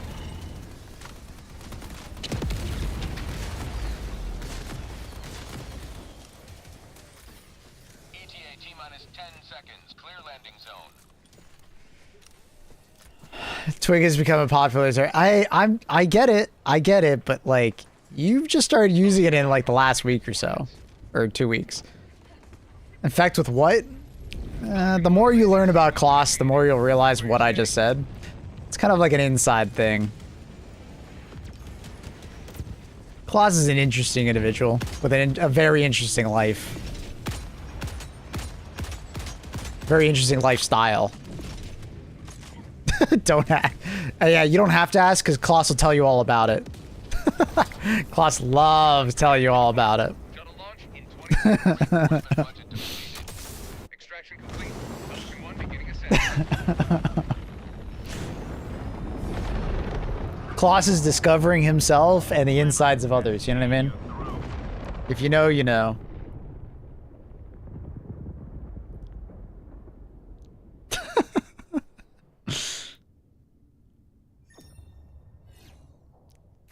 I'm a purebred. That is a wild thing to say. That's gay as hell. And then Klaus says, get that gay shit away from me. He's a little in denial. There's not a single thing pure about you.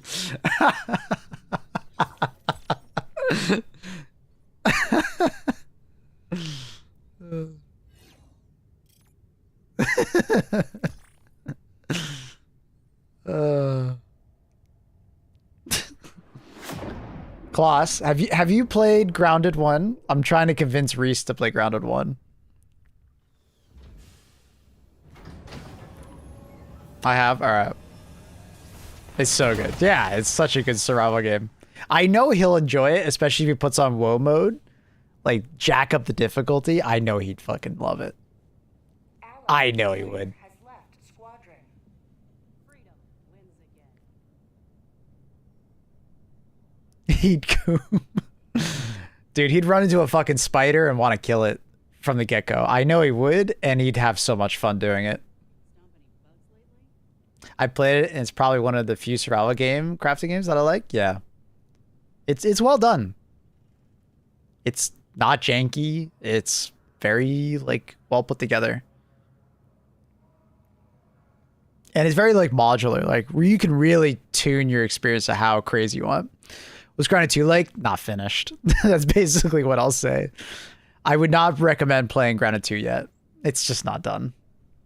It's more open world, and they added mounts to be okay with that. But I don't know. I don't know if I like the mounts yet.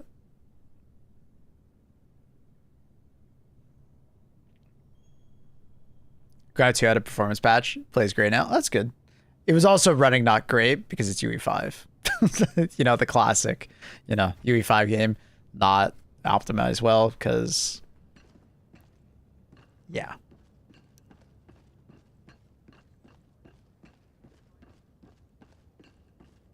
The bridge is yours, Helldiver. Take us to the fight. Yeah, Grounded 1, fantastic. If you're like someone who, you know, you don't typically like survival games, I could easily see you enjoying it.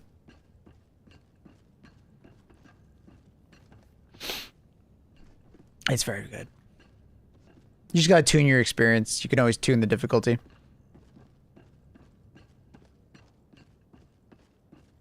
I hope I enjoy Grounded 2 more. I have not liked Grounded 2 so far. But I'm hoping it's just like early access things and it gets better. Because dude, Grounded 1 did the same thing. I joined Grounded 1's development right when it came out on Game Pass. Played it with a friend. We got to the end of the demo really fast, and I was like, dude, this game kind of meh. But I revisited it with Annie and fell in love with the game.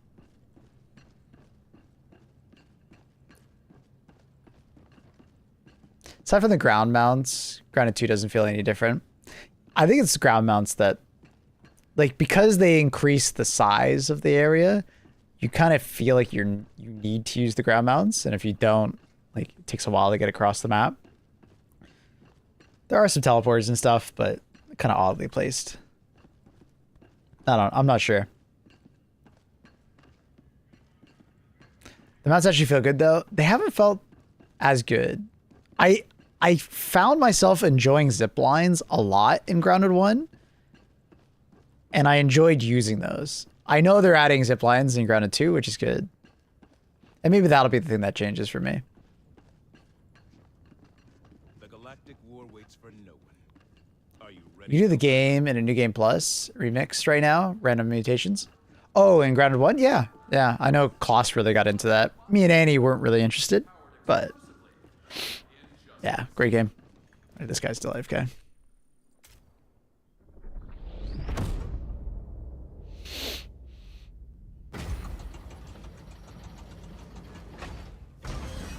This is a good addition for Grounded 1. Doing the New Game Plus. Games that do that, I love games that do that kind of New Game Plus. I think I first interacted with that kind of system in Ratchet and Clank. Like the original Ratchet and Clanks had that similar system where you could replay the game and get more powerful gear, and you know. You're here. I fell in love with it when I was a kid on PS2 playing that stuff, so any game that does a New Game Plus like that is always sick. And I feel like it's not that hard for them to implement because you're basically just replaying through the damn game again. So it's not like a massive toll. I just wish more games would do it. Not enough games do it, in my opinion.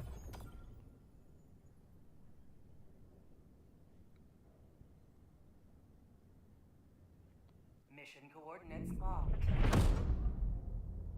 Hellpods primed. Engaging orbital thrusters.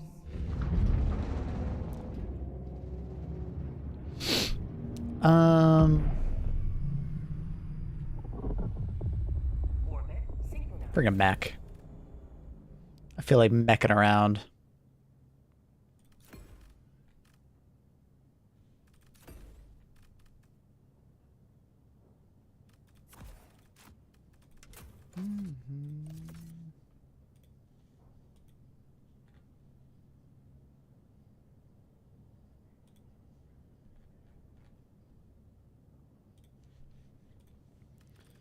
All right. Do do do do do do do do do do.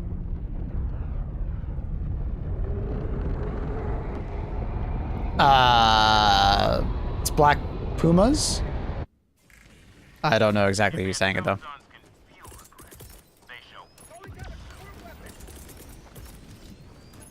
Sending down equipment package.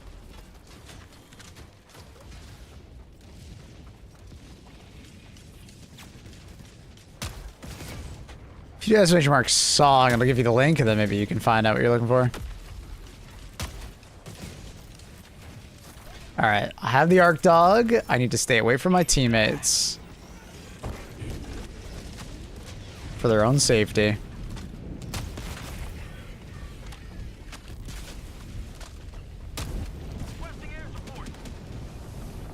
Uh-oh.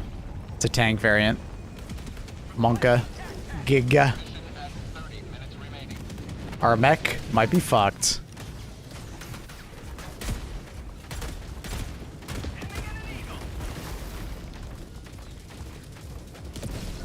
Most of the mission... That's it. Okay. Not that far done.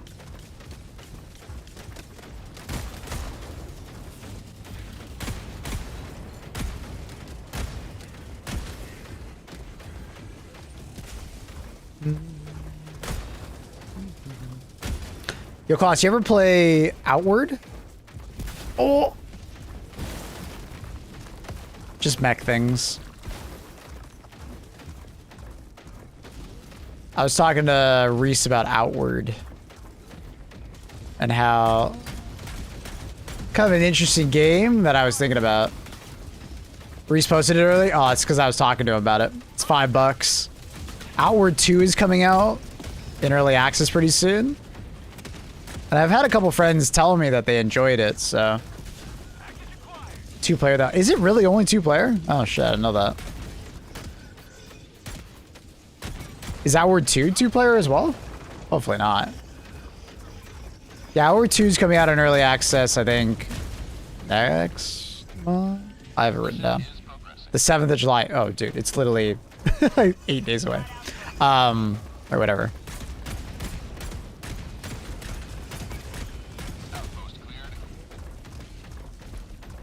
That's funny.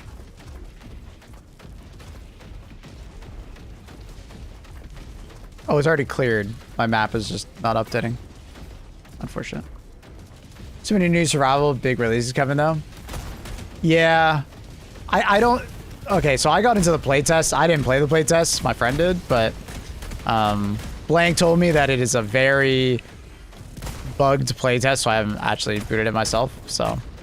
It's probably just a game to look at. You probably don't need to go play Outward. Yeah, we were talking about that. But I'm going to hold out on Dragon Wilds. I want that 1.0 update.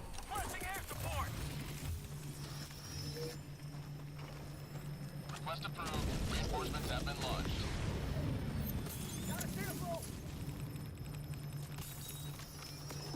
Did you play Enshrouded with us, Klaus? Calling down a support weapon. I don't remember playing Enshrouded with you for some reason. I think I played with like Tate and Bada and Reese, and I think Cap showed up at one point. I don't remember if Snap was there. I think Snap might have been there.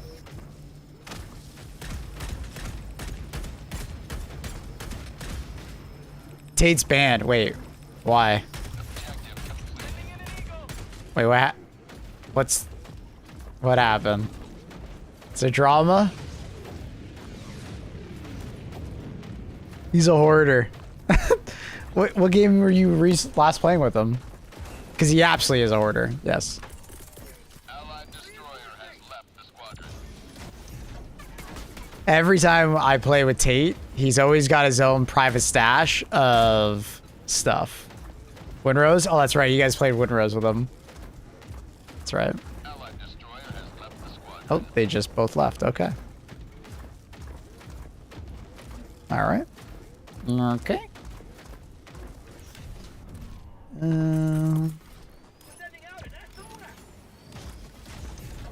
Use the purple ingot thingies. Oh, all for himself. Drama. I told you about Outward 2, Mabel. I think you did. Yeah, I had not heard of the game before. I'd never heard of Outward 1. And then you and Blank started talking about it. Sorry, Annie. Anytime I mention Hour 2, I will make sure to mention Annie, my wonderful girlfriend, told me all about it, and I would have no idea it ever existed if Annie didn't tell me about it. Sorry, is that the right?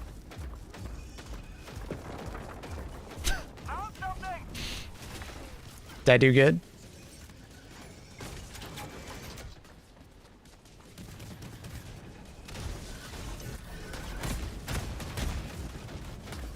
Satisfactory. All right, I'm assuming you don't mean the game. You're saying that is satisfactory. Okay.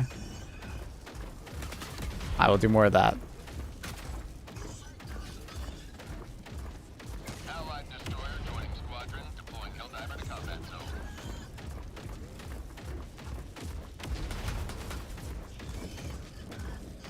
Use the purple ingot thingies on like 4 of his weapons and then kept them in his ship. He upgraded that many weapons? Aw, dude, please tell me like you guys had enough for your weapon, at least like 1 weapon. Like I feel like Tate's really fun to play with, but he does do that. He did that in Enshrouded and he did that in Valheim. Squadron, deploying Helldiver. No, we had none upgraded? Yeah. That's shitty of him. He shouldn't have done that. Yo, cool. Thank you for the prime. Thank you. Appreciate the support. Thanks for supporting the channel, buddy.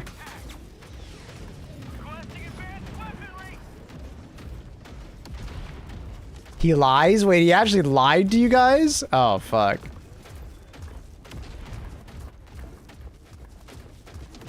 What the fuck? Okay. Colossus, you're talking about someone else, right? You're not talking about fucking Tate, right? Oh, he lied too. Dude, you were having 2 very different conversations right now, Klaus. I was like, what the fuck are you saying? Is that already cleared? I think that's already cleared. I think my map is just bugged. Yeah. Yeah.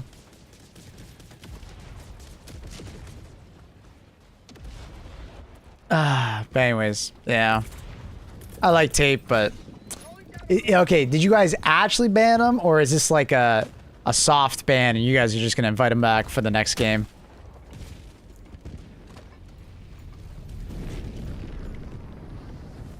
Soft ban, no invite. Does he know or no?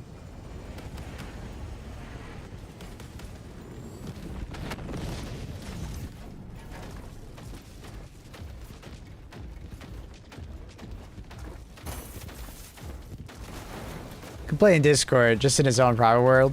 I mean, fair enough, yeah. Yeah. Yeah. It's like I've played 2 survival games with him. Yeah, I know what you mean.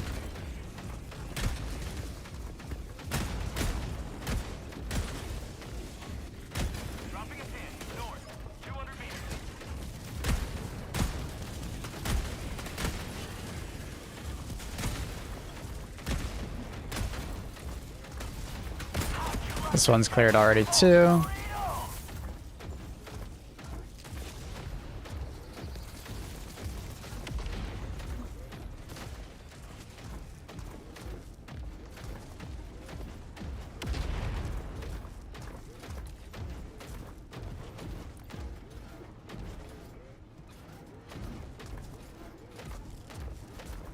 What the?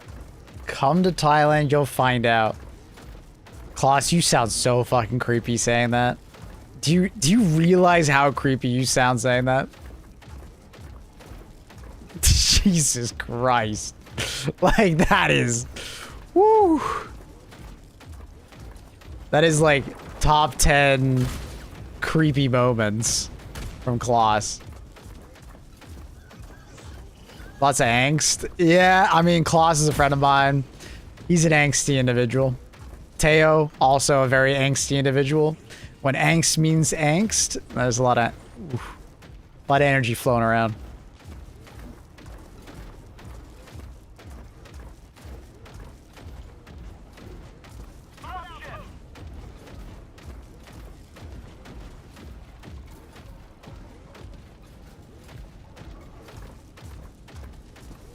Angst doesn't fit me like Twink does. Oh, Jesus Christ.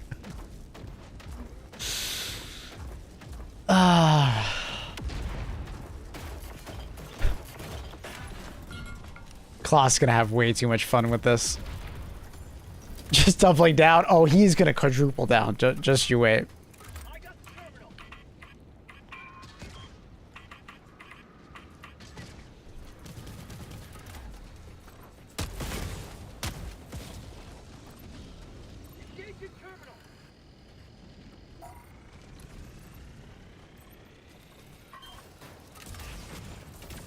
Mission at 20 minutes remaining. Orbital inbound. I got the terminal.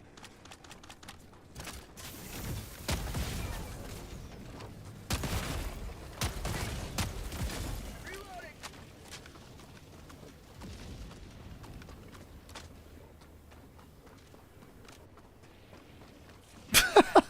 See? Klaus just loves to share. You know what I mean? He just loves sharing about what's going on. I told you. Requesting sentry. He's a sharing and caring guy.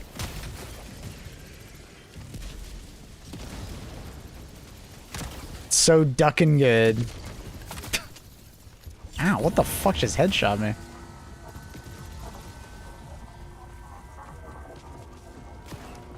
Yes, doing your community service. Mm-hmm. Mm-hmm.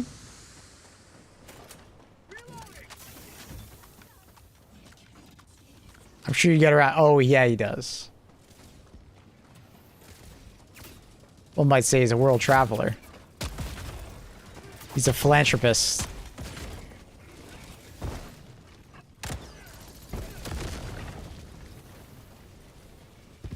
What's up, Floppy?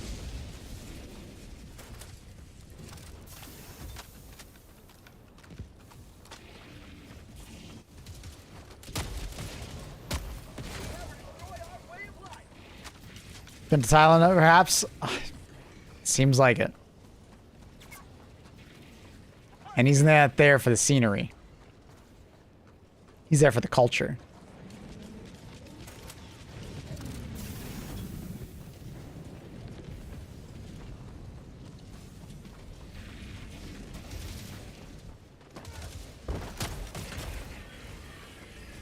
Countries that I always see the hottest dolls there, but never been. Allied destroyer leaving squadron. That guy's got to be trolling, right?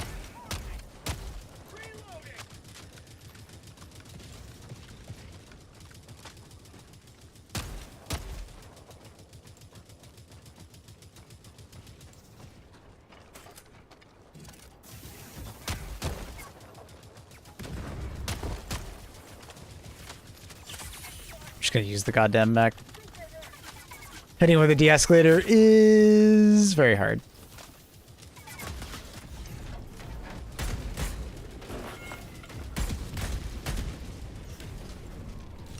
There we go.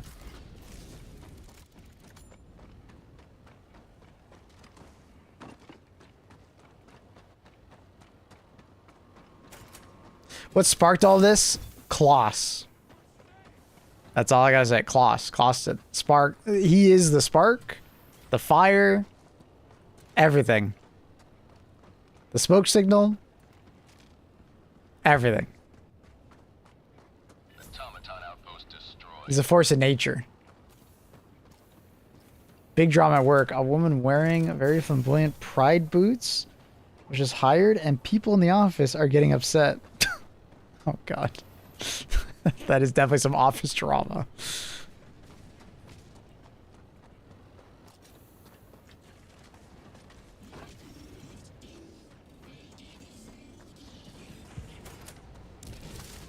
Why are they upset? Is it upset because it's like maybe like a no political movements or something like that? Or are they just like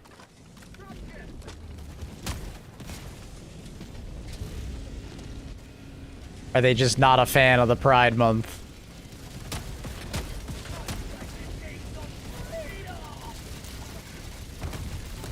Oh, fuck. Alright, that's one dead. Firing orbital barrage. Clear the area. It's the least diverse place you can imagine. Oh, okay. Okay, that makes sense. That checks out. I can see why it's drama then.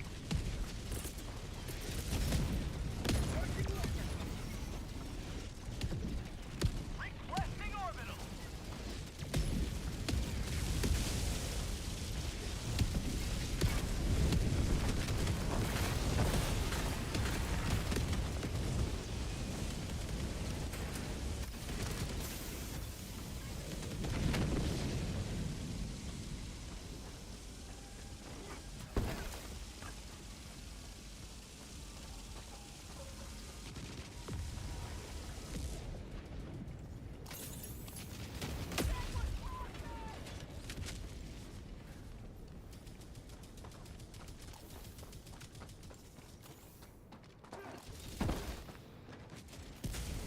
No! That sucks. Hopefully he can shoot that thing down. Thank you.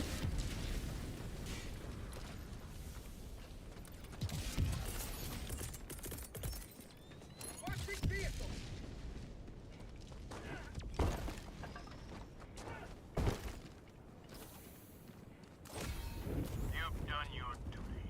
You may extract with honor.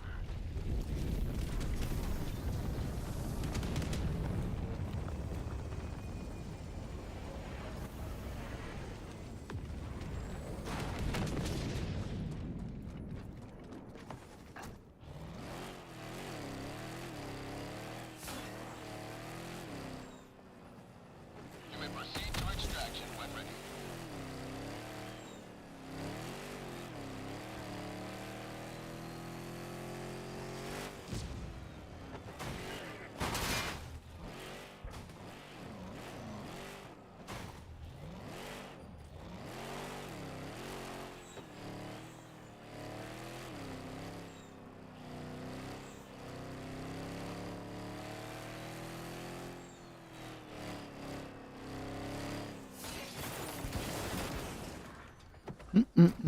No one's playing Ark anymore. Nah, it's mostly like a combination of the cheaters and they're not doing any updates until October, so just a lot of people are, I see it as I'm just taking a break. I don't hate Ark Raiders or anything like that. It's just they need to work on their stuff.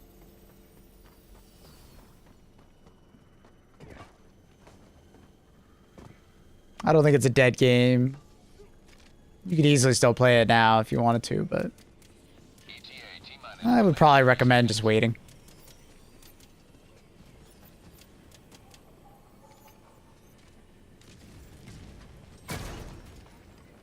I have a specific demographic that tends to find me. Shut up, Gloss.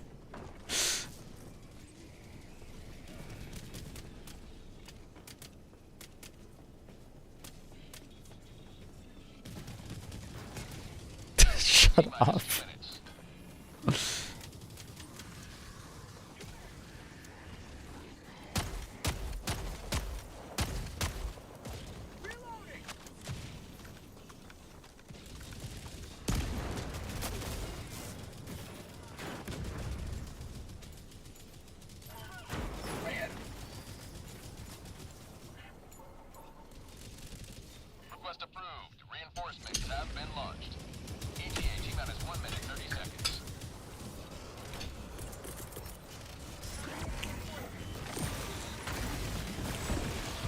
Did I just land on my teammate?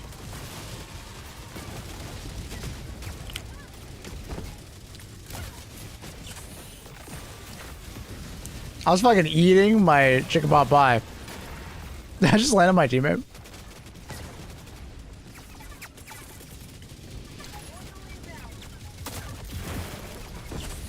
I didn't really bring anything in my loadout to kill these guys, so this is a bit painful.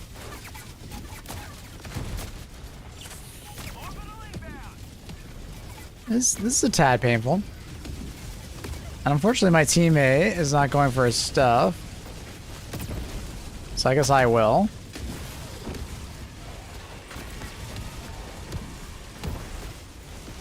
So going down. Which other one? ETA T-minus 30 seconds.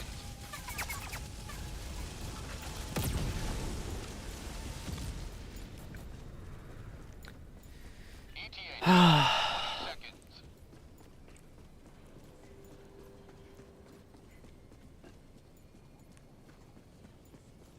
ETA T-minus 10 seconds. I haven't hit my silver fox days yet. Don't worry, dude. You'll be there soon.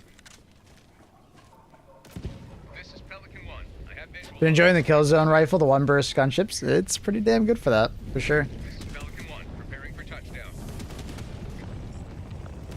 It's particularly damn good at that.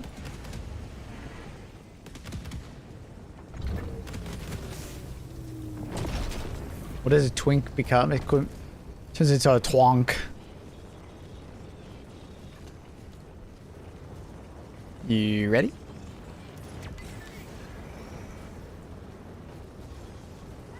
Countdown extraction complete. Pelican 1 beginning ascent.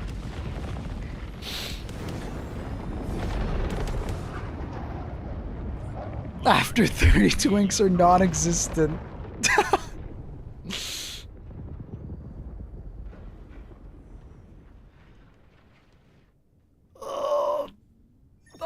I'm a twink, but hairy and not gay. What am I?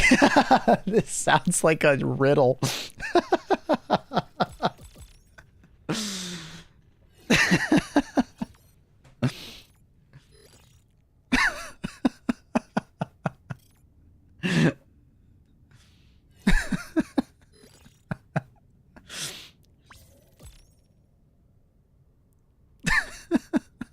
It's good.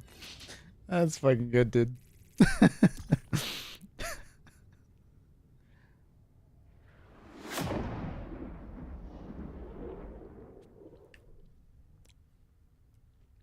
I'm dead. Don't die, bro. Otter is crazy. Is that actually the name for it, though?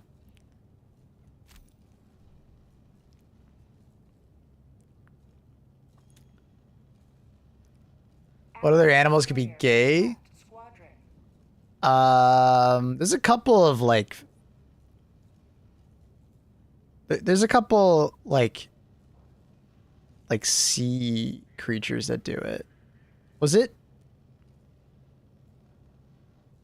I'm forgetting. There's a couple.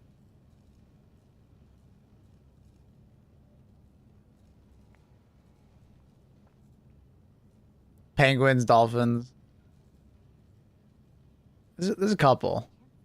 Was it like a lionfish, one of them, or seahorse?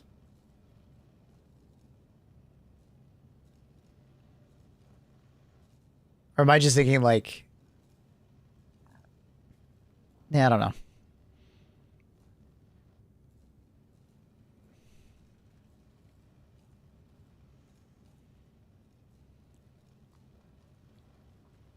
Ba-da-ba-da.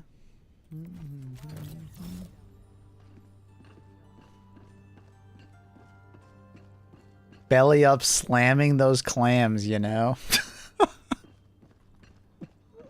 The siege upon managed democracy. Seahorse. Oh, that's what seahorse. Yeah, that's what I remember about seahorses. Yeah, they're all... They can, like, change their gender at will, right? Wasn't that what it is?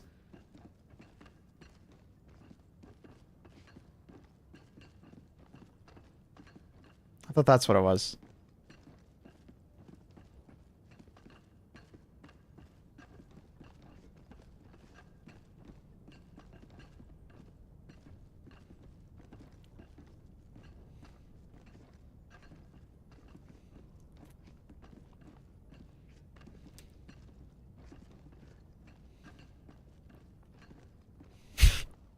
What is this? Fuck is this conversation?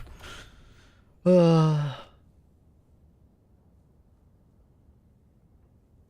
coordinates locked.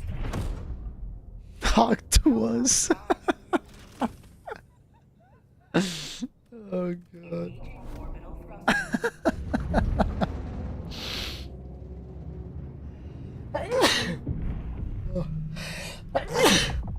Oh, excuse me. Orbit synchronized. I wasn't digging down, really enjoying myself. Yeah, it seems like it. Klaus has a way of getting everybody into it.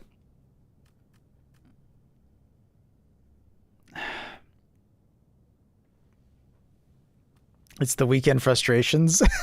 I think so for Klaus. He is visiting his family. Mm-hmm.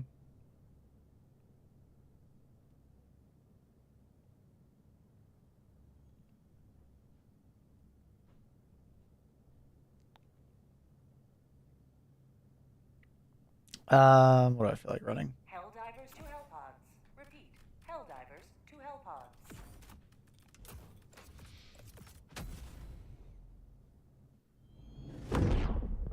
I don't pursue, I'm pursued. Uh-huh. Uh-huh. Uh-huh. Support weapon inbound. Democracy delivered.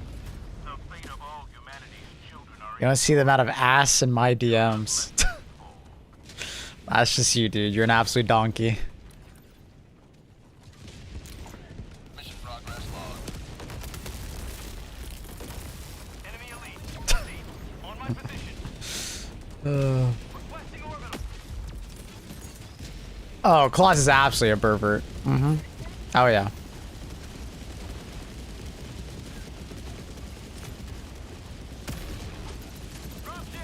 I am not, he says. Yeah, sure, dude.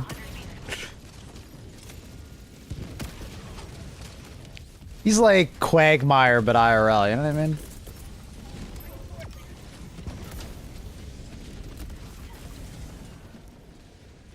Request approved. Deploying reinforcements.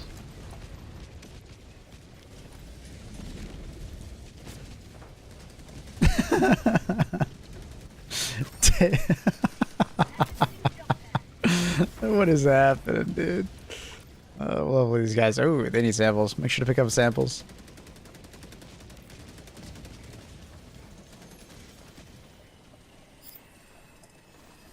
Get up, bro.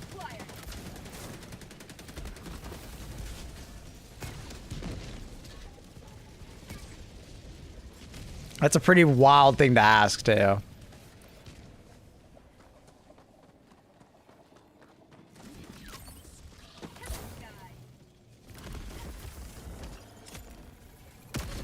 Requesting advanced weaponry.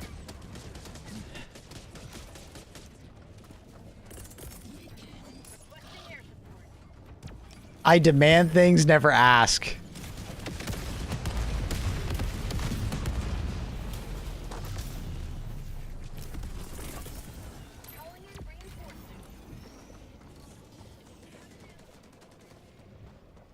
Request approved. Reinforcements have been launched.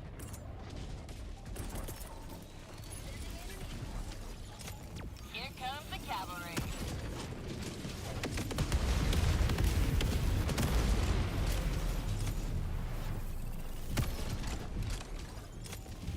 An eagle never misses.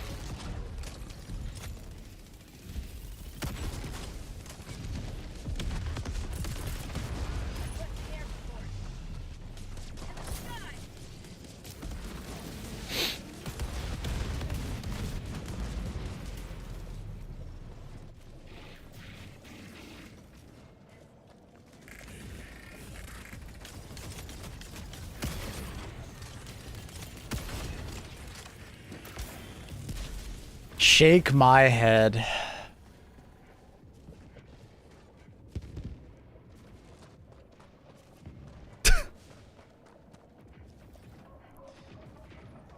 Calling down a support weapon. Dropships.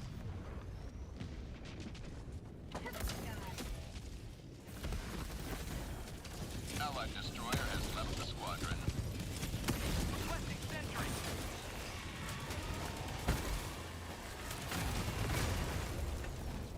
Orbital inbound.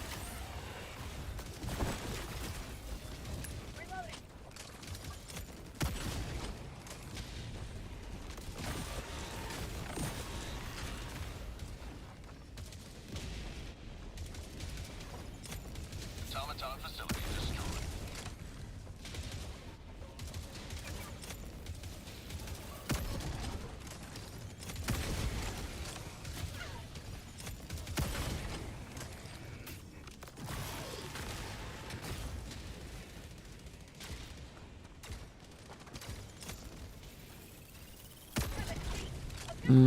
Let's be out of ammo. G4's over there.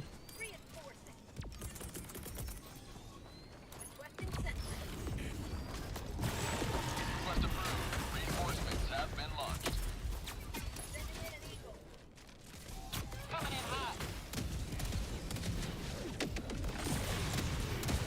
Oh, is that not? Ah. Eagle 1 returning to destroyer for resupply. Thought the 110s would hit the thing.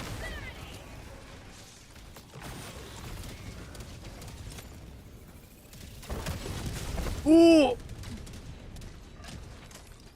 I can sorry destroy, that's why I didn't aim for it. Never mind.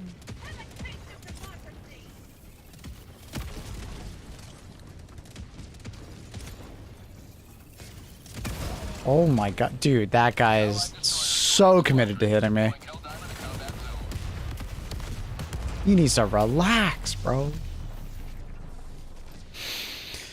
If I chill, he'll turn around. That'd be nice. Calling down a sentry. Calling down fortifications.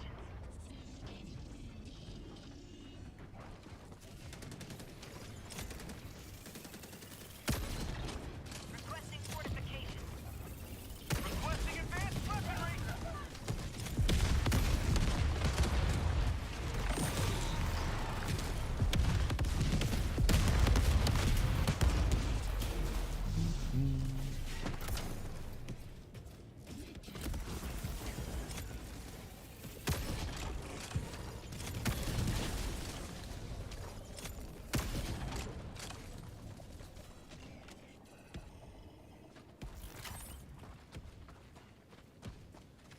Dropships.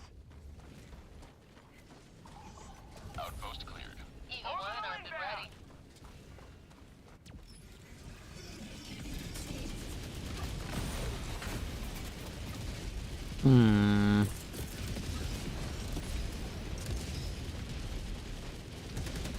Should be close enough. Nah, not close enough.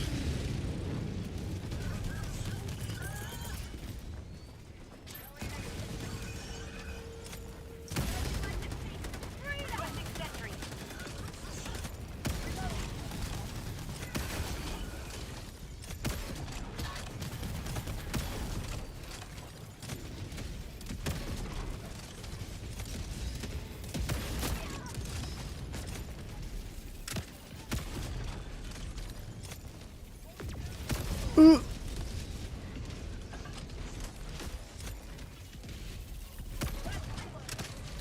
Reinforcing. Yo, do you have room for a tenant in your basement? Well, it's an unfinished basement, so not really. Like, there's no like rooms and stuff. Concrete floor. Off to work by Vision. Nah, sorry, Carl.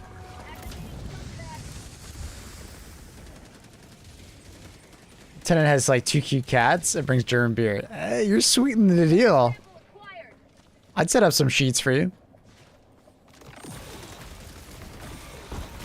Be like a little hospital room, you know? Some curtains. Objective critical stratagem available. We like cute cats. Cute cats are good.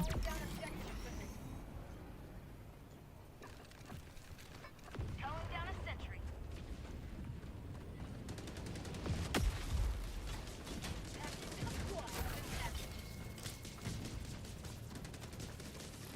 I'm portable and fit in tight spaces. That is a wild thing to say if you knew about the conversation currently happening in chat for the last, you know, while.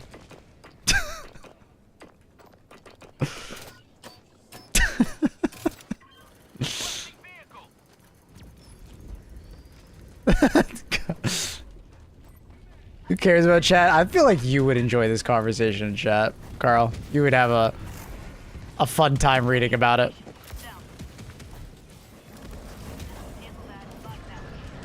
I need to finish it. Oops, forgot.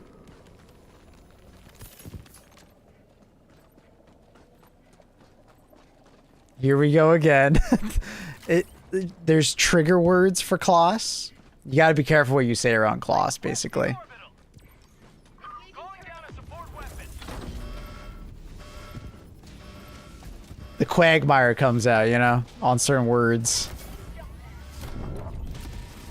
Bot asset destroyed.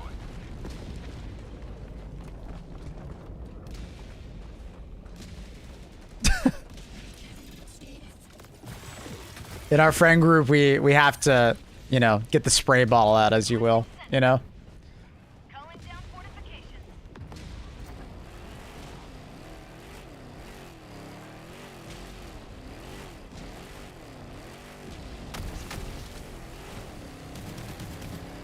He's providing us here. You just said the magic words to Kloss.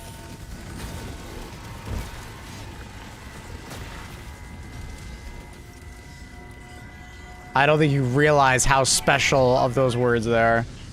Main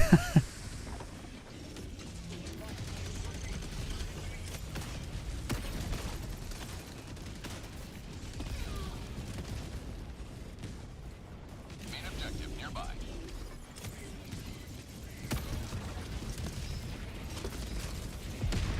See, Maple chat gets it. You've opened a big can of words there, Rogue.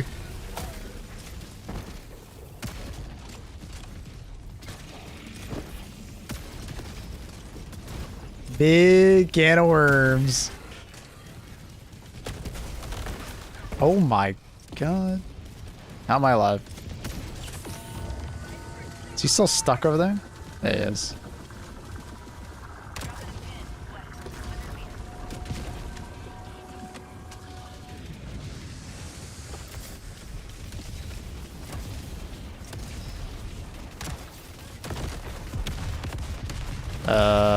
Oh, he's dead.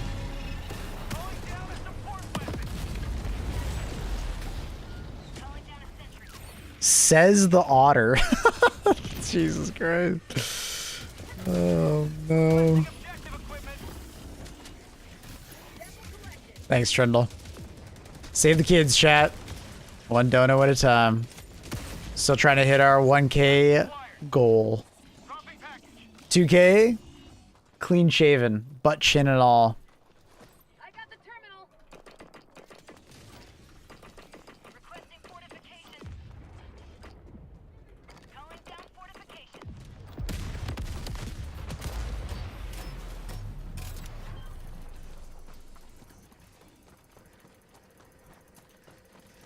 My cats found out that my secret is the fan and how they won't leave my side. They're warm. It's cute. Head too? Nah, just the face. Dude, if I... Shaving my actual head, there would need to be a lot more money on the line. I like my hair too much, bro.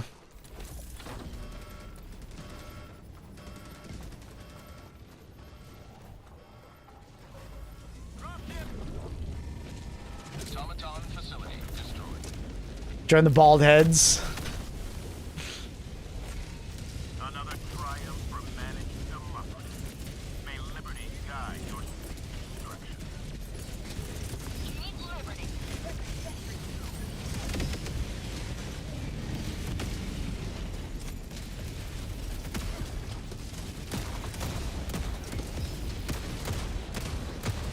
He is bouncing all over the place, bro.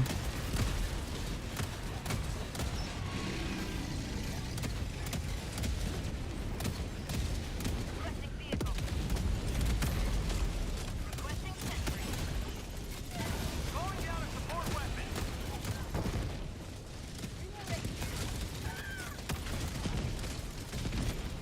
Maple's over 30. His twink death came long ago.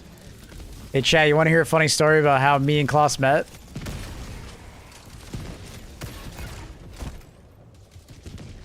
I was streaming Destiny. Alright. Okay, I was streaming some Destiny. I knew about, like, Klaus and his friends, you know? But I didn't really know Klaus yet. He came into my chat and just said, "You're a fucking twink." First thing he says. Literally the off the rip. First thing he fucking says. And then he says, "You drink that beer like you're a twink." And then I immediately like, what in the frat boy the hell did you just say to me? Like, what the I'm just like drinking a beer, playing some video games. And this guy's coming in full enchilada. And mind you, chat, context, this is before he knew or before he came out of the closet. Yes, first time, classic first time chatter. Klaus is just slinging this shit out, pretending to be a straight man. Just saying. That was the first fucking thing he said to me. That projections times 3. Pretending. Oh, I was absolutely pretending at that stage, bro.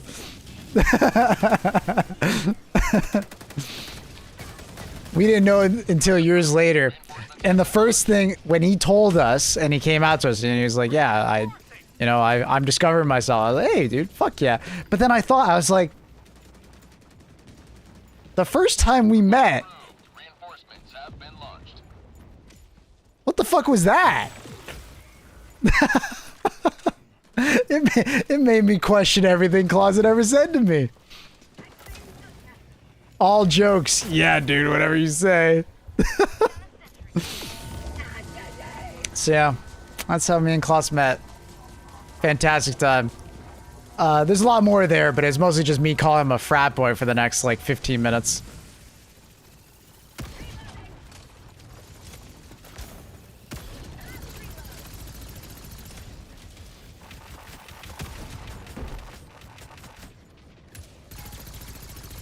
What ammo? Request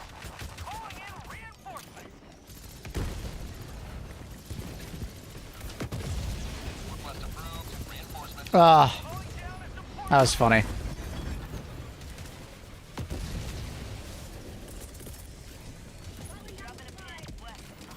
Good times, you know. I didn't ban him. No, I mean this is my arc of like, you know, I think at that time I had like less than 10 viewers probably, or thereabouts. 10 to 15 maybe.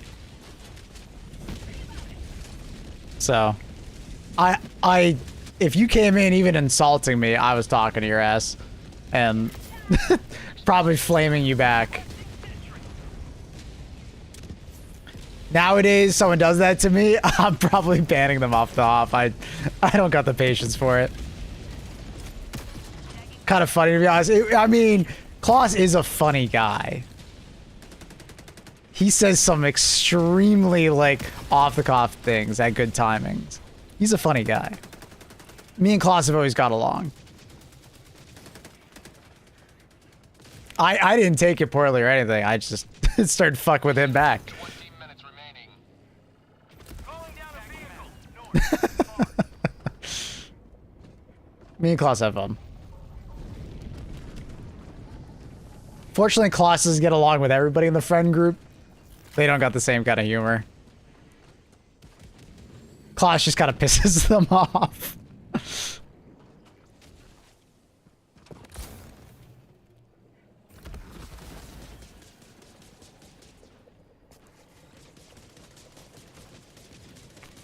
I could see Teo being a little bit of a Klaus in the future, you know what I mean?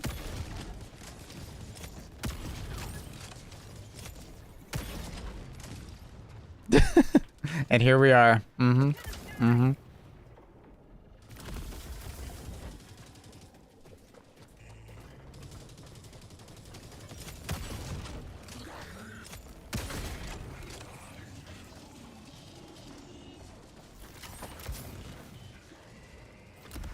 Calling in extraction. Extraction required. Shuttle in. Tato pull it off. He's not in that stage yet. You know, Klaus, you weren't that way immediately either, bro. Klaus, you're talking a lot of smack for someone who had to, like, discover all this, okay? Give him some time, alright? I believe in Teo. He's still young.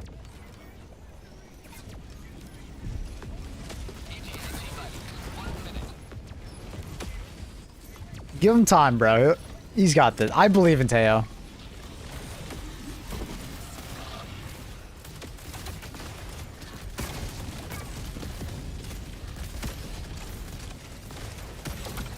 Calling down a sentry.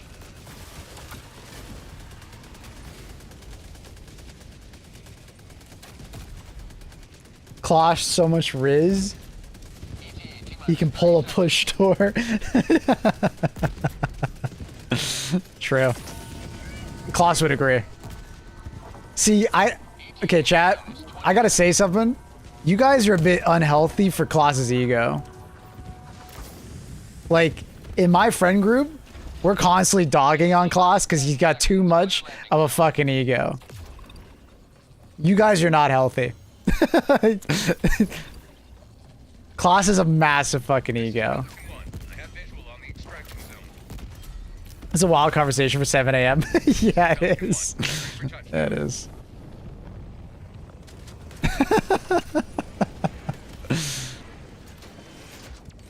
Like, my friend group, we're almost always dogging on Kloss because he's saying some fucking dumbass shit.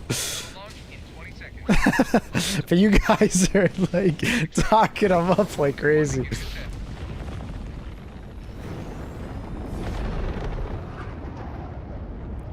Liberty has seen you. They're just haters.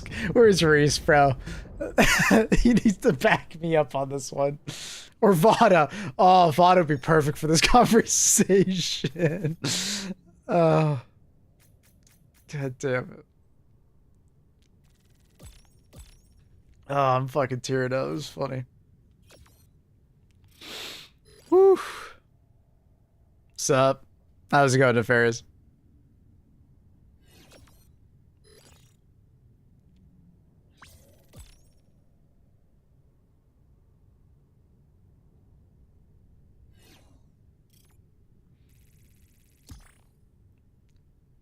Vada just hates.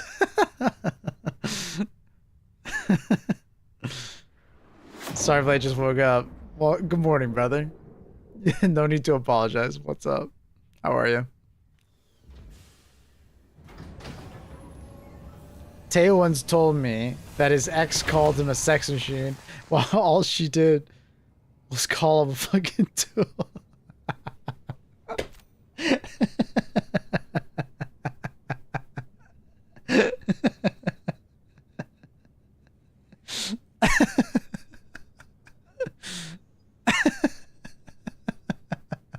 Freedom wins again.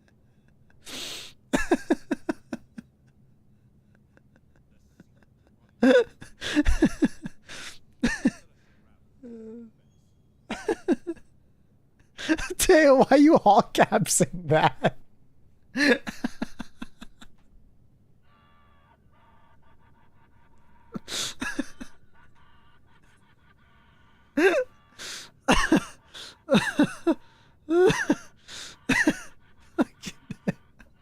What is this fucking conversation? Oh, fuck it, eh? Fuck it, eh? Engaging orbital thrusters. Fuck it, eh, dude? Hellpod launch suspended.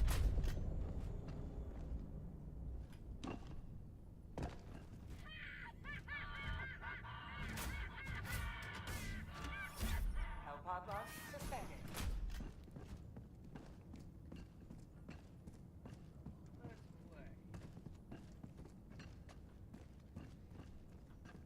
Well, let me do it. Sorry. I'm sorry. Well, let me do it.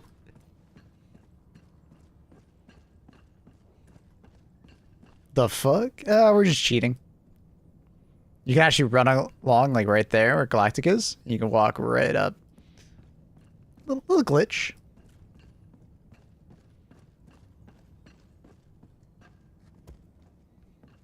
Helldivers to Hellpods. Repeat. Helldivers to Hellpods. The enemy may anticipate but one outcome. Total annihilation. Twink crash out confirmed. That's a wild one. Allied destroyer has joined squadron. Engaging orbital thrusters.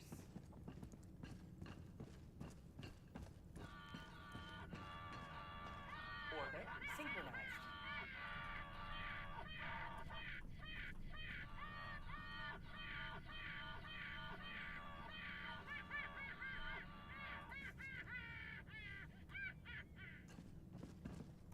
Is this a commando mission? I am but a conduit for the Ministry of Truth, which is itself but Fine, I'll do a commando mission. democracy.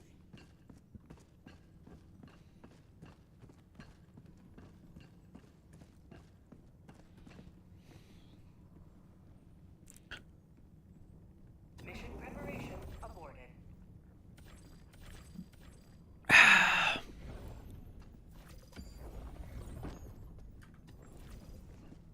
We're free!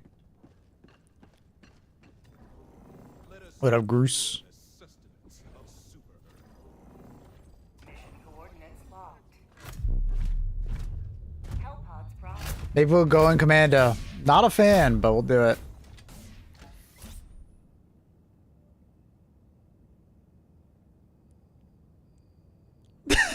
My dad just knocked on the door and goes, "You awake?" I'm like, "Yeah." He's like, "You watching a comedy show? I heard you giggling." uh.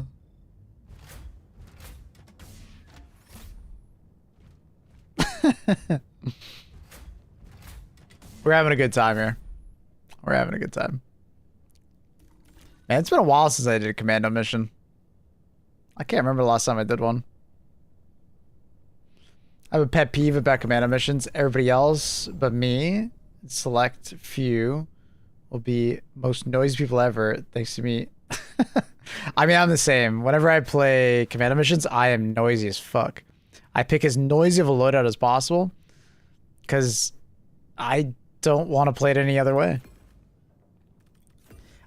I just don't have fun playing Helldivers stealth. Like, it just doesn't entertain me.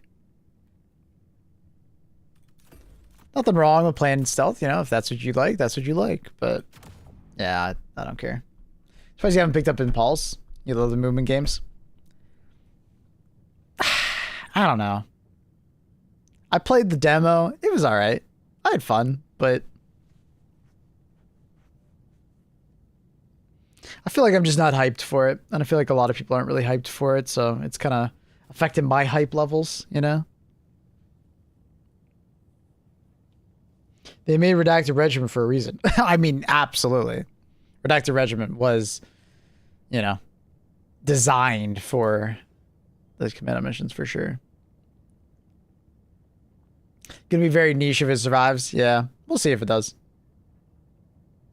I don't know. It was like I said, Gunka, I had fun. I don't know if I had enough fun that I need to pay money for and want to continue playing. If there was more hype around the game and I think my channel would do well with it, I'd play it. But at the end of the day, I already have PvP games that I want to play. Like right now, I'm big into Deadlock. You know, when I'm off stream, I'm playing Deadlock. Yeah, that's kind of like I'm either playing a survival game with Annie or I'm playing Deadlock. You know, so I don't really need a PvP game. Like, I'm not craving to play a PvP game right now, so.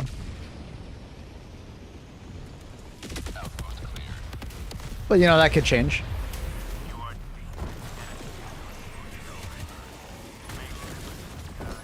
Deadlock in beta? It's still invite. It's still invite, yeah.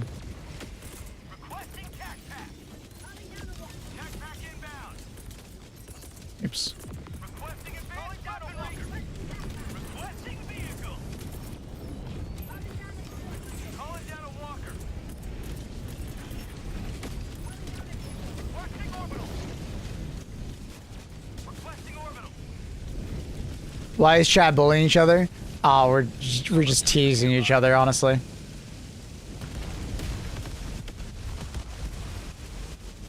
Hey, Bull. Please give us Nerdy Divers the Warhammer Water Bomb this Tuesday. I wish, Bamlam. I wish. I wish I could just hit the button and give it to you guys, but that's not really a thing.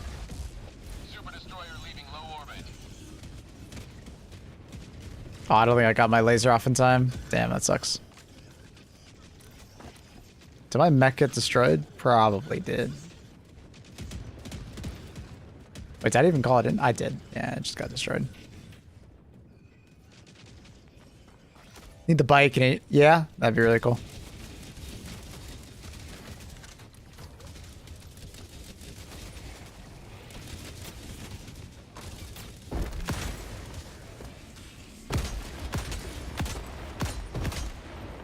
Prosperity.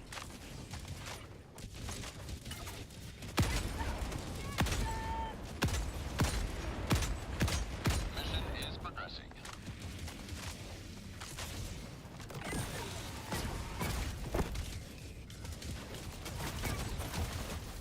Ragdoll hell right now, dude.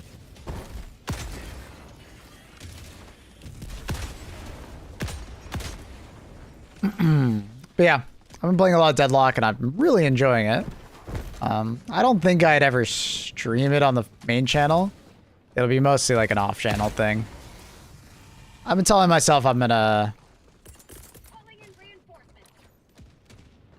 play it more on the off-channel, but I haven't done it.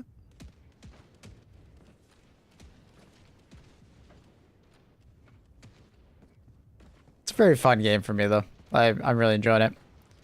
Even though I rage, it's incredibly fun and I'm addicted.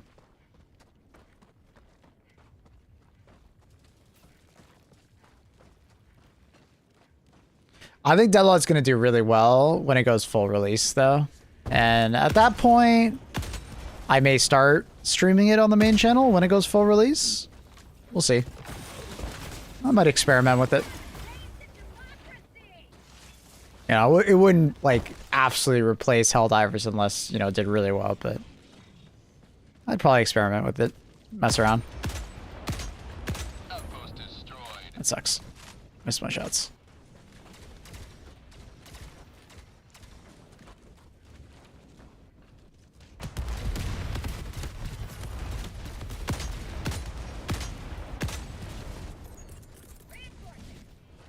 Okay.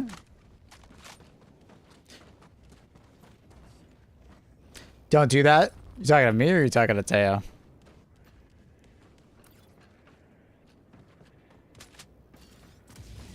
Oh shit. Factory. Oh, okay.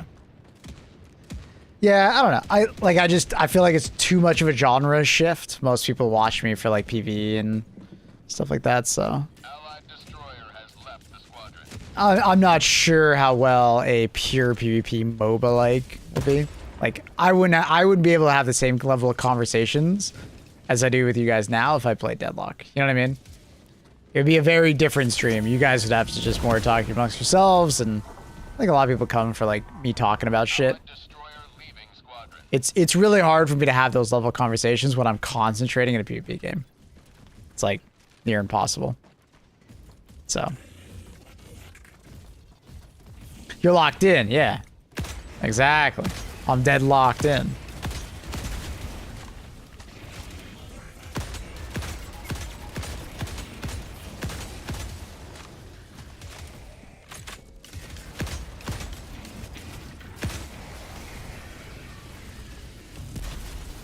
And raging, yeah. You're gonna see me being a little more upset for sure.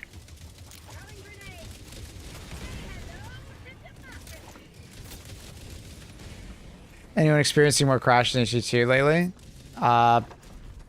Since the update, there's been some new crashes, yeah. But it's like on and off. FRV skins are causing it. At least one particular one when you're like joining a lobby. But that's really the only crash that I'm getting.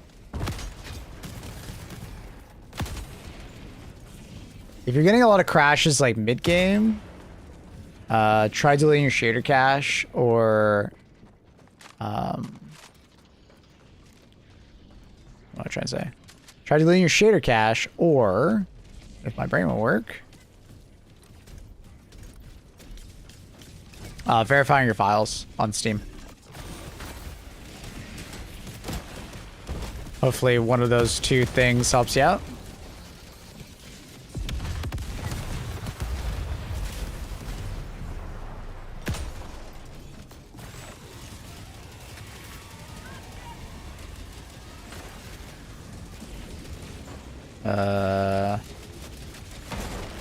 I don't know where the key card is. And now we got this.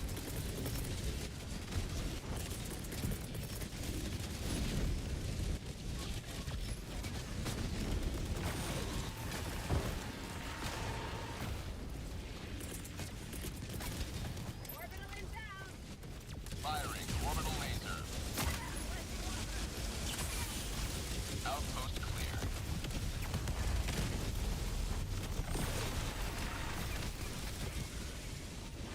Warning, you are leaving the mission area.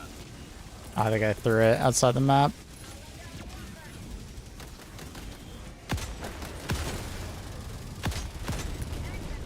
Yeah, absolute devastator swarm right now. Jesus Christ, devastator swarm. Just got hit by like 7 rockets all the same time. Oh my god, look at them all.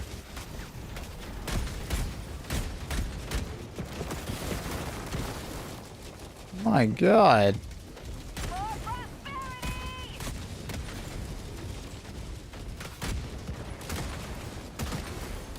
Super destroyer leaving low orbit.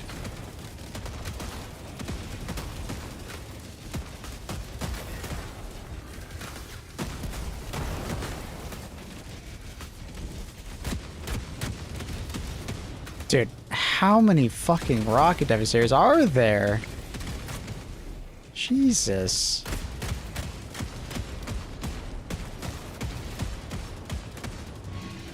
Insane amount of devastators. Alright, where the fuck is this key card? My teammate just died. Allied destroyer leaving squadron. And he left. Okay.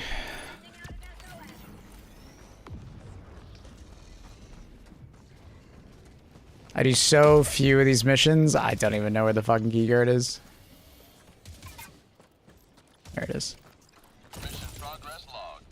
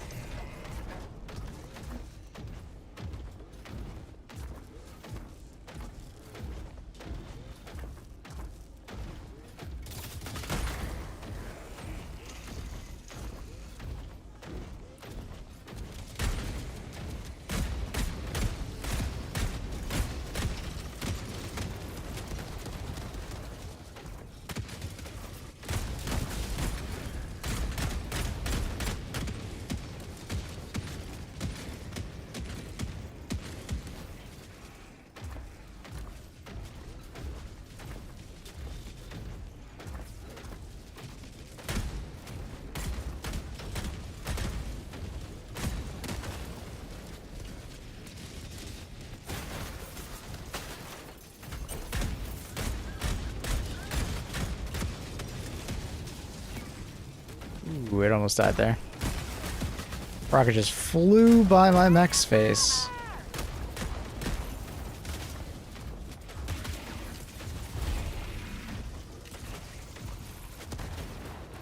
He's actually body blocking me. Mission at 30 minutes remaining. Such the same spot. Yeah. Mission progress logged.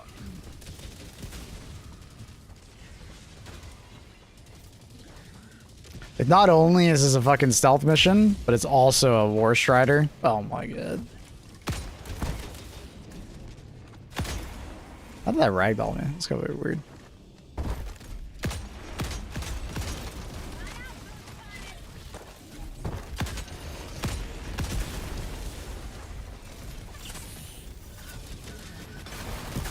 No, brother. Ragdoll City, man. Ragdoll City. Objective near your position.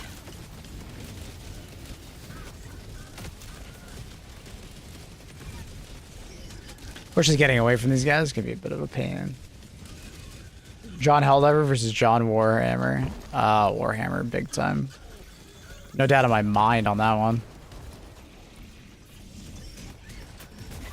Jesus, headshot.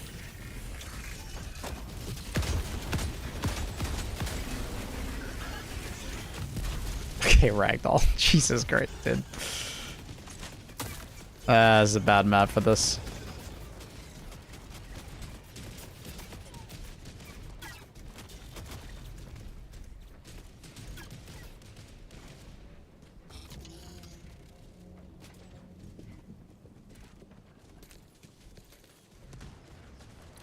I should probably go back for the resupplies that are over here.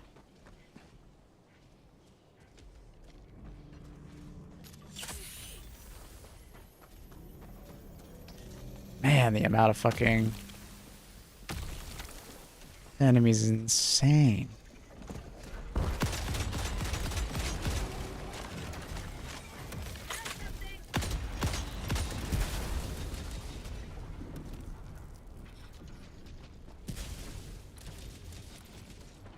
Fucking Ion Storm.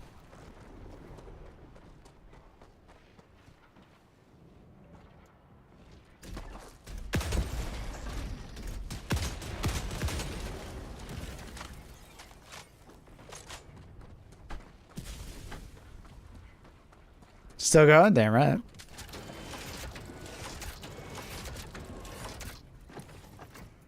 Fucking Ion Storm. Go away. I want to be able to see.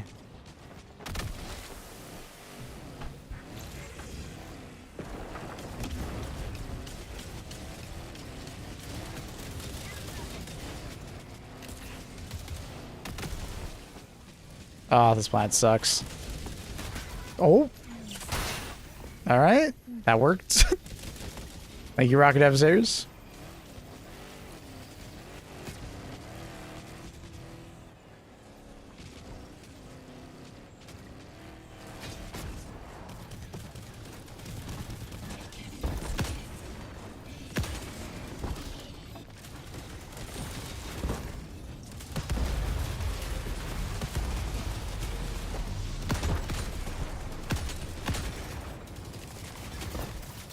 Ragdoll City. That turret over there is gonna kill me, isn't he?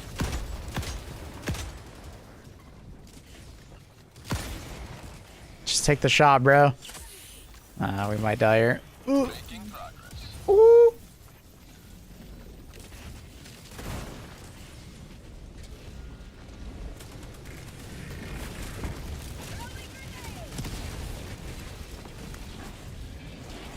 Excuse me.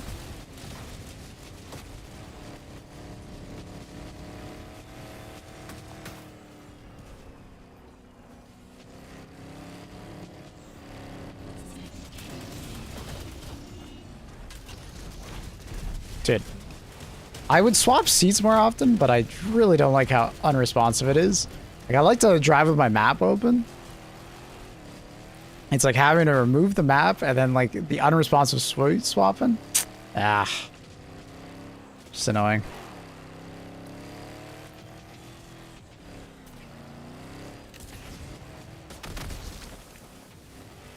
The amount of times I double hit seat swap, quite immense.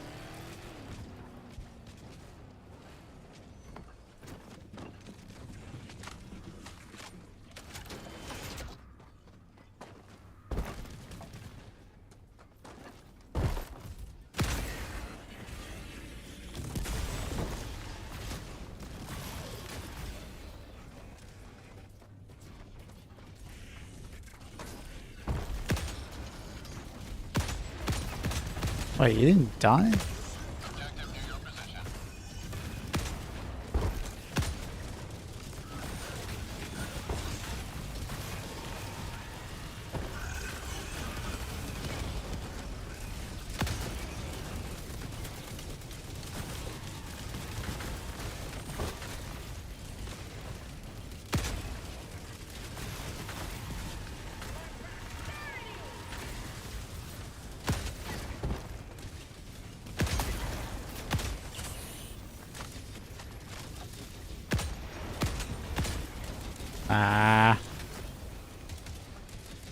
Yeah, it's bound to happen.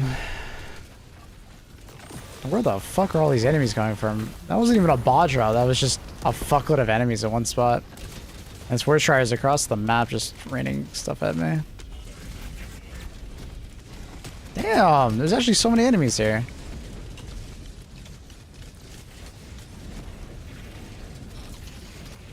I don't even know what I'm supposed to do here. I don't remember. It's been so long. Like the intel package. Oh, I think it's up there.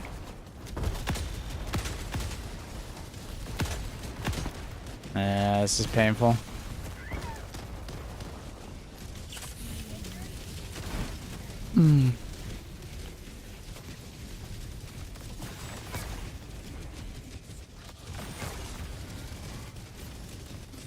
Jesus. Worst tries, relax. You don't have to spam it constantly, dude.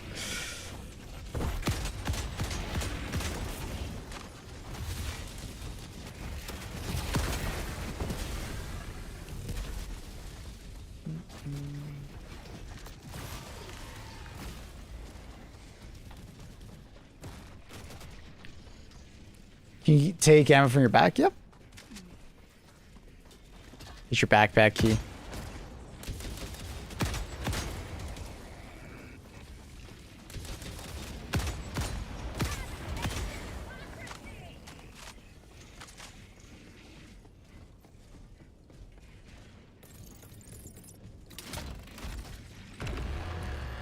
Bow.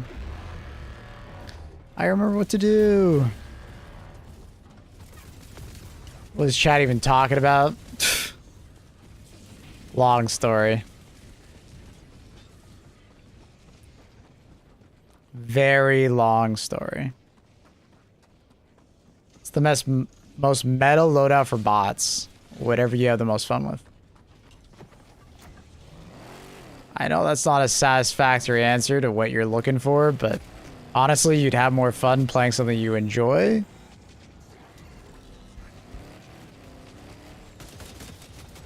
The word of advice I'll give you is make sure you have something for everything. If a factory shrouder was going to land right in front of you, make sure you have something that you can do to that factory shrouder to kill him. If there is a, you know, a dropship in front of you, make sure you have something to deal with it. You will have more fun playing HG2 if you think that way than if I just tell you what you should use.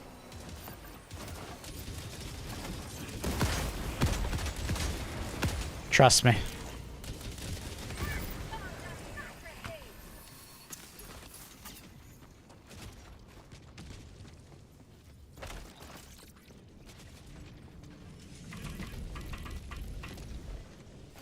Extraction shuttle inbound.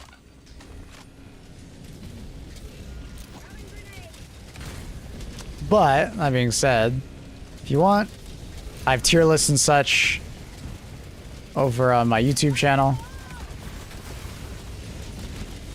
They're a bit outdated now, but they're still quite relevant. Just because they've added more stuff, basically. Changed a few things here and there.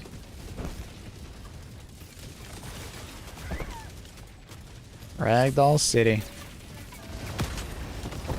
Ragdoll City. Ragdoll City.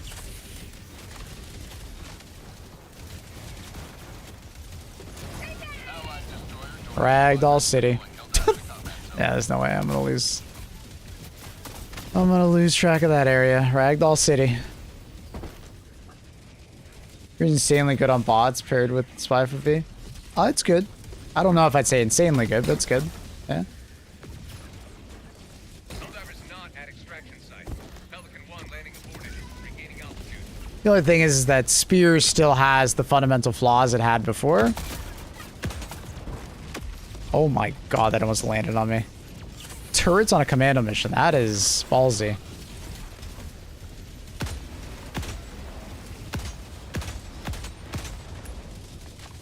Still hasn't changed the hierarchy of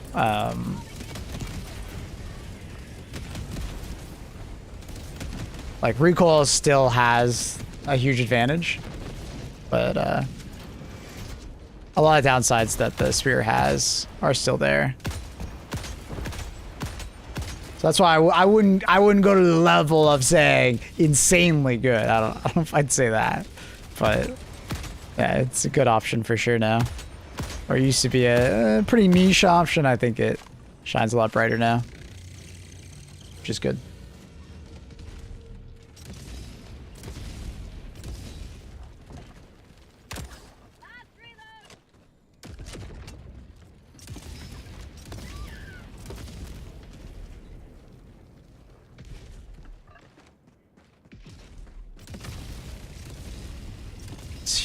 He won't move forward, so he's just sitting there plinking me with that shit.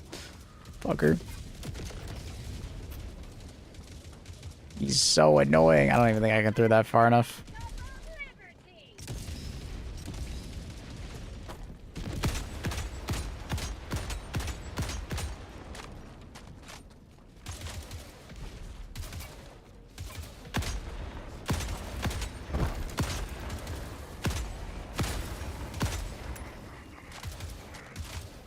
I can deal with the drawbacks if I have enough ammo.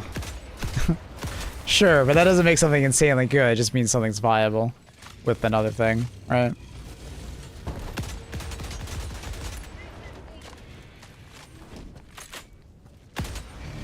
If you give me infinite ammo with a recoil, so I can do even more work with it.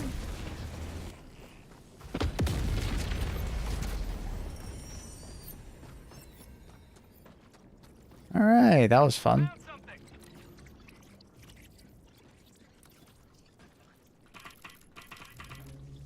Pelican 1 returning to extraction point. Please ensure you're inside the extraction radius.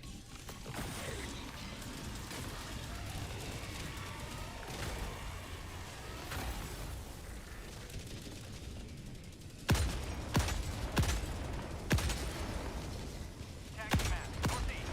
200 meters.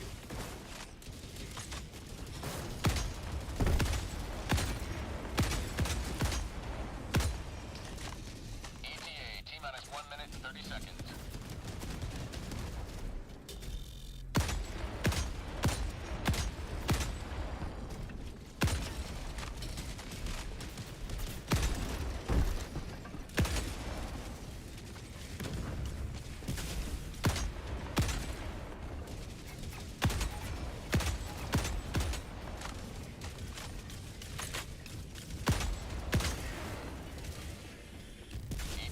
You played Sant? Nah. Tried to convince my friends to play. Did not work out. No, seems to be really interested. Cool game though. Sounds like it's very buggy though, so maybe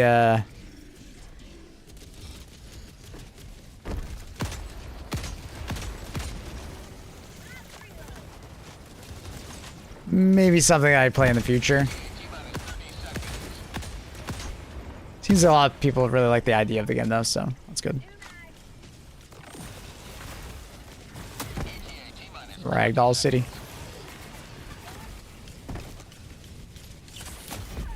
Ah, it's low stimming. Ah, that sucks. Unlucky. Abandoning extract. Probably more worth it to go save the extract, but alright. Pelican 1. Helldivers are outside the Oh, I hate commando missions. I just don't have fun doing commando missions at all, man. Request approved. It's like the opposite of fun for me.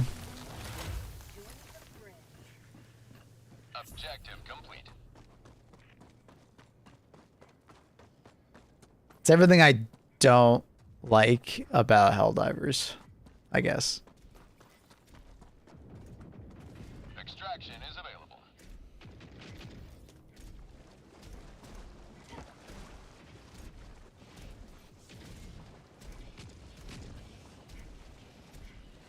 Not my cup of tea.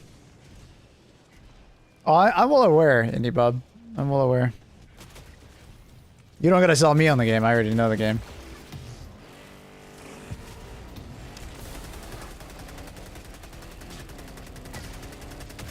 Commando missions are supposed to be tough and punishing. I mean, they're supposed to be stealth missions.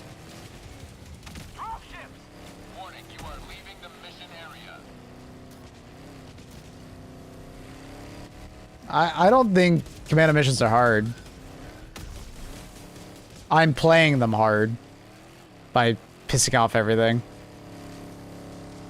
They're just really boring because they only certain loadouts. There's a very small amount of loadouts that actually work on commando missions. And on top of that, the reason why you play EC2 is to use your stratagems, but you don't use your stratagems in a commando mission, right?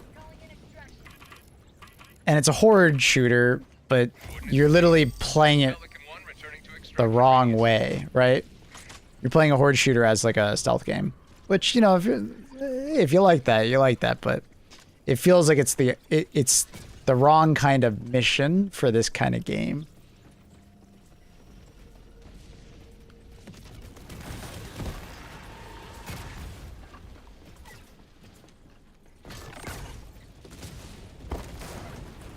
ETA T-minus 1 minute 30 seconds. Because commando missions aren't hard. You saw me, I've been soloing it and barely paying attention. You know, playing loud the entire time. They're not particularly hard. It's just, they're easier if you just play stealth. So. Request approved. Reinforcements on the way. Tagging map. Southwest. They're easier the quieter you play. T-minus 1 minute. I like commando missions. Nice change of pace. See, I thought that too when I started this mission, and then I realized that was a bad choice. Commando missions would be cool if they had like an indoor part, like blowing up a cyborg factory or something. Yeah, maybe. I feel like there's nothing really they can do about commando missions. They just are what they are. They're just always going to be a very niche thing that a small portion of the community is going to enjoy. 30 seconds. It is what it is. I'm not saying they should remove it. It's just, you know. ETA T-minus 20 seconds. I don't think there's really anything they could do, because if they change commando missions, Calling down a sentry. it would involve taking away the stealth aspect of it. Down a support weapon. Because, yeah. Requesting vehicle. And that's the point of the mission, right? Is to play stealth. Pelican 1 arriving at coordinates.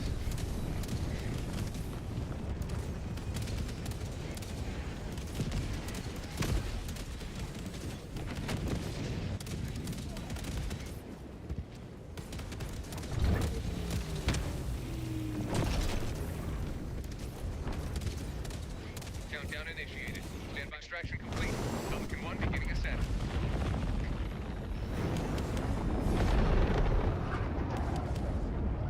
Liberty has seen you through. New case arrives today for PC. Recent hardware here in the UK revealed. Yeah, I bet. Indie Bob. Do you have the rest of your PC components? Is it like the case last part?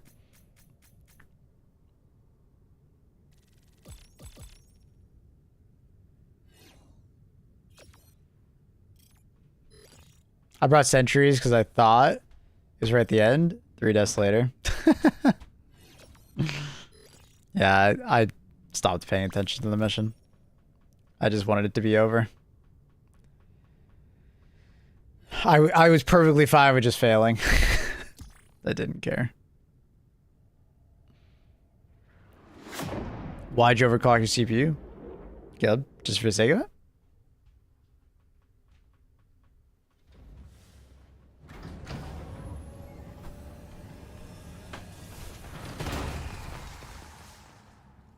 $2,700 KF. Nice. Good CPU. Just wanted to. It's a good CPU to overclock. You get a decent amount of performance out of it. 12th gen is safe. Yep. Yeah, it's 13 and 14 that had problems. I think 12th had like a bad production run at the very start, but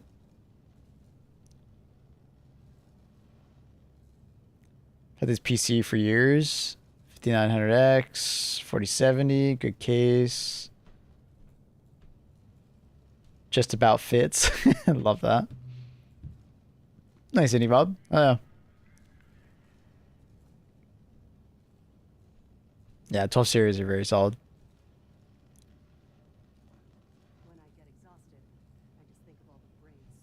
Yeah, KF is the one that was supposed to be overclocking plus no onboard video. Yeah.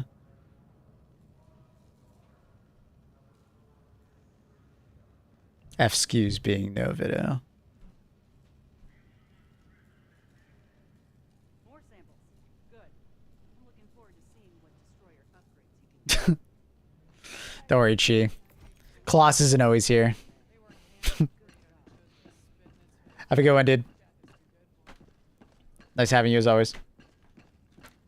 Ready for another mission, Helldiver?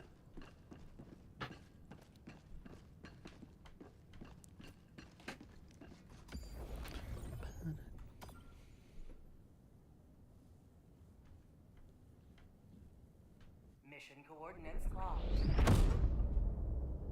Hellpods prime. Engaging orbital thrusters.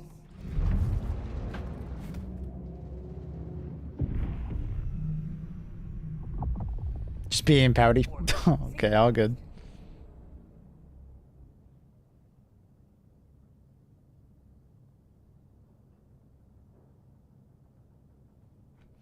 Let's do some C4.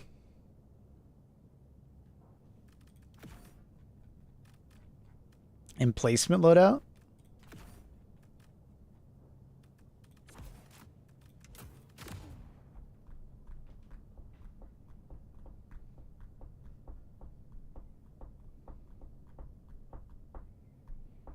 Teo's either the biggest LARPer or completely lost his face. I think he really enjoys just fucking around in chat. Since I've known Teo, he just likes fucking around in chat. Like that is like, Repeat. Helldivers. that's how I would describe Teo to someone. Like he likes just yapping. He just likes fucking around.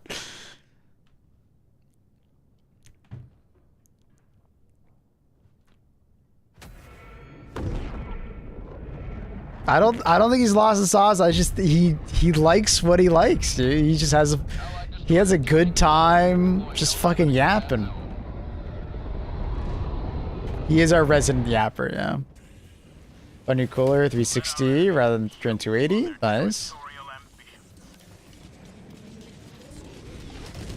What brand is it? Any Bob? I don't think you mentioned it in that paragraph. It's pretty cheap though. It's a crazy good price for a 360 AO.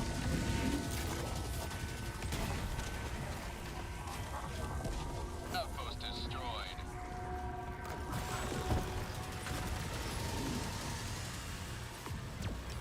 I feel like they can't go wrong with so many different grenades in 40k. There's a lot of them.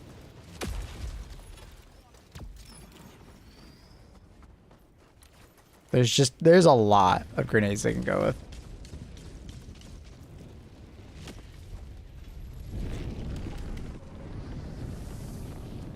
Thermalright? Oh, I know Thermalright. Yeah, nice. Yeah.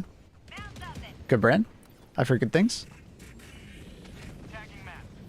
I saw Noctua made an IAO, and apparently it's very good. Like, not just in, like, noise optimization and such, but, like in general, like, great metrics. But problem being is that it's a Noctua fans, or Noctua IO, so it's very expensive. An IO, yeah. Yeah, I saw a couple of reviews go on about it.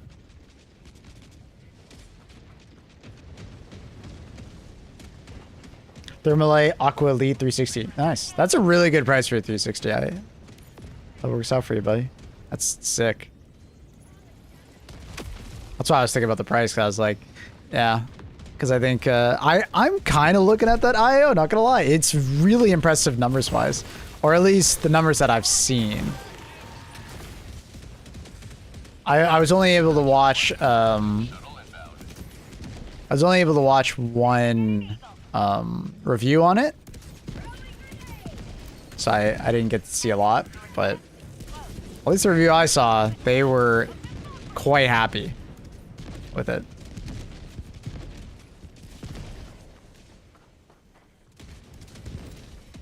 But at the end of the day, I think for my next computer, I think I'm just gonna go back to air. I'm gonna go a really nice air computer, or air cooler, and just do that.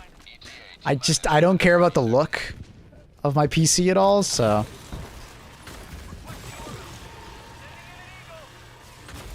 I like low maintenance.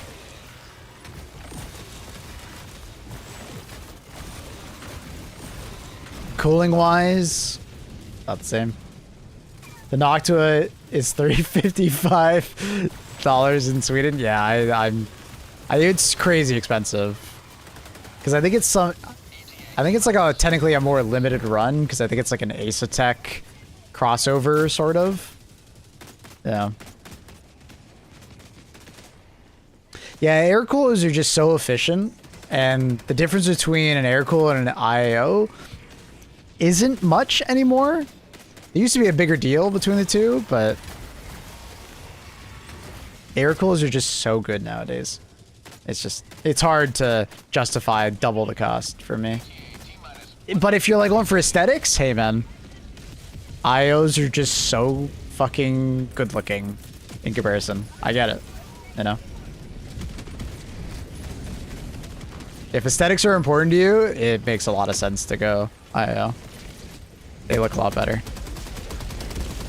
I've never actually liked the look of an air cooler, you know?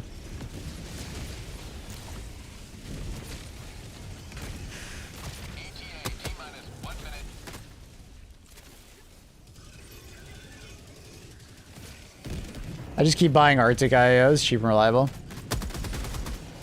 Yeah, I mean, I've had an okay time with my Arctic. I like it, but I don't love it.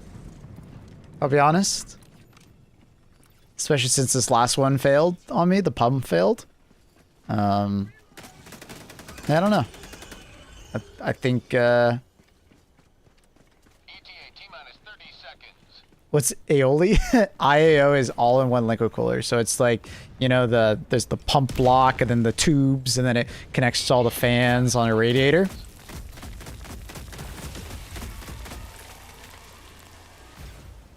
That's what we're talking about.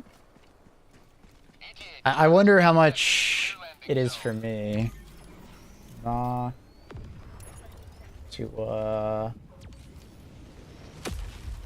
IO. Okay, so it's actually not as bad as I thought. If I get the 360, it's 345 Canadian, which I'm actually kind of surprised about. I thought it'd be more expensive. I thought it was going to be like $400 plus. But yeah, like that's a complete overkill on that. But apparently it's actually a step above normal, you know, IOs, which is pretty cool. AIOs. Submerge your PC in a double middle oil? Yeah. Air can be louder though. It depends on how big the air cooler is. And it depends on the fans of both the IO and the air cooler. There's a lot that goes into that, because IOs can definitely be louder than air coolers. But if you get like a massive Noctua air cooler, it'll actually genuinely be quieter than the IO doing the same task. Just because of pure surface area.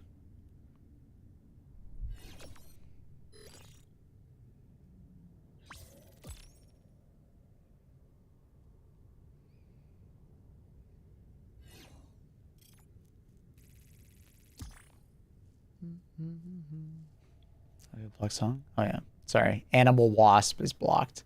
It is age restricted and can only be played on YouTube for some reason. Don't know.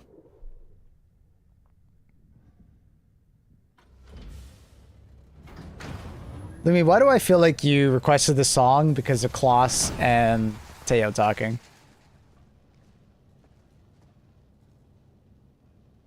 Did you do this on purpose, Lumi? Fire incidents. Well done. Lumi? This is Lumi, Klaus.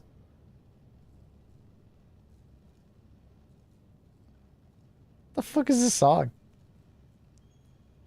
It's a good song, Smile. I mean, it's kind of on brand with what Teo was talking about. Is it actually a Canadian band? That's funny. I mean, it sounds pretty good. I just think the lyrics are hilarious. Innocents perish with every wasted second. We must act. Good morning, Morley. How are you?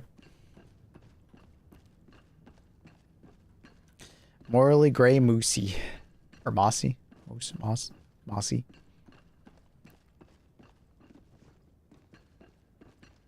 Germany is literally the surface of the sun right now. That's crazy.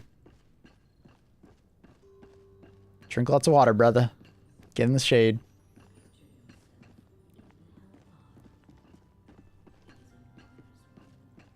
But anyways, yeah, I'm gonna go back to, I've been using water cooler IOs for about 15 years now on my game PC. My stream PC, I have an NHD 15 Noctua. Brother, that thing is perfect. I installed it and I forgot about it. You know, every once in a while I'll go back and I'll be like, hey, how you doing? Checking the temps. It's fine. Nothing's fine. It's fine. You know? It's like, I don't know. I just don't care about, I just don't care about the look of what's in my PCs. So I'm just gonna go back. I'm gonna go back. I'll pick up whatever's the best air cool at the time in about a year or two, whenever AMD decides to put out their next generation of CPUs, and that's what I'll go with.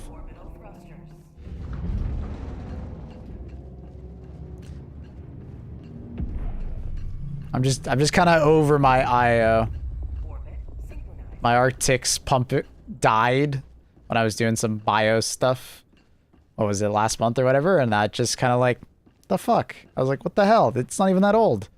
And I was like, all right, you know what? Fuck this. I'm going back there.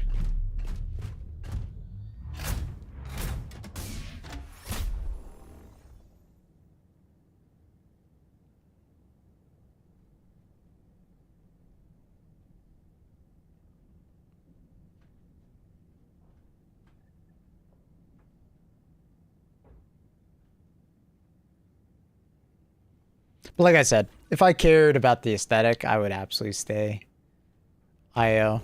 Like if I had it prominently on stream or something like that. But that is just not the case. So it's not a big deal. Actually, I'm gonna go back to, since that mission was literally so fucking short.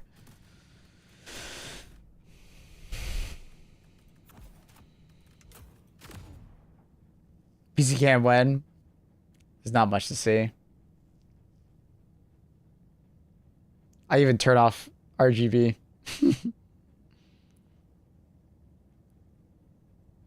I am very much function over form. Yeah.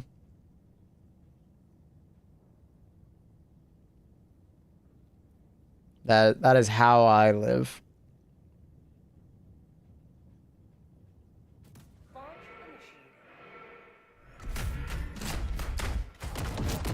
Your FOV driving improve in game any?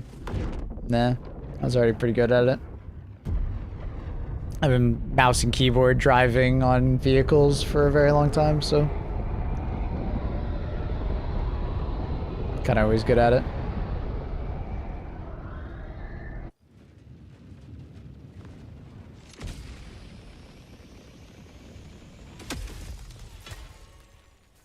You would definitely need to buy a very big air cooler, but I mean, I would probably just wait for your IO to fail.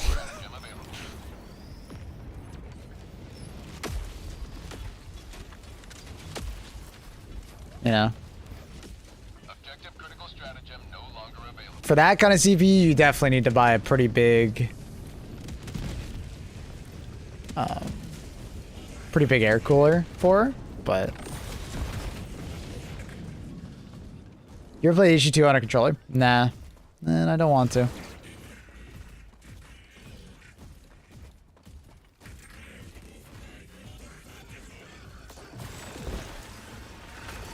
Oh. Damn.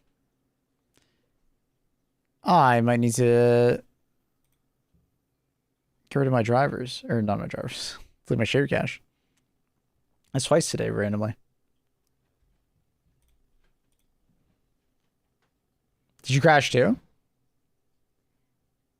Must have been the third or the fourth person joining with an FRV then. Never mind. Never mind. It was just the FRV bug.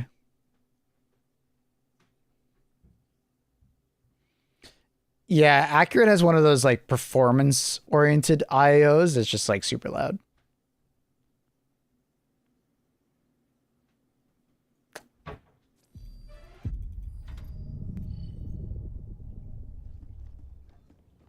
But also that CPU is a power hog, so probably just runs hot.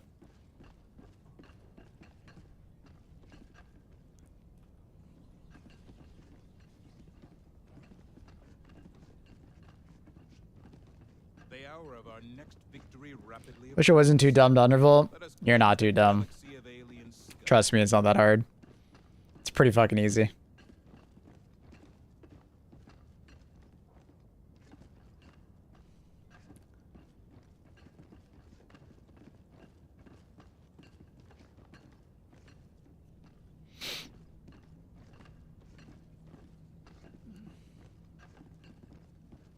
Yeah, you could... Have you ever messed around with your fan curve, Accurate? Your fan curve might just be too aggressive. Reminder, all personnel must submit Undervolting, you'd be surprised how easy it is. It is literally just go in BIOS. Hell, you don't even have to go to the BIOS. You could just use a program on your desktop to do it. Recommend the BIOS though. And you can just like undervolt from there and just stress test. If it crashes, up it a little bit. Do it again. If it doesn't crash, go with it. Allied destroyer has Now it may crash under like, you know, different types of workloads. And at that point you just bump it a little more and you're fine. Liberty's enemy. I'm scared of the coolant getting too hot. Don't worry about that.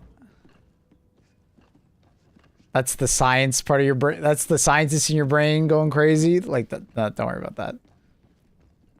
It's not gonna get too hot, unless you're fucking boiling it. But no. Yeah. The liquid does not get that hot. You can actually like monitor the liquid temperature. Some IOs have that. They have sensors for it.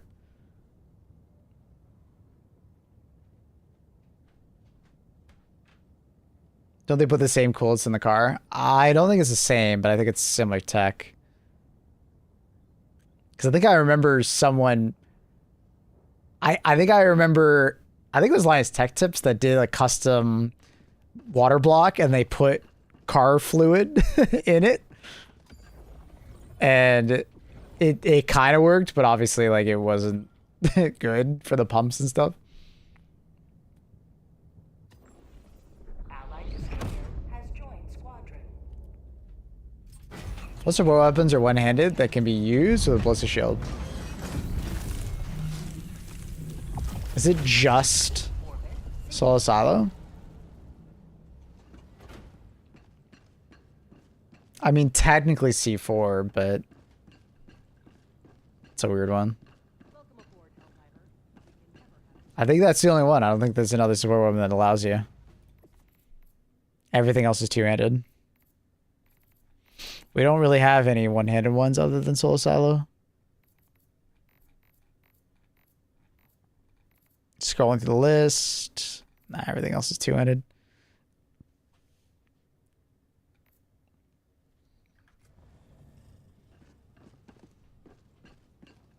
Stuff in your car is a bit thicker. Yeah, I think I remember that. Oh, Clipper.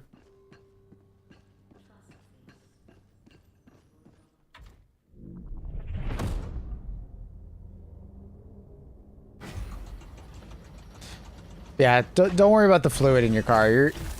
The fluid in your car is fine.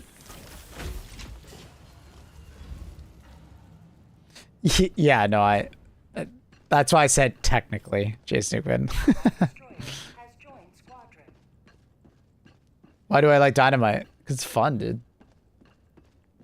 Good morning, how you doing today? I'm doing good. The galactic war waits for no one. Are you ready, Helldiver? For staff and flipping off Russell. The great rivalry. Can I DM you a video later, Maple, and tell me if the guy is spouting nonsense or to follow what he did?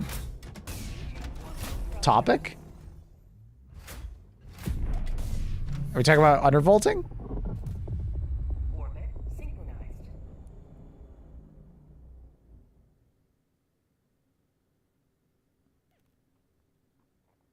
There's a lot of tutorials on undervolting.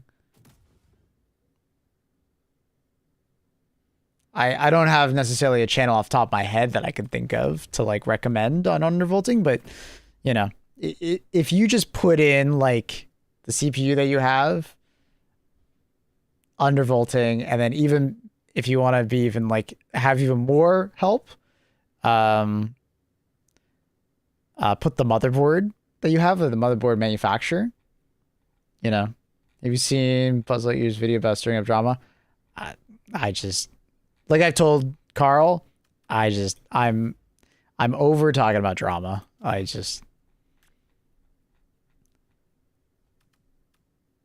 feel like it's just not good for my mental.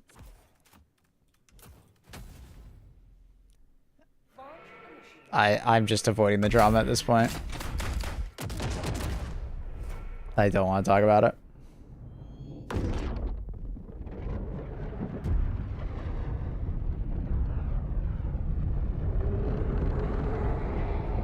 I'm disappointed in the HTQ2 community, and it is what it is. Like, it's just drama farming. I'm not interested.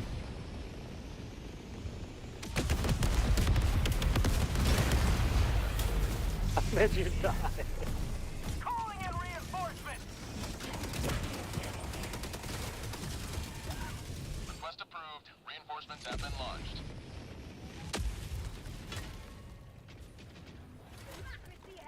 But like, I could just go on Google. Let me go on YouTube right now. I bet I can find. What kind of motherboard do you have? Requesting equipment. Reinforcing. What brand? What brand of motherboard do you have? Let's find a video for you. Request approved. Reinforcements on the way. Calling down a support weapon. I don't need like the exact motherboard, just like brand and generation, basically. Warning, you are leaving the mission area.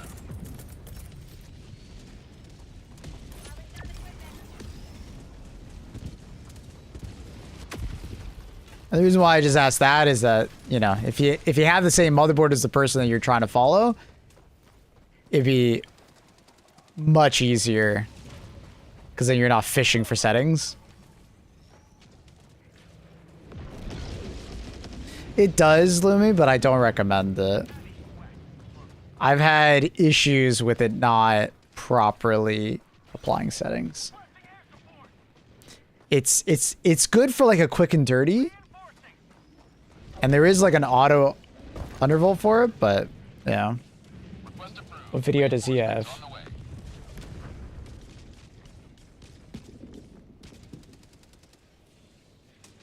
Well, guys, here we are today, undervolting this Ryzen 9 1500X. Little scuffed video. I'm actually at my friend's Galaxy setup place, and he lent me his PC to do the undervolting. So This will be easy. He has an Asus motherboard, so this will be easier. If, oh, you have an Asus too. I would follow the video then. Like I said, it's not rocket science. So even this guy recording the video like that, it'll be fine. I don't even have to necessarily watch it. Just understand that your mileage may vary when it comes to like how well your CPU undervolts, right? Objective critical strategy available.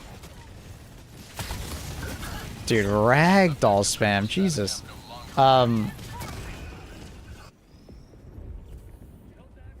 So, two CPUs have very different voltage controllers, and they're silicon quality. So one will be more stable at lower voltage than another. So you could probably just follow that guy's video, and all the settings should be in the same spot as yours.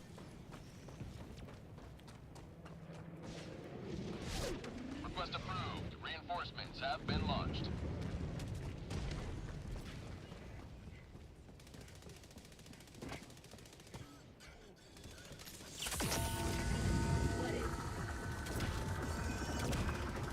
Nah, accurate. It really isn't. You can follow some guy in his fucking wife beater, like holding his camera, dude. I'm not joking. It's not that bad. Like, it's literally just follow the settings that he recommends to start off with, and then stress test your PC. If it's stable, fuck yeah. If it's not, you literally just go to a more conservative value. That is literally just what it is. If it crashes, be more conservative with the values. If it doesn't, keep the values. That's literally it.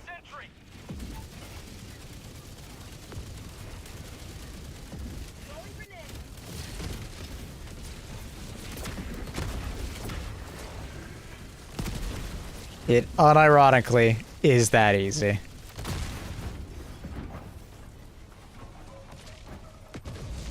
Enemy tactical asset within range. It seems a lot scarier than it is. Yeah, and basically just put a core overclock for the entire thing. You don't have to do specific cores. It's just not necessary. You can. You can, but it's just a lot more tedious. I just do an all core undervolt and go with it. Jesus Christ. Sending in an eagle.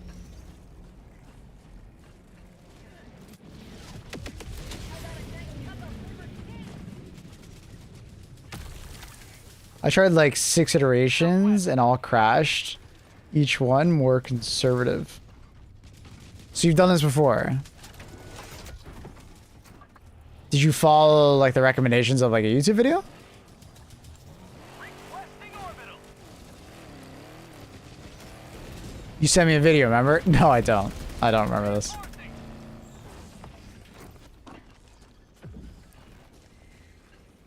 Request approved. Deploying reinforcements.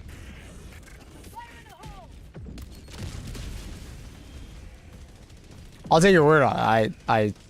I'm sure I did. It sounds like something I would tell you. Calling down equipment. Attack inbound.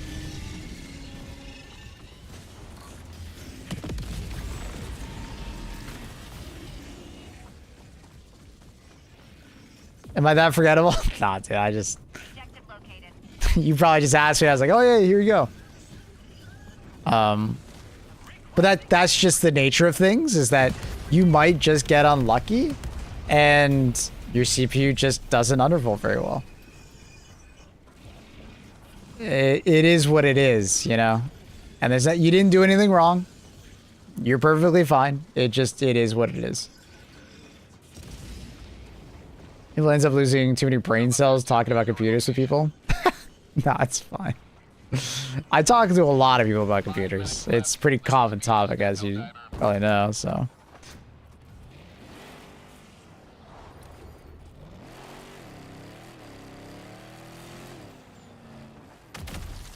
So.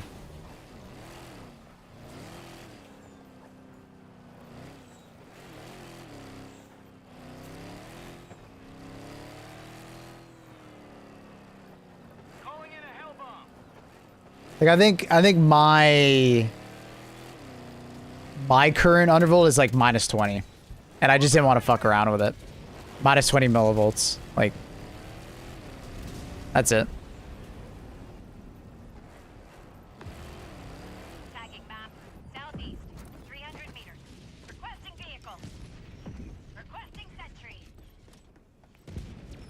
I just set it 20 and I just said, oh, fuck it. Hell yeah. This is actually a blitz mission, so we gotta get this objective done.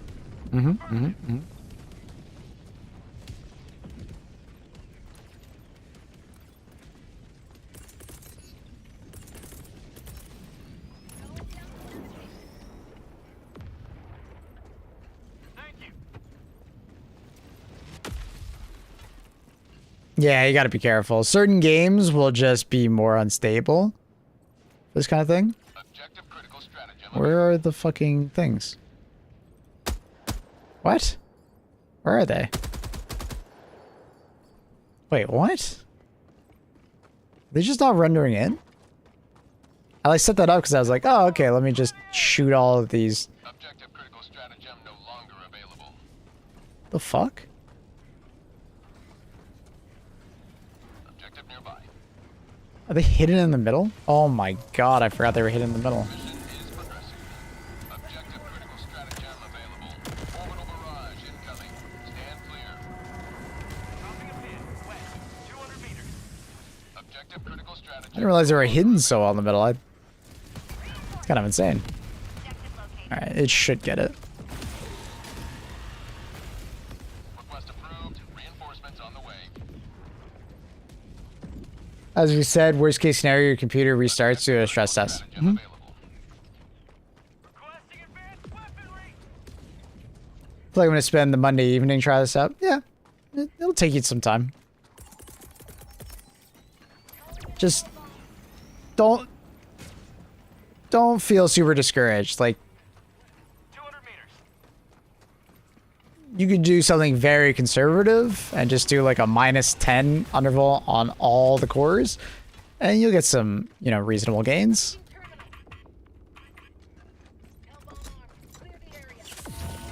I tried undervolting my 5090 and failed at that.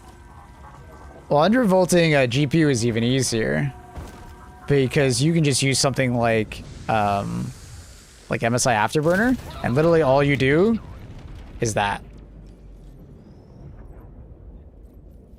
And it will automatically adjust everything for you. You're just power limiting it. That's essentially an undervolt, right?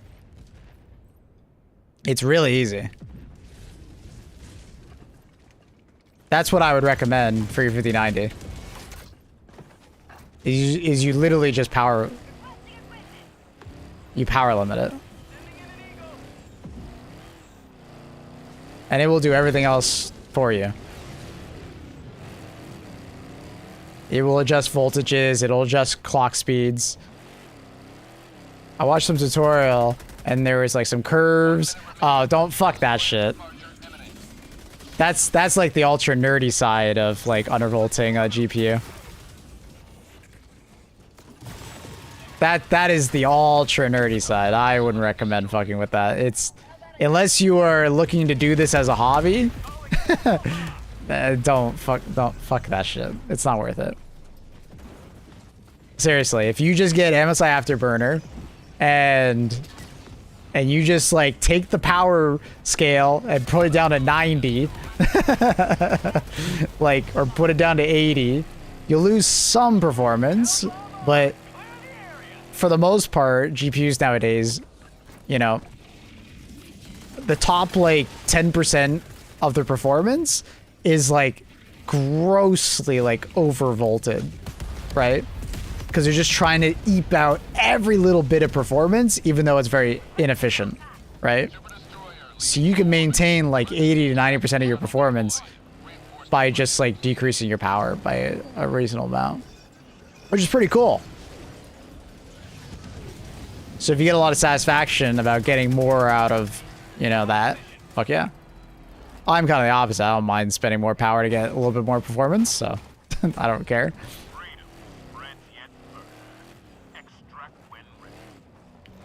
Drawing 700k kilovolt. Oh, okay. Kilowatt. Volt. Watt. I know you put watt. Jesus Christ. Okay.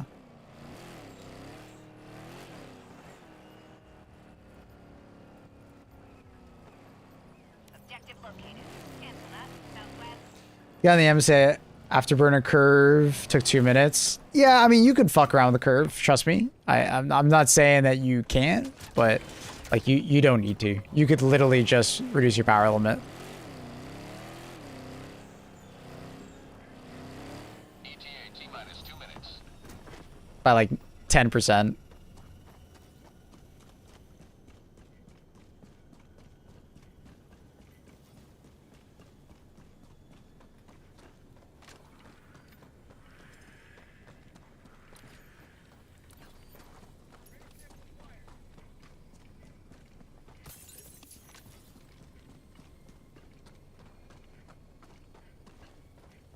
But anyways, look at, you know, ETA T-minus 1 minute 30 doing the voltage curve can be very beneficial though. But it will definitely take you some more iterations to get it right. But also remember, temperature of a graphics card or CPU can affect how stable it runs. The fuck was that? I have no idea. I don't know what someone did. ETA T-minus 1 minute. So you guys trying to do this while it's crazy hot outside may also affect your results. Just heads up.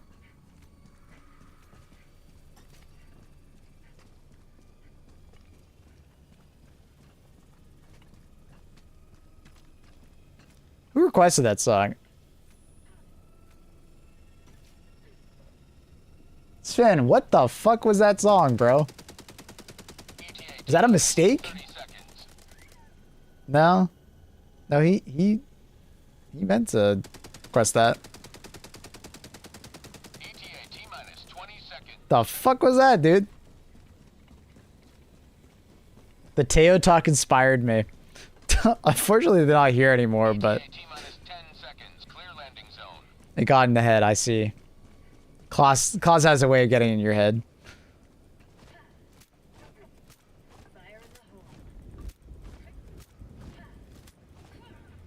Pelican 1 arriving at coordinates.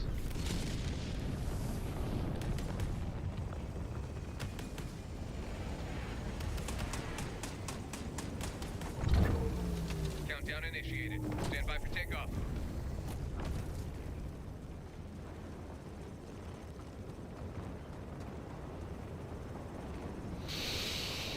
Am I banned from gambling because of Annalie? I don't think so.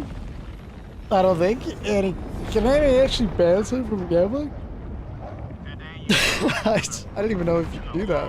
Climb to liberty. Went to a party a few weeks ago and they played the weirdest techno song I'd ever heard.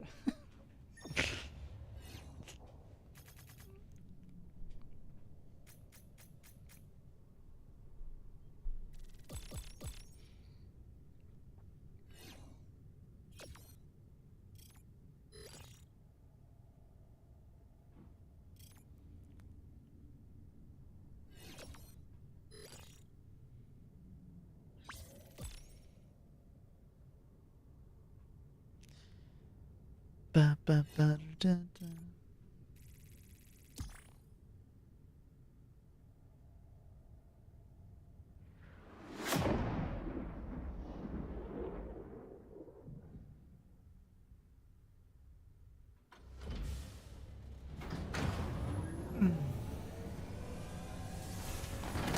But I want to take your headphones off. Why are you requesting it then? He's clever for the lurk. How you get it done. What the fuck?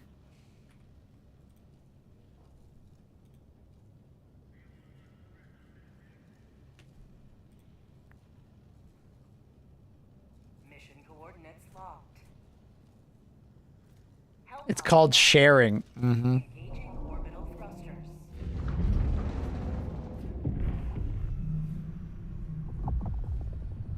Orbit synchronized. He does have the D2 helmet. I know exactly which one you're talking about. But it's from the Warbond that is like very much inspired by Dune.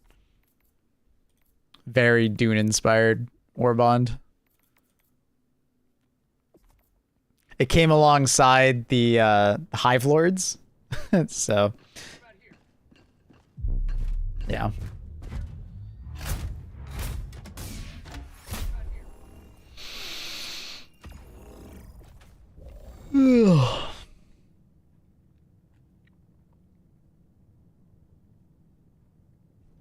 Let me turn this up. Let's hear it.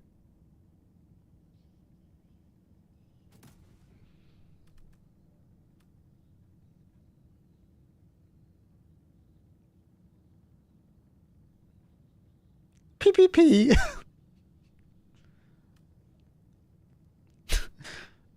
She sure does love her pee.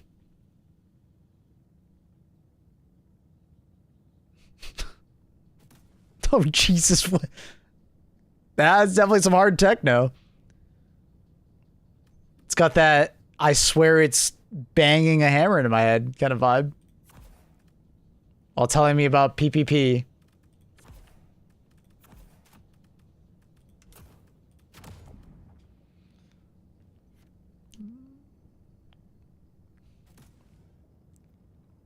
I mean, honestly, it doesn't sound that bad. It's pretty weird, but... Okay, what the fuck?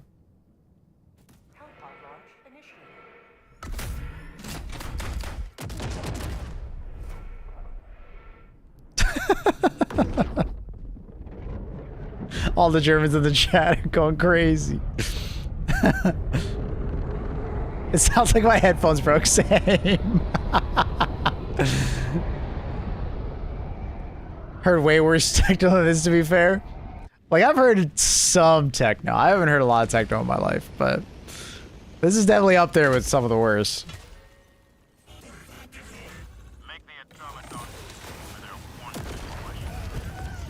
Ow.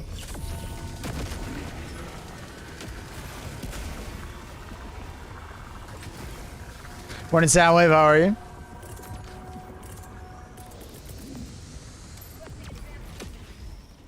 Sorry about that. Nope. Nope. What the fuck is with the ear rape at the end, man? Like, what? It was just getting good. Shut up, Dale. Shut the fuck up. I don't understand that last part, bro. That made no fucking sense to me. That was just dumb as hell.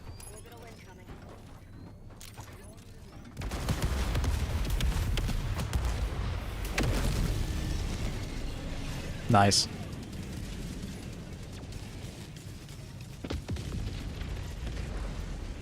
I almost died at the party? Yeah, dude, I would imagine it was fucking loud as hell at that party too, right? Like, that is the kind of music that, like, you know, people tell you about where you need to wear headphones for, or like earplugs for, you know? Like, that is an easy way to lose your hearing as a kid, you know? You're too stupid to realize that you can hurt your hearing permanently, and you listen to this dumbass shit like that.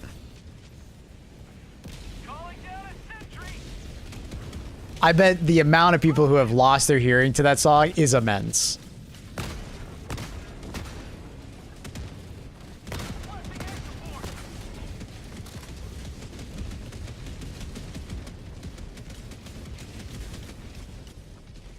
You're too sober to enjoy.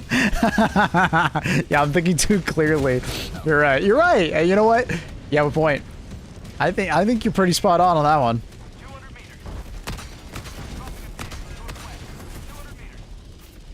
I think my brain activity is too high right now. I think it's actually gonna hurt my brain. You're right. I think I need to have like negative brain activity to think that song was good.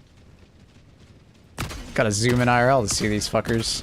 What is with this bot drop? Is it like never ending? I swear it hasn't stopped. I just walked away.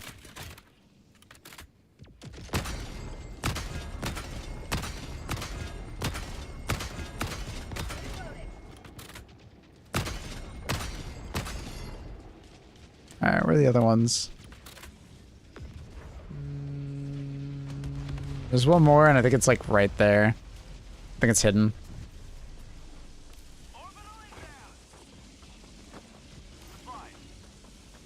Like, that song wasn't that bad, and then the end, bro. What the fuck was that end? Jesus. As soon as I heard it, I was like, okay, insta skip.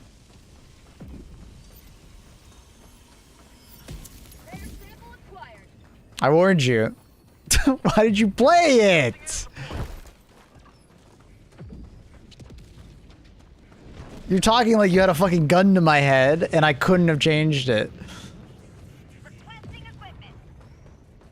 I warned you if you walked closer, I'd shoot you. Like, what the fuck?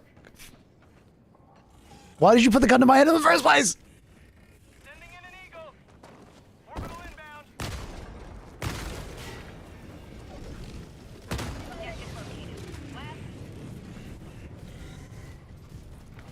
Objective critical stratagem available.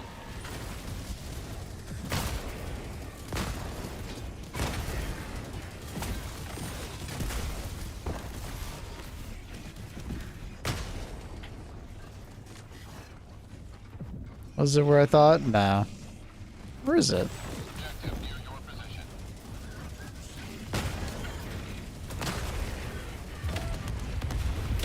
Oh, that solo tile literally almost killed me. Holy fuck.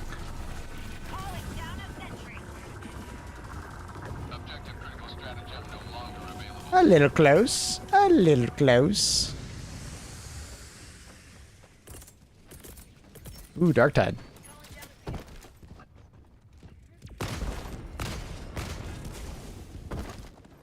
Objective located. West. I was gonna bear. Good. They're good.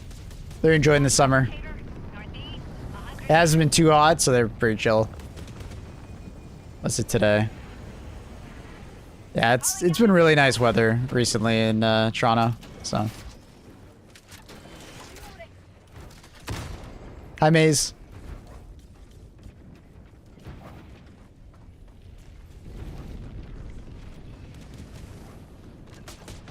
Calling in a hell bomb.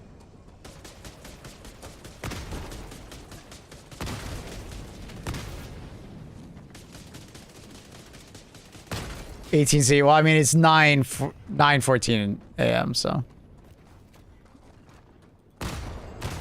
Automaton facility destroyed.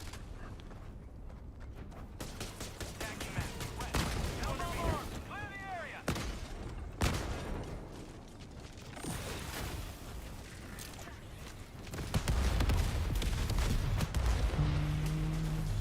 Oh, almost forgot about that guy.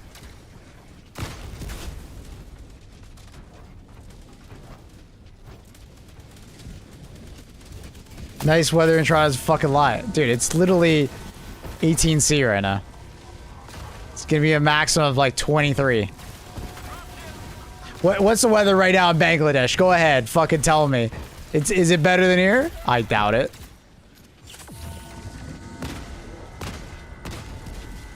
Go ahead.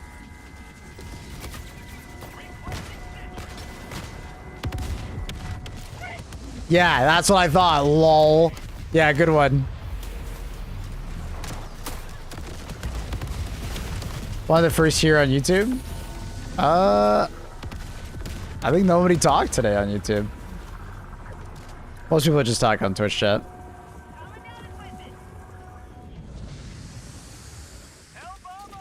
Don't talk about Bangladeshis like this. Hey, me and Walrus, we have a history, okay? He likes to talk some trash about Toronto. But then he forgets where he currently is. Supplies. I bet it's humid as fuck in Bangladesh right now. Supplies. What's the average, like, humidity percentage in Bangladesh? It's gotta be super high, right? It's gotta be like average of 70% or something like that.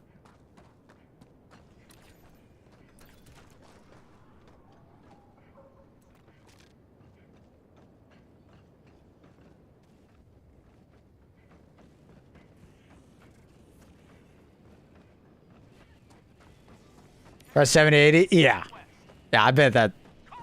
Yeah. Calling down a sentry. we definitely do not have that level of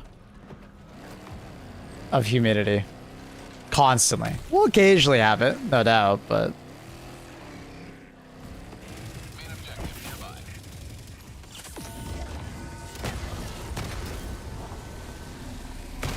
bro can drink the air.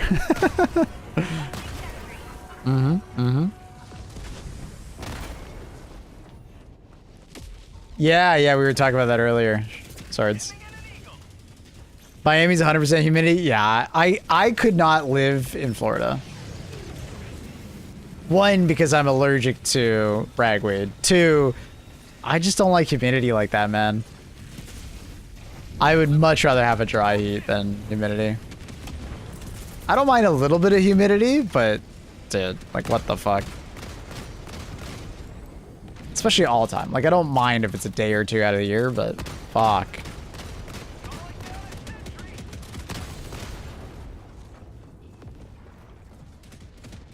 Definitely prefer a dry heat.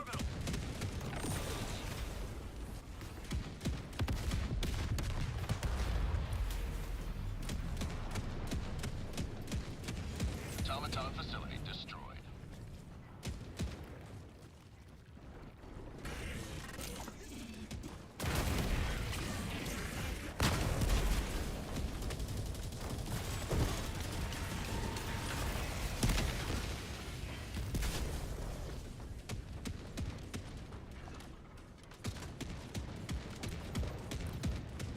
Mission at 30 minutes remaining.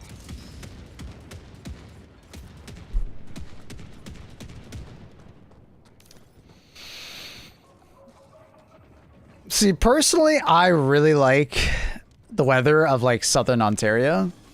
I like all the seasons of the year. I would actually not enjoy living in like California or something like that. Because I would like miss like a rainy season. I would miss the snow and stuff like that. I genuinely wouldn't enjoy it.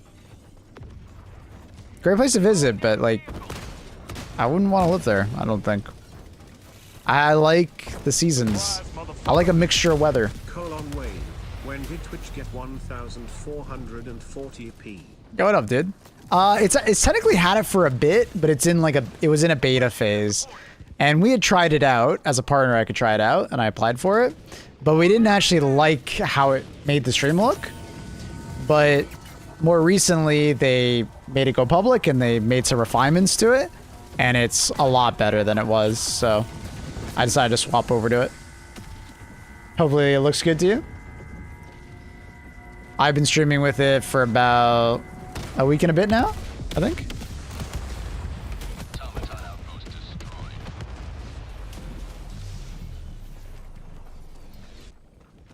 In Cali, you get a new... Yeah, we don't have forest fires really in Ontario. It's moist enough, wet enough that we don't really get it. Oh, hello there. You stalking me, bro? It's kind of creepy. Like I was in like an alley and a car was rolling up behind me.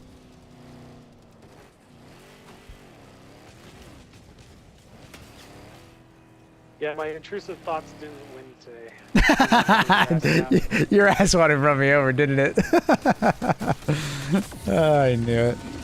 1440 is grayed out. So, depending on where you are in the world, you might not have access to 1440p. It is a region specific, but also it's a technology specific. So depending on the device you're on, you might not have access to it.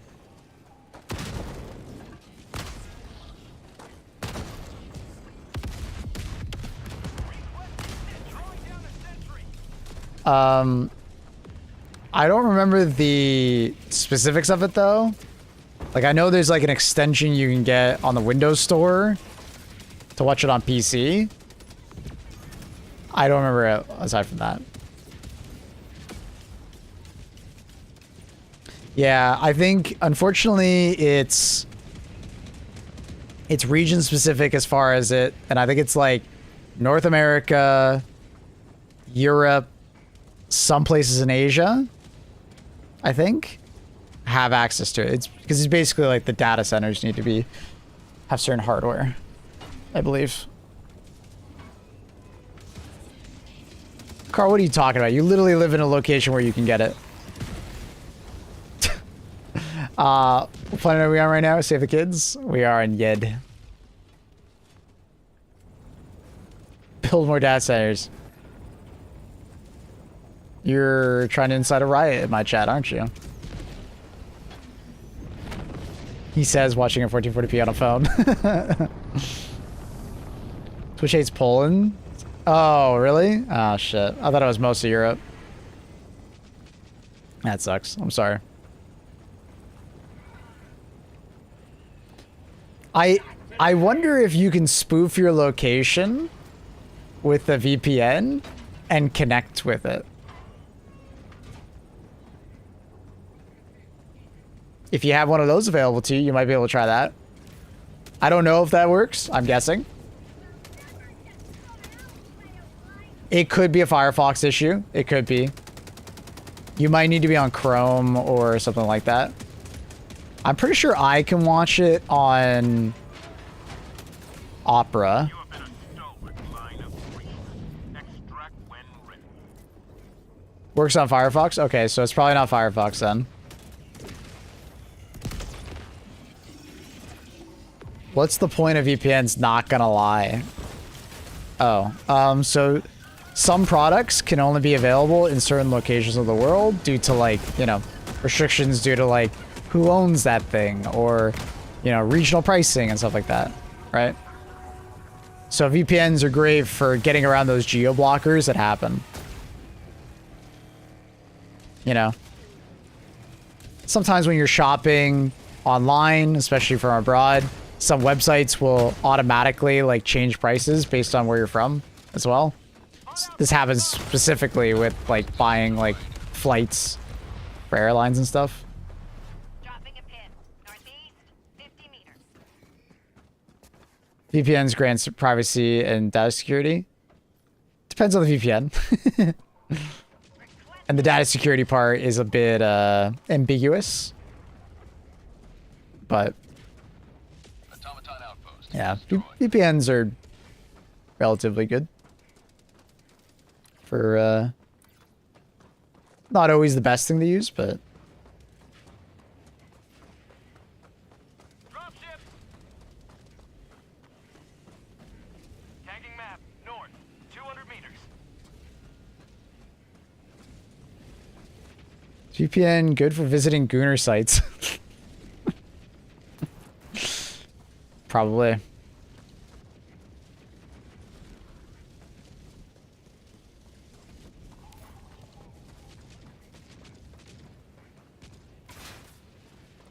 They will keep your data safe except if someone asks for it.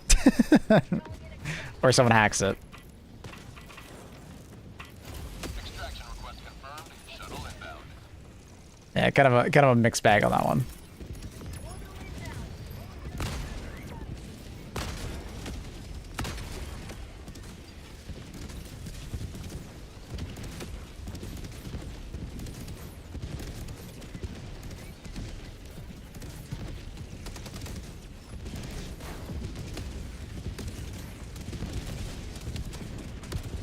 ETA T-minus 2 minutes 30 seconds.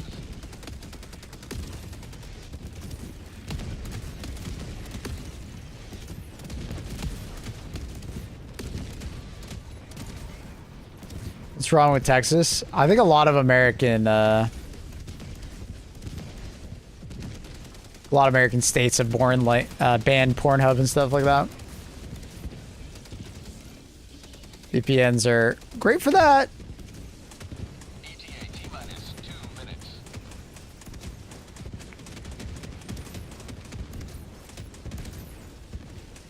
Biggest loss of our generation. Shut up, Dale.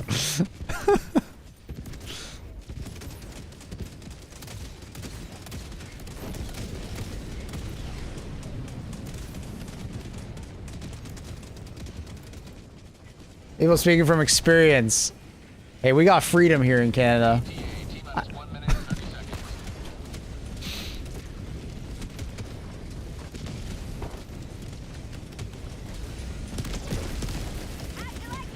Anyways. Yeah, VPN's pretty good. Would recommend. Just some are better than others, you know. Do your research.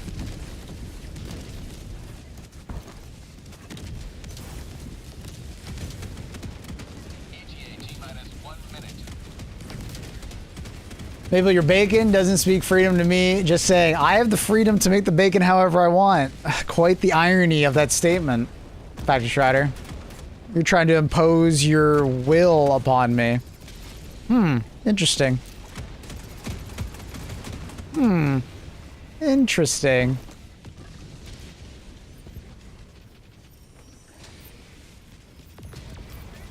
ETA T-minus 30 seconds.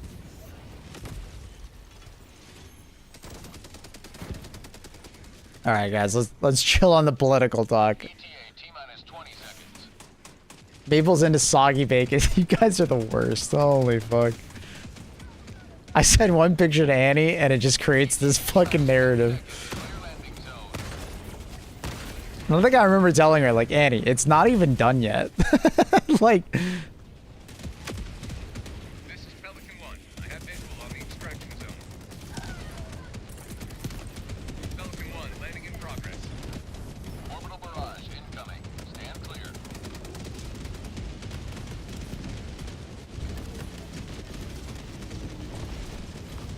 soggy picks is crazy.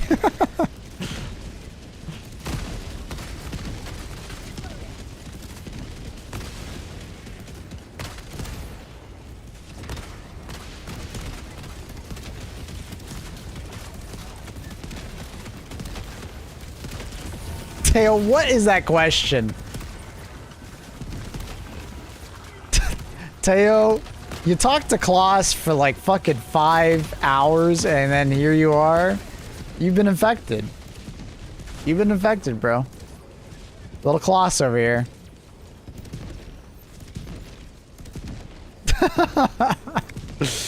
Yeah, you missed it, Soundwave. Klaus, a friend of mine, Klaus, he's, let's just say he's been experimenting, you know, later in life, with the opposite sex, or same sex.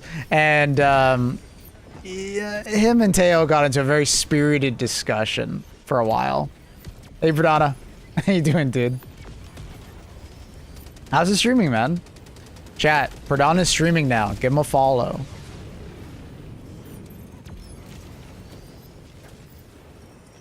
He's a homie. He's the homie.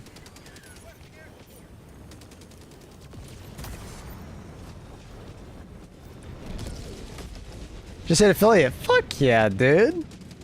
Congratulations. That's big. Hope you're having fun. It's going really well. That's awesome. Yeah, you hit it really fast. Most people don't hit it that fast. Oh! Okay, Eagle 1 just fucking hated me, apparently. Probably a bad bounce. Already following Pradana? Fuck yeah. Chad.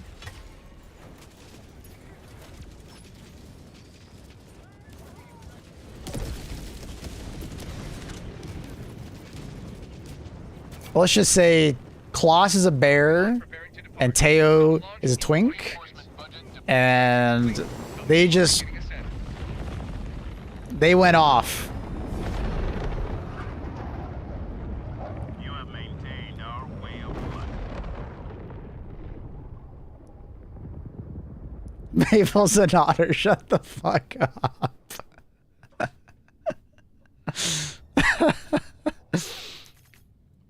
Hit on my 4th stream. Yeah, that's hella fast, dude. That was great. But you're good dudes, so that makes sense.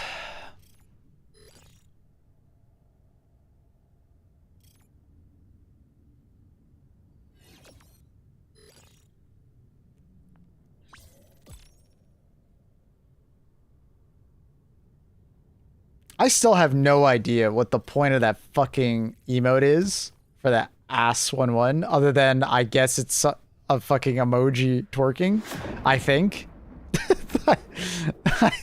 I still don't really get that fucking emote. You guys fucking love it, but I still don't get it. It's just funny. It is what it is. It's just a chat thing, you know? You guys have your own thing. Hey, it makes me giggle, so, I mean, it's doing its job, right? I just don't understand why I'm giggling. I don't know. Hellpods primed. Engaging orbital thrusters.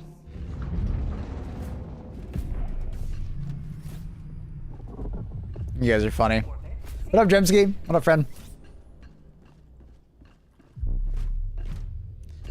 Thanks for the hint yesterday about my alerts not working. Fuck yeah, did it work?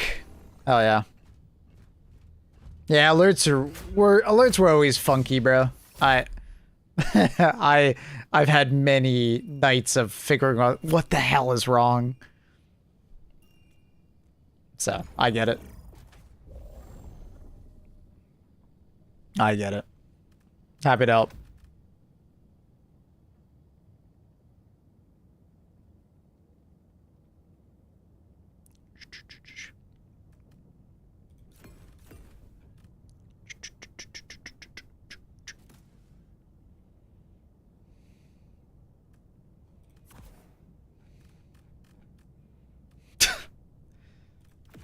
You guys are so not PG-13. Like, what the hell am I reading?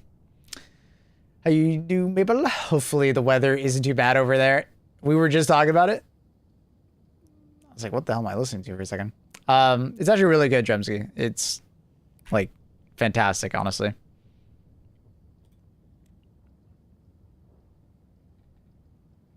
Before you guys freak out, no, this is not my actual location. It's just where my computer thinks I am. It's actually really nice. It's gonna get really hot though. Ooh, we're getting some German weather. It's coming across the pond, boys.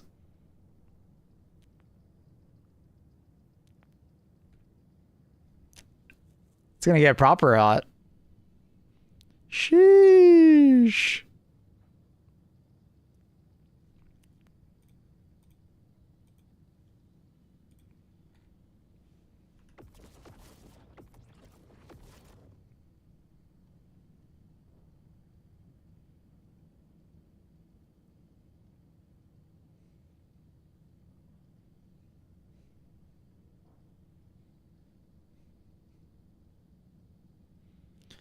What are these weirdo non-American numbers? You know, just the stuff that people use around the world. You know, the world numbers. Oh my god, I'm gonna visit Maple, Wonka. I don't think I've ever actually been to Ajax. I don't even know what it's like.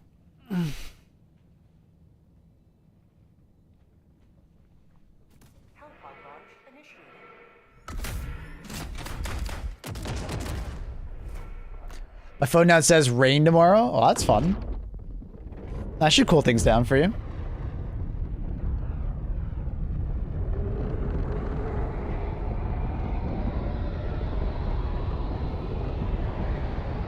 Yeah, I guess it's technically winter time for you, Teo, isn't it? You guys being upside down and all. I have no idea why that's killing me. I assume Ajax is very clean. I'll be honest, I couldn't tell you. Reinforcements have been launched.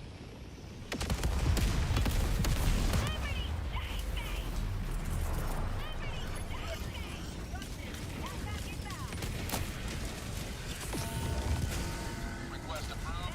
Deploying reinforcements.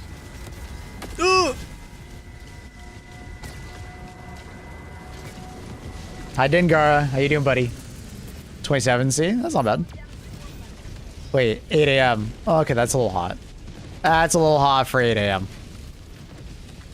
That's a bit... The air is a bit spicy. Firing orbital barrage. Clear the area. Rain tomorrow. Carl's so happy, dude.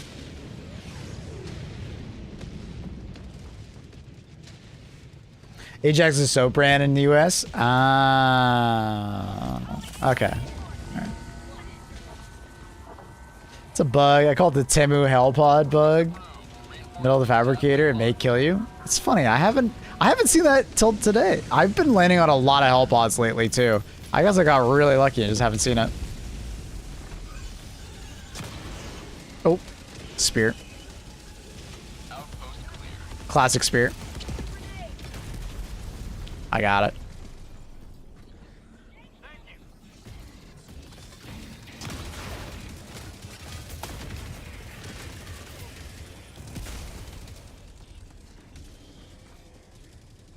Song choice.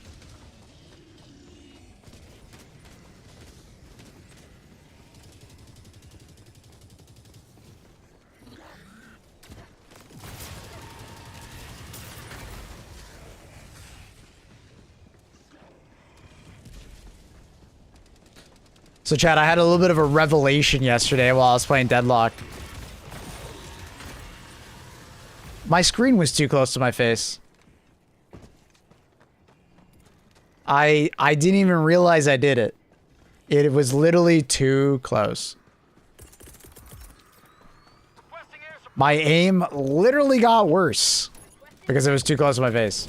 Because I was like, dude, why is my aim so bad lately? Like, what happened? And I just realized that my screen was like, you know, a solid like couple, like maybe like 10 centimeters too close than it normally was. I was like, wait, when did I do this? I don't remember doing this. So, immediately after changing that, the next game, all of a sudden my aim, significantly better. I was definitely face-palming. I was like, I don't even remember doing this. Like, I have a pretty close, you know, monitor to my face. I do like it fairly close, but it was really close. I didn't realize or pay attention to it. So, yeah. You were playing Deadlock? How was it? I like Deadlock. I like Deadlock a lot. It's frustrating at times. It's a little buggy because it's still early access, kind of in beta stage. But you know, I do like Deadlock a lot.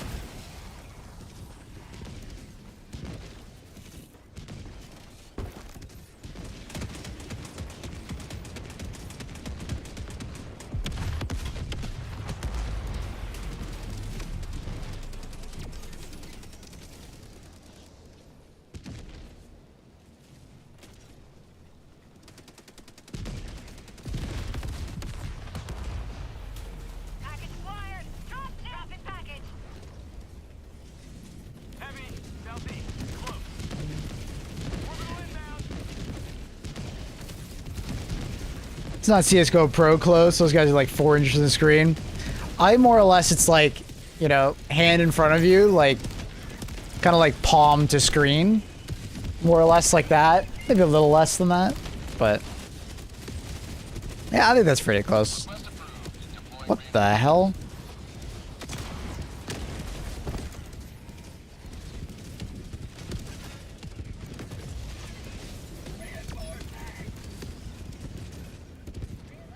I'd say about what, arm's length, palm.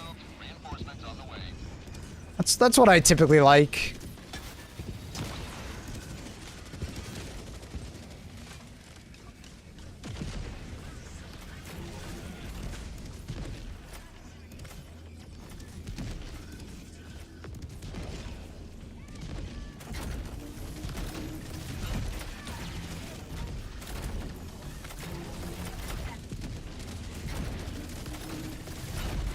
I've been practicing my throwing skills, Carl.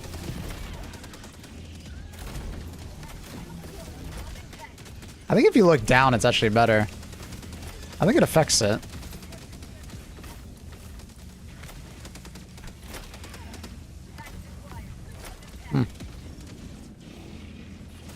Good boy. Hey, I'm gonna ban you for fucking saying that. Shut the fuck up. Too far, Carl. Yeah, look down. Oh, you... See, you weren't even here for the fucking Kloss. Oh, shit. Oh, I was gonna say, are you gonna blow up? Jesus Christ, it was so delayed. Kloss left a mark. I'll have to tell him. I'll have to tell him that you guys have been affected by him.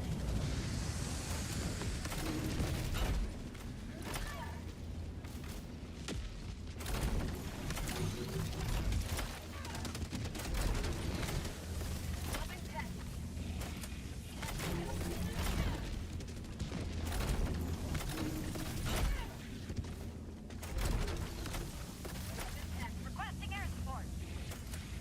Surely we have enough, bro.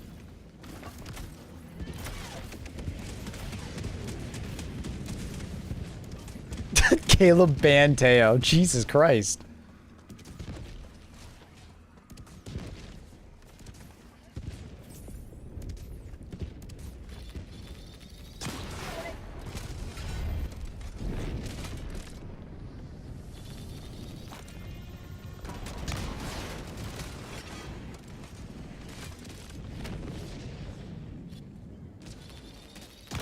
I don't even know what's over there.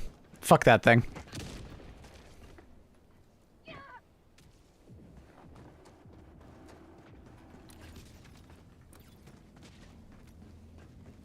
Is there any more supplies? No. Requesting orbital. Oh, my knees. Calling in reinforcements. Request approved. Reinforcements on the way.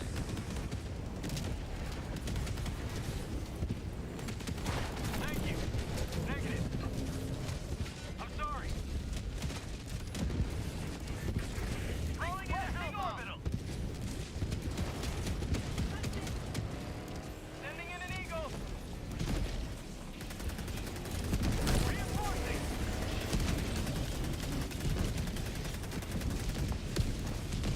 Request approved. Reinforcements have been launched. Calling down a sentry.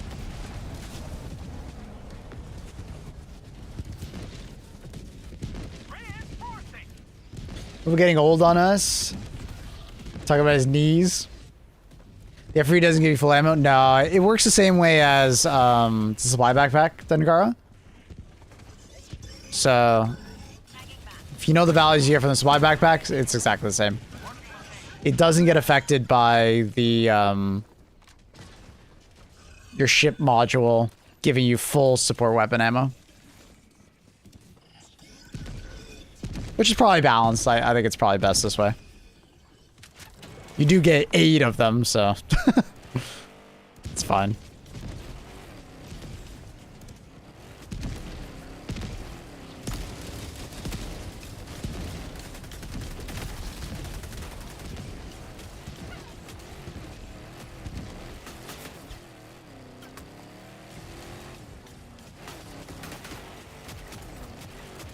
Tagging map. East. 100 meters.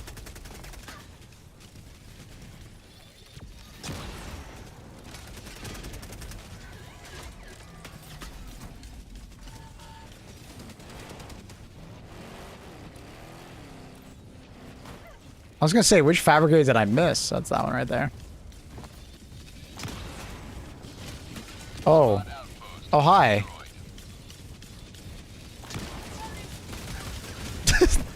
We're about to go fucking flying.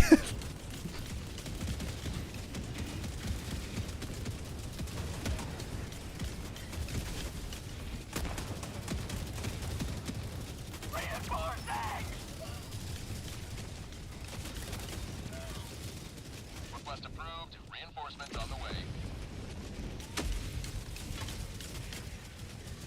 Point me to the enemy. Calling down a suppressor.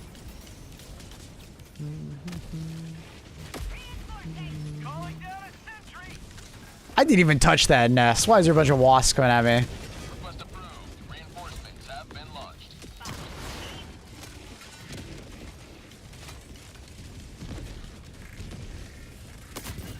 Calling in a hellride. Damn. That heavy devastator went crazy with the accuracy.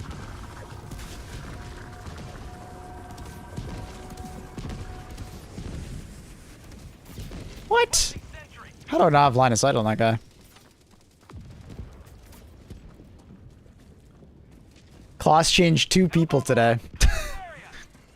You guys gotta stop fucking eco boosting him, dude. If he finds out that you guys did that, like, Objective critical stratagem available. he's gonna get such a fucking eco, bro. He's gonna say something about, oh, I'm life-changing, or some shit. Spot fabricator, north, 100 meters. Objective critical stratagem no longer available. Objective critical stratagem available.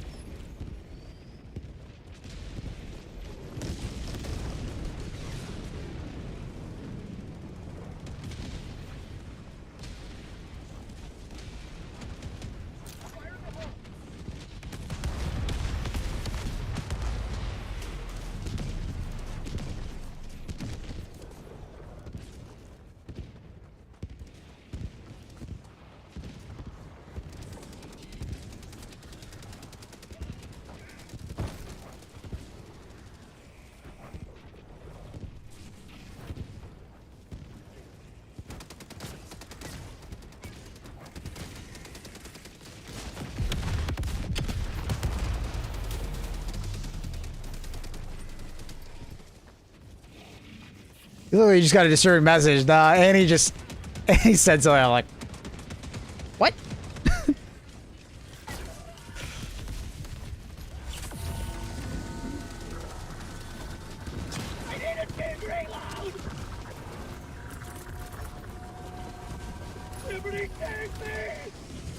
And he just surprising me with their message.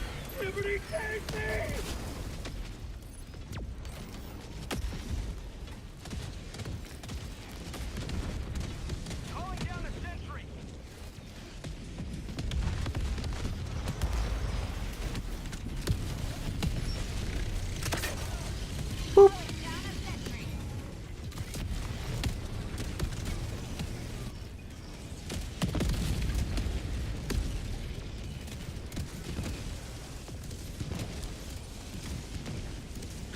Sorry I've been so active. Dude, you're fun. You have a good one, dude. Nice having you.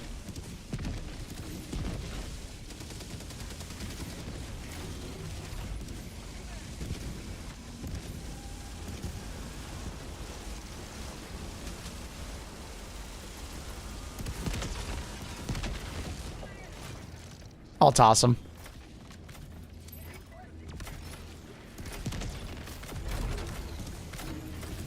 Dude, what is happening with that guy?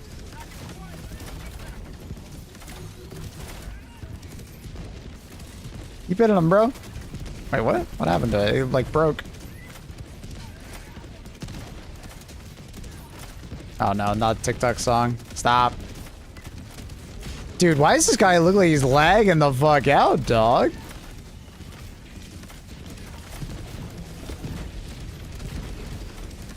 Bum bum. Bum bum.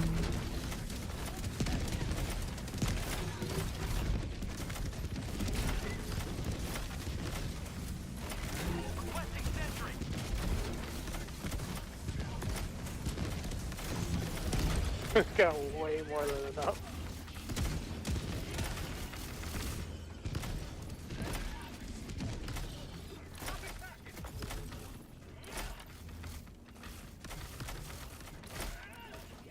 Perfect.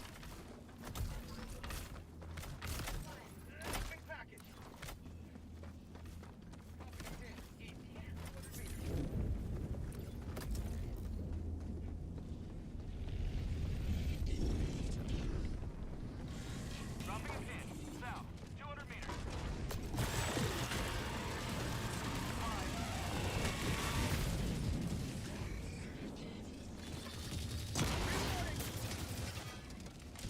Outpost destroyed. Hey! I'm shooting at me. 300 meters.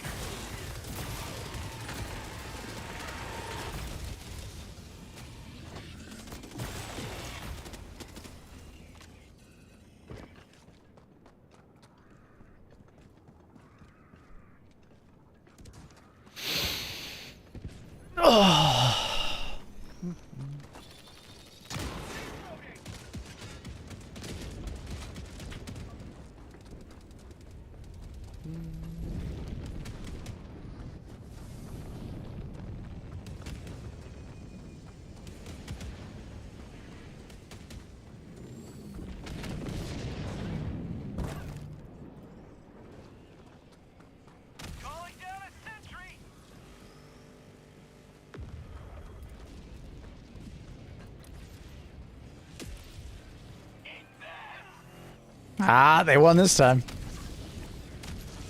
I heard the car coming. I was like, yep, I'm getting run over.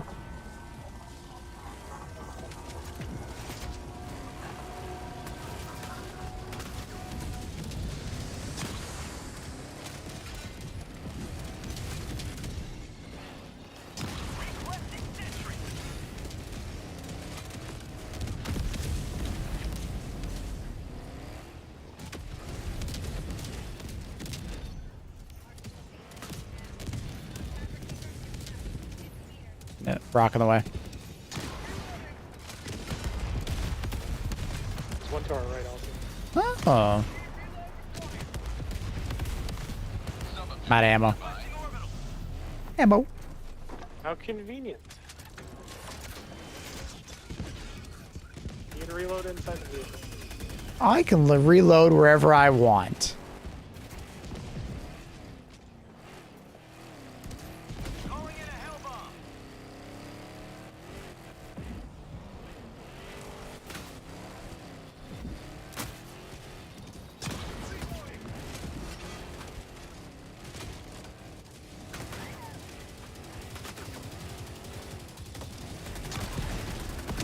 Oh my god, I just did a U-turn on that.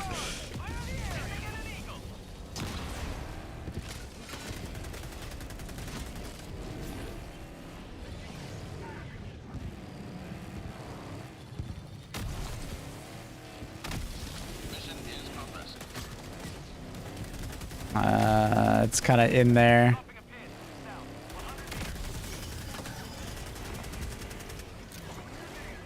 Kobe. I didn't get it. Think I got it? Objective critical stratagem available. Objective critical stratagem no longer available.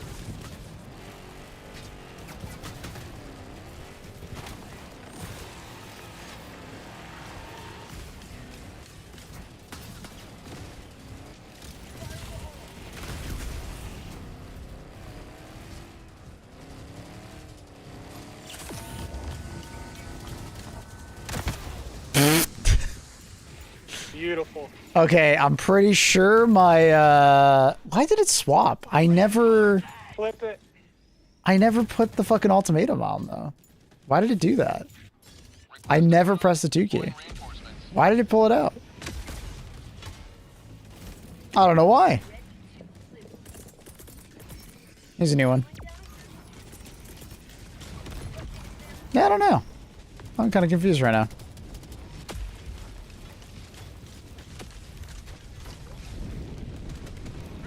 Like, I guess I pressed, like... I pressed the 5 key, right, to pull out my grenade. I wonder if it, like, automatically swapped over to my secondary afterwards.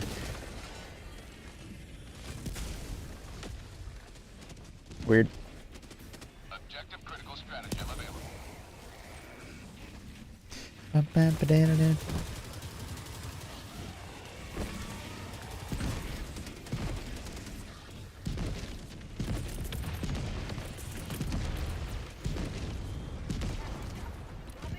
critical stratagem no longer available.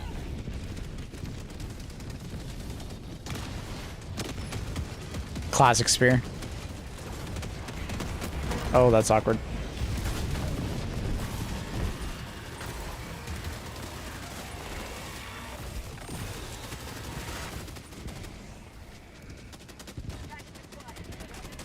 Switches ultimatum all the time. It's weird.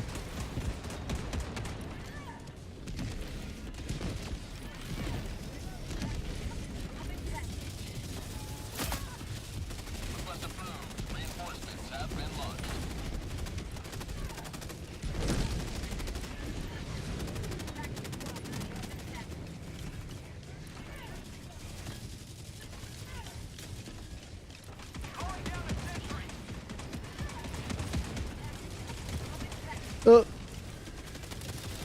Hey! Not nice.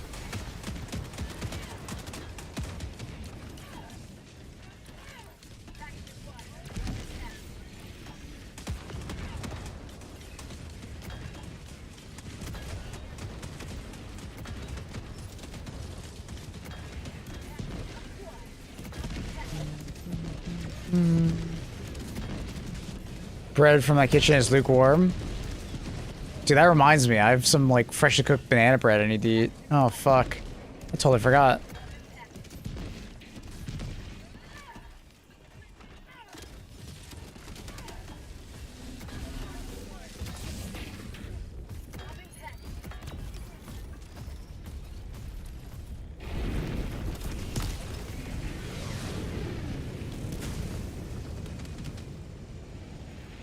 Switch when you threw the grenade in the car. Yeah.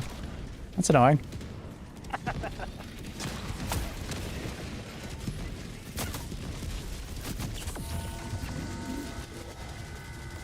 What up, Midnight?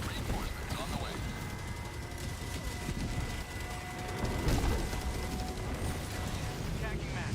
Southwest. 200 meters.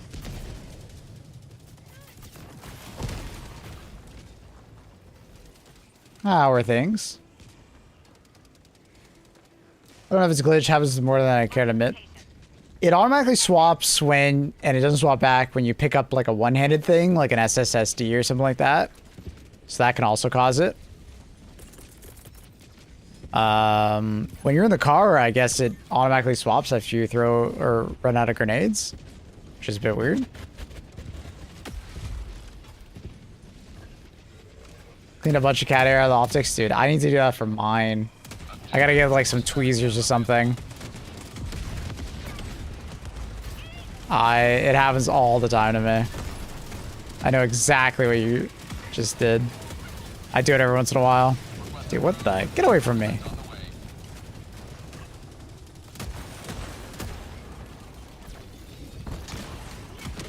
Classic spirit.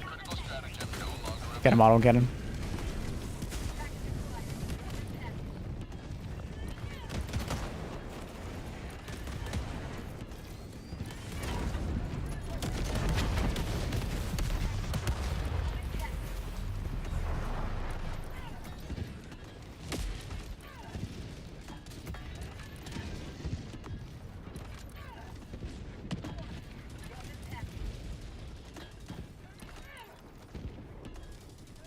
Oops.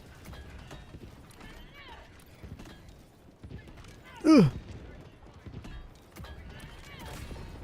Liberty emerges victorious yet again. Extract when ready.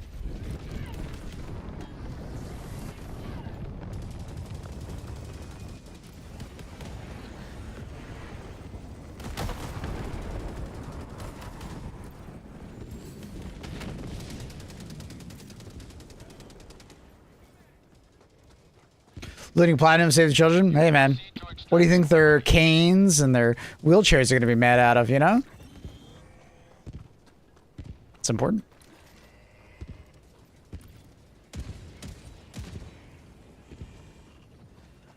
Mm-hmm.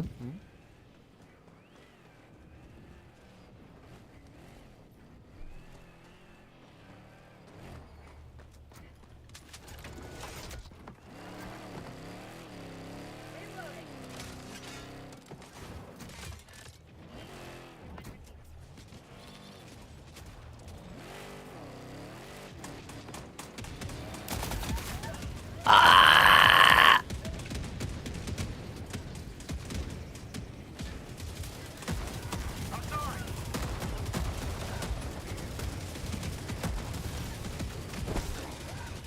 Bye, Cosmos.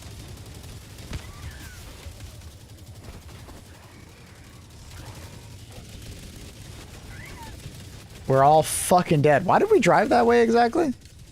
Is there a fabricator? Oh, there is a fabricator. Da, da, da, da, da, da, da. Automaton outpost destroyed.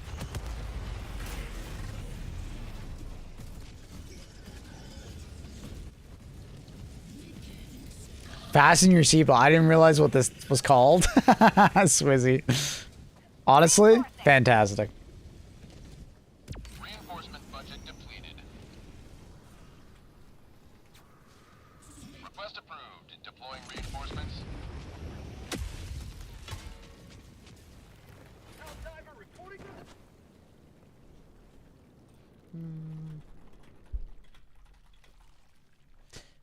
I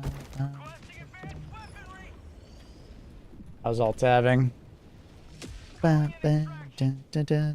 Just saw the weather for Thursday. It's going to be 105 degrees and humidity. Extraction request Woo. confirmed. Shuttle inbound. Means it's going to be 110. Ooh. Good luck, brother. Stay hydrated. Stay in the shade. That's crazy.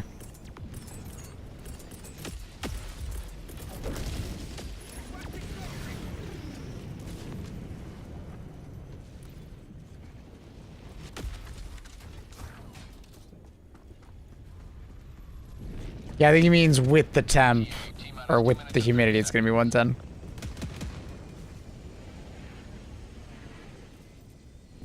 I love the little, my head's in the way, but the direction of flight. That's adorable. Bam, bam, bam, bam, bam, bam, bam, bam, bam, bam. Bam, bam, bam, bam, bam. Orbital barrage incoming. Stand clear. ETA T-minus 2 minutes.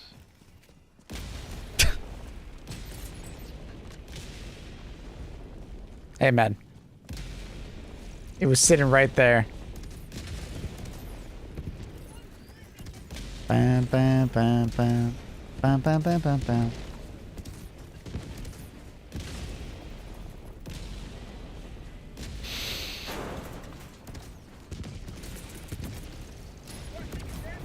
Additional reinforcement funding approved.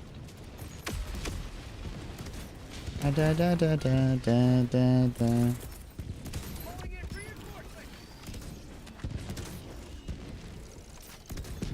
Hey, we can wait. Reinforcements have been launched. We gotta wait anyways. ETA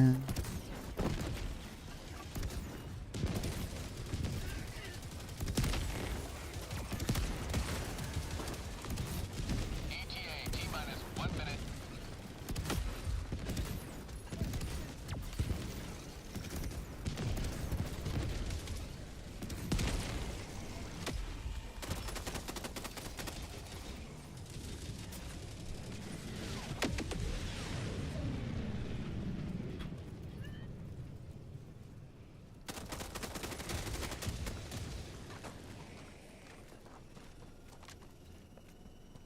ETA T-minus 30 seconds.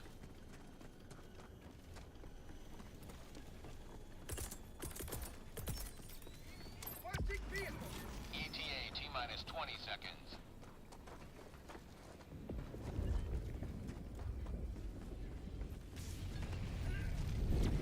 ETA T-minus 10 seconds.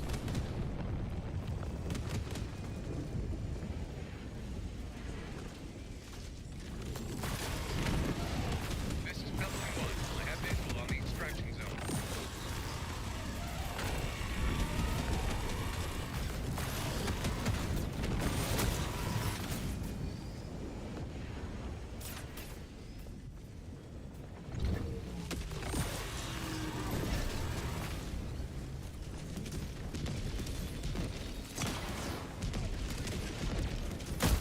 Oh! Unlucky.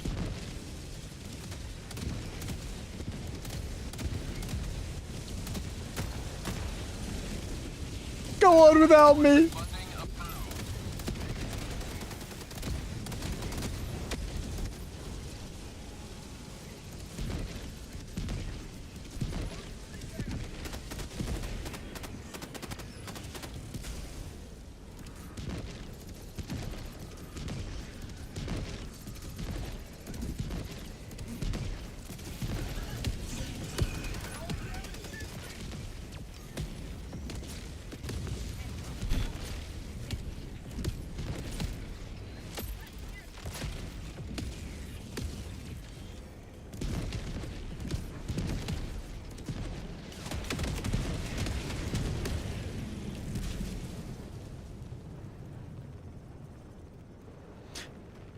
What a bop.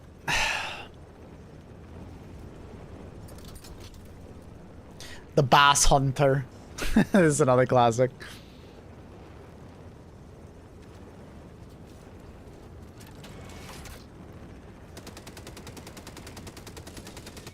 Tota.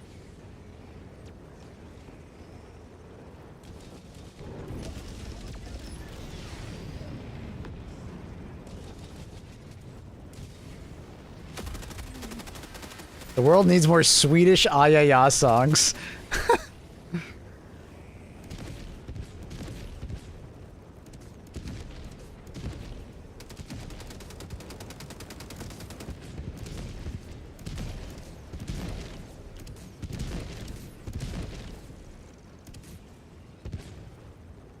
I've never been to a Dota tournament, but if this doesn't play every single fucking tournament, ridiculous.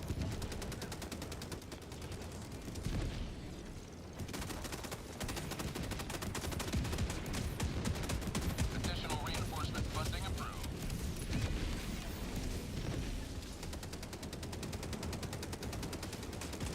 Request approved. Deploying reinforcements. Oh yeah, let's go.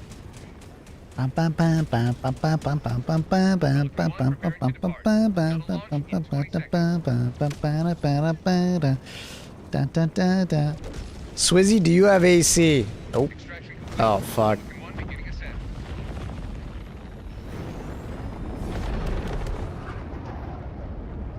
Liberty has seen you through. The only AC I have is made by Ubisoft. Ah, fucking Carl.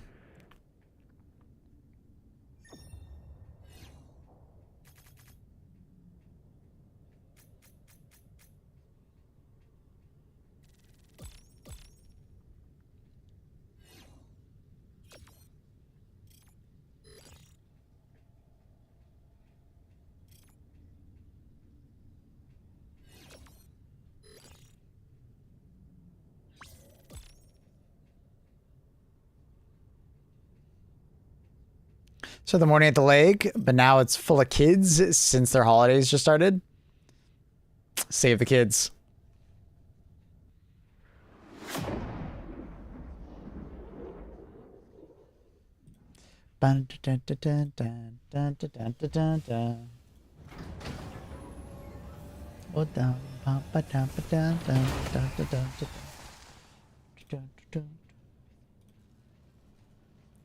Wait, what the fuck?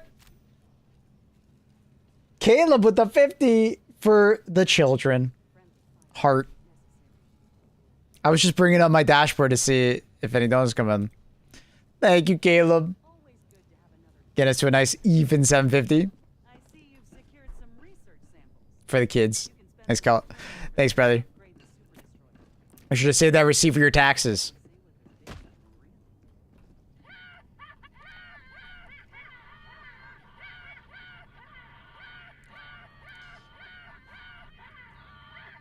GG's.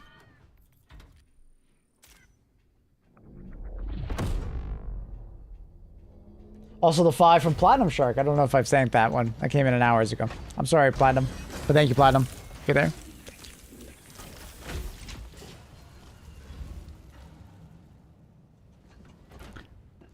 Nah, fuck them kids. Put them back in schools. I feel like that's not something you should be saying in 2026.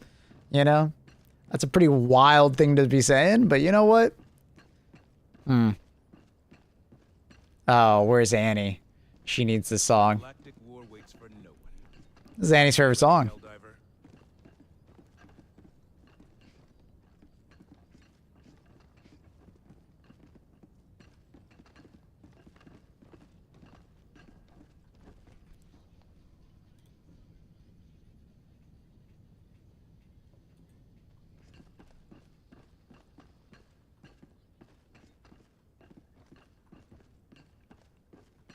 Absolute classic. All right, chat. I'm gonna call it there, though. I'm gonna go chill. Tomorrow, Sub Sunday. But we're gonna do something a little special. If you have not picked up Mecha Chameleon, we're gonna play some Mecha Chameleon on stream with you guys for Sub Sunday. Should be fun. It's basically just a goofy game about like hide and seek, but you get to like, you know, basically color yourself in a bunch of different ways to like match your surroundings. Hence the chameleon part.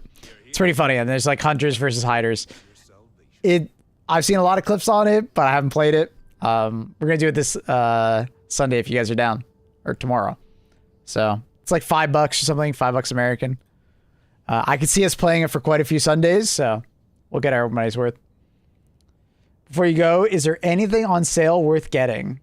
That's a good question. Diablo 4, I do like Diablo. You know, even if you're not an ARPG enjoyer, you might become an ARPG. It's a great entry to the platform. Very cinematic if you watch the cutscenes and stuff. I like the atmosphere. It gets a lot of hate, but I do think Diablo 4 is good. It's a fun time. That's so ratchet. Total War 3 being on sale for big bucks. That's pretty sick. If you're into Total War. Oh, Red Dead, such a good game. Can it come Deliverance? I actually might pick this up for 60% off. That's kind of insane. That's a really good deal. That's actually a really good deal. Now, Can it come Deliverance isn't going to be for everybody though, so you gotta be aware of that.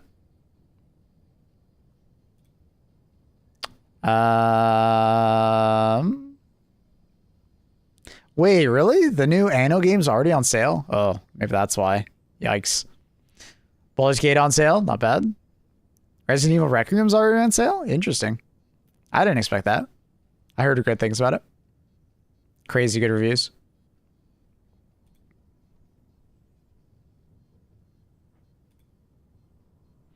People really like Mugenics.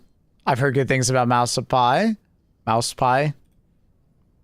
Obviously, Expedition 33 is fantastic if you're into that. Stardew Valley is really good, and you may be surprised. You might be into that. It's hard to say.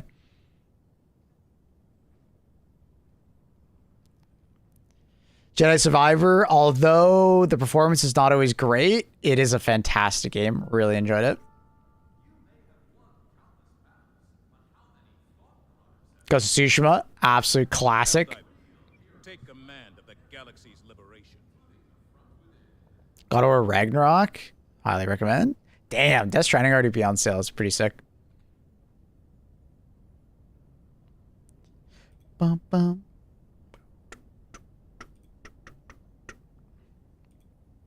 Anything else?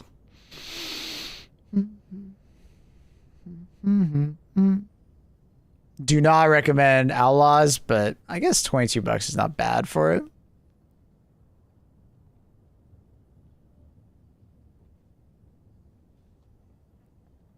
If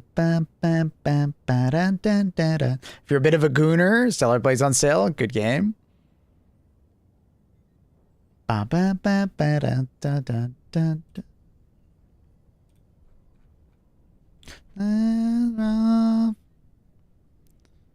RuneScape Dragon Wilds, nice.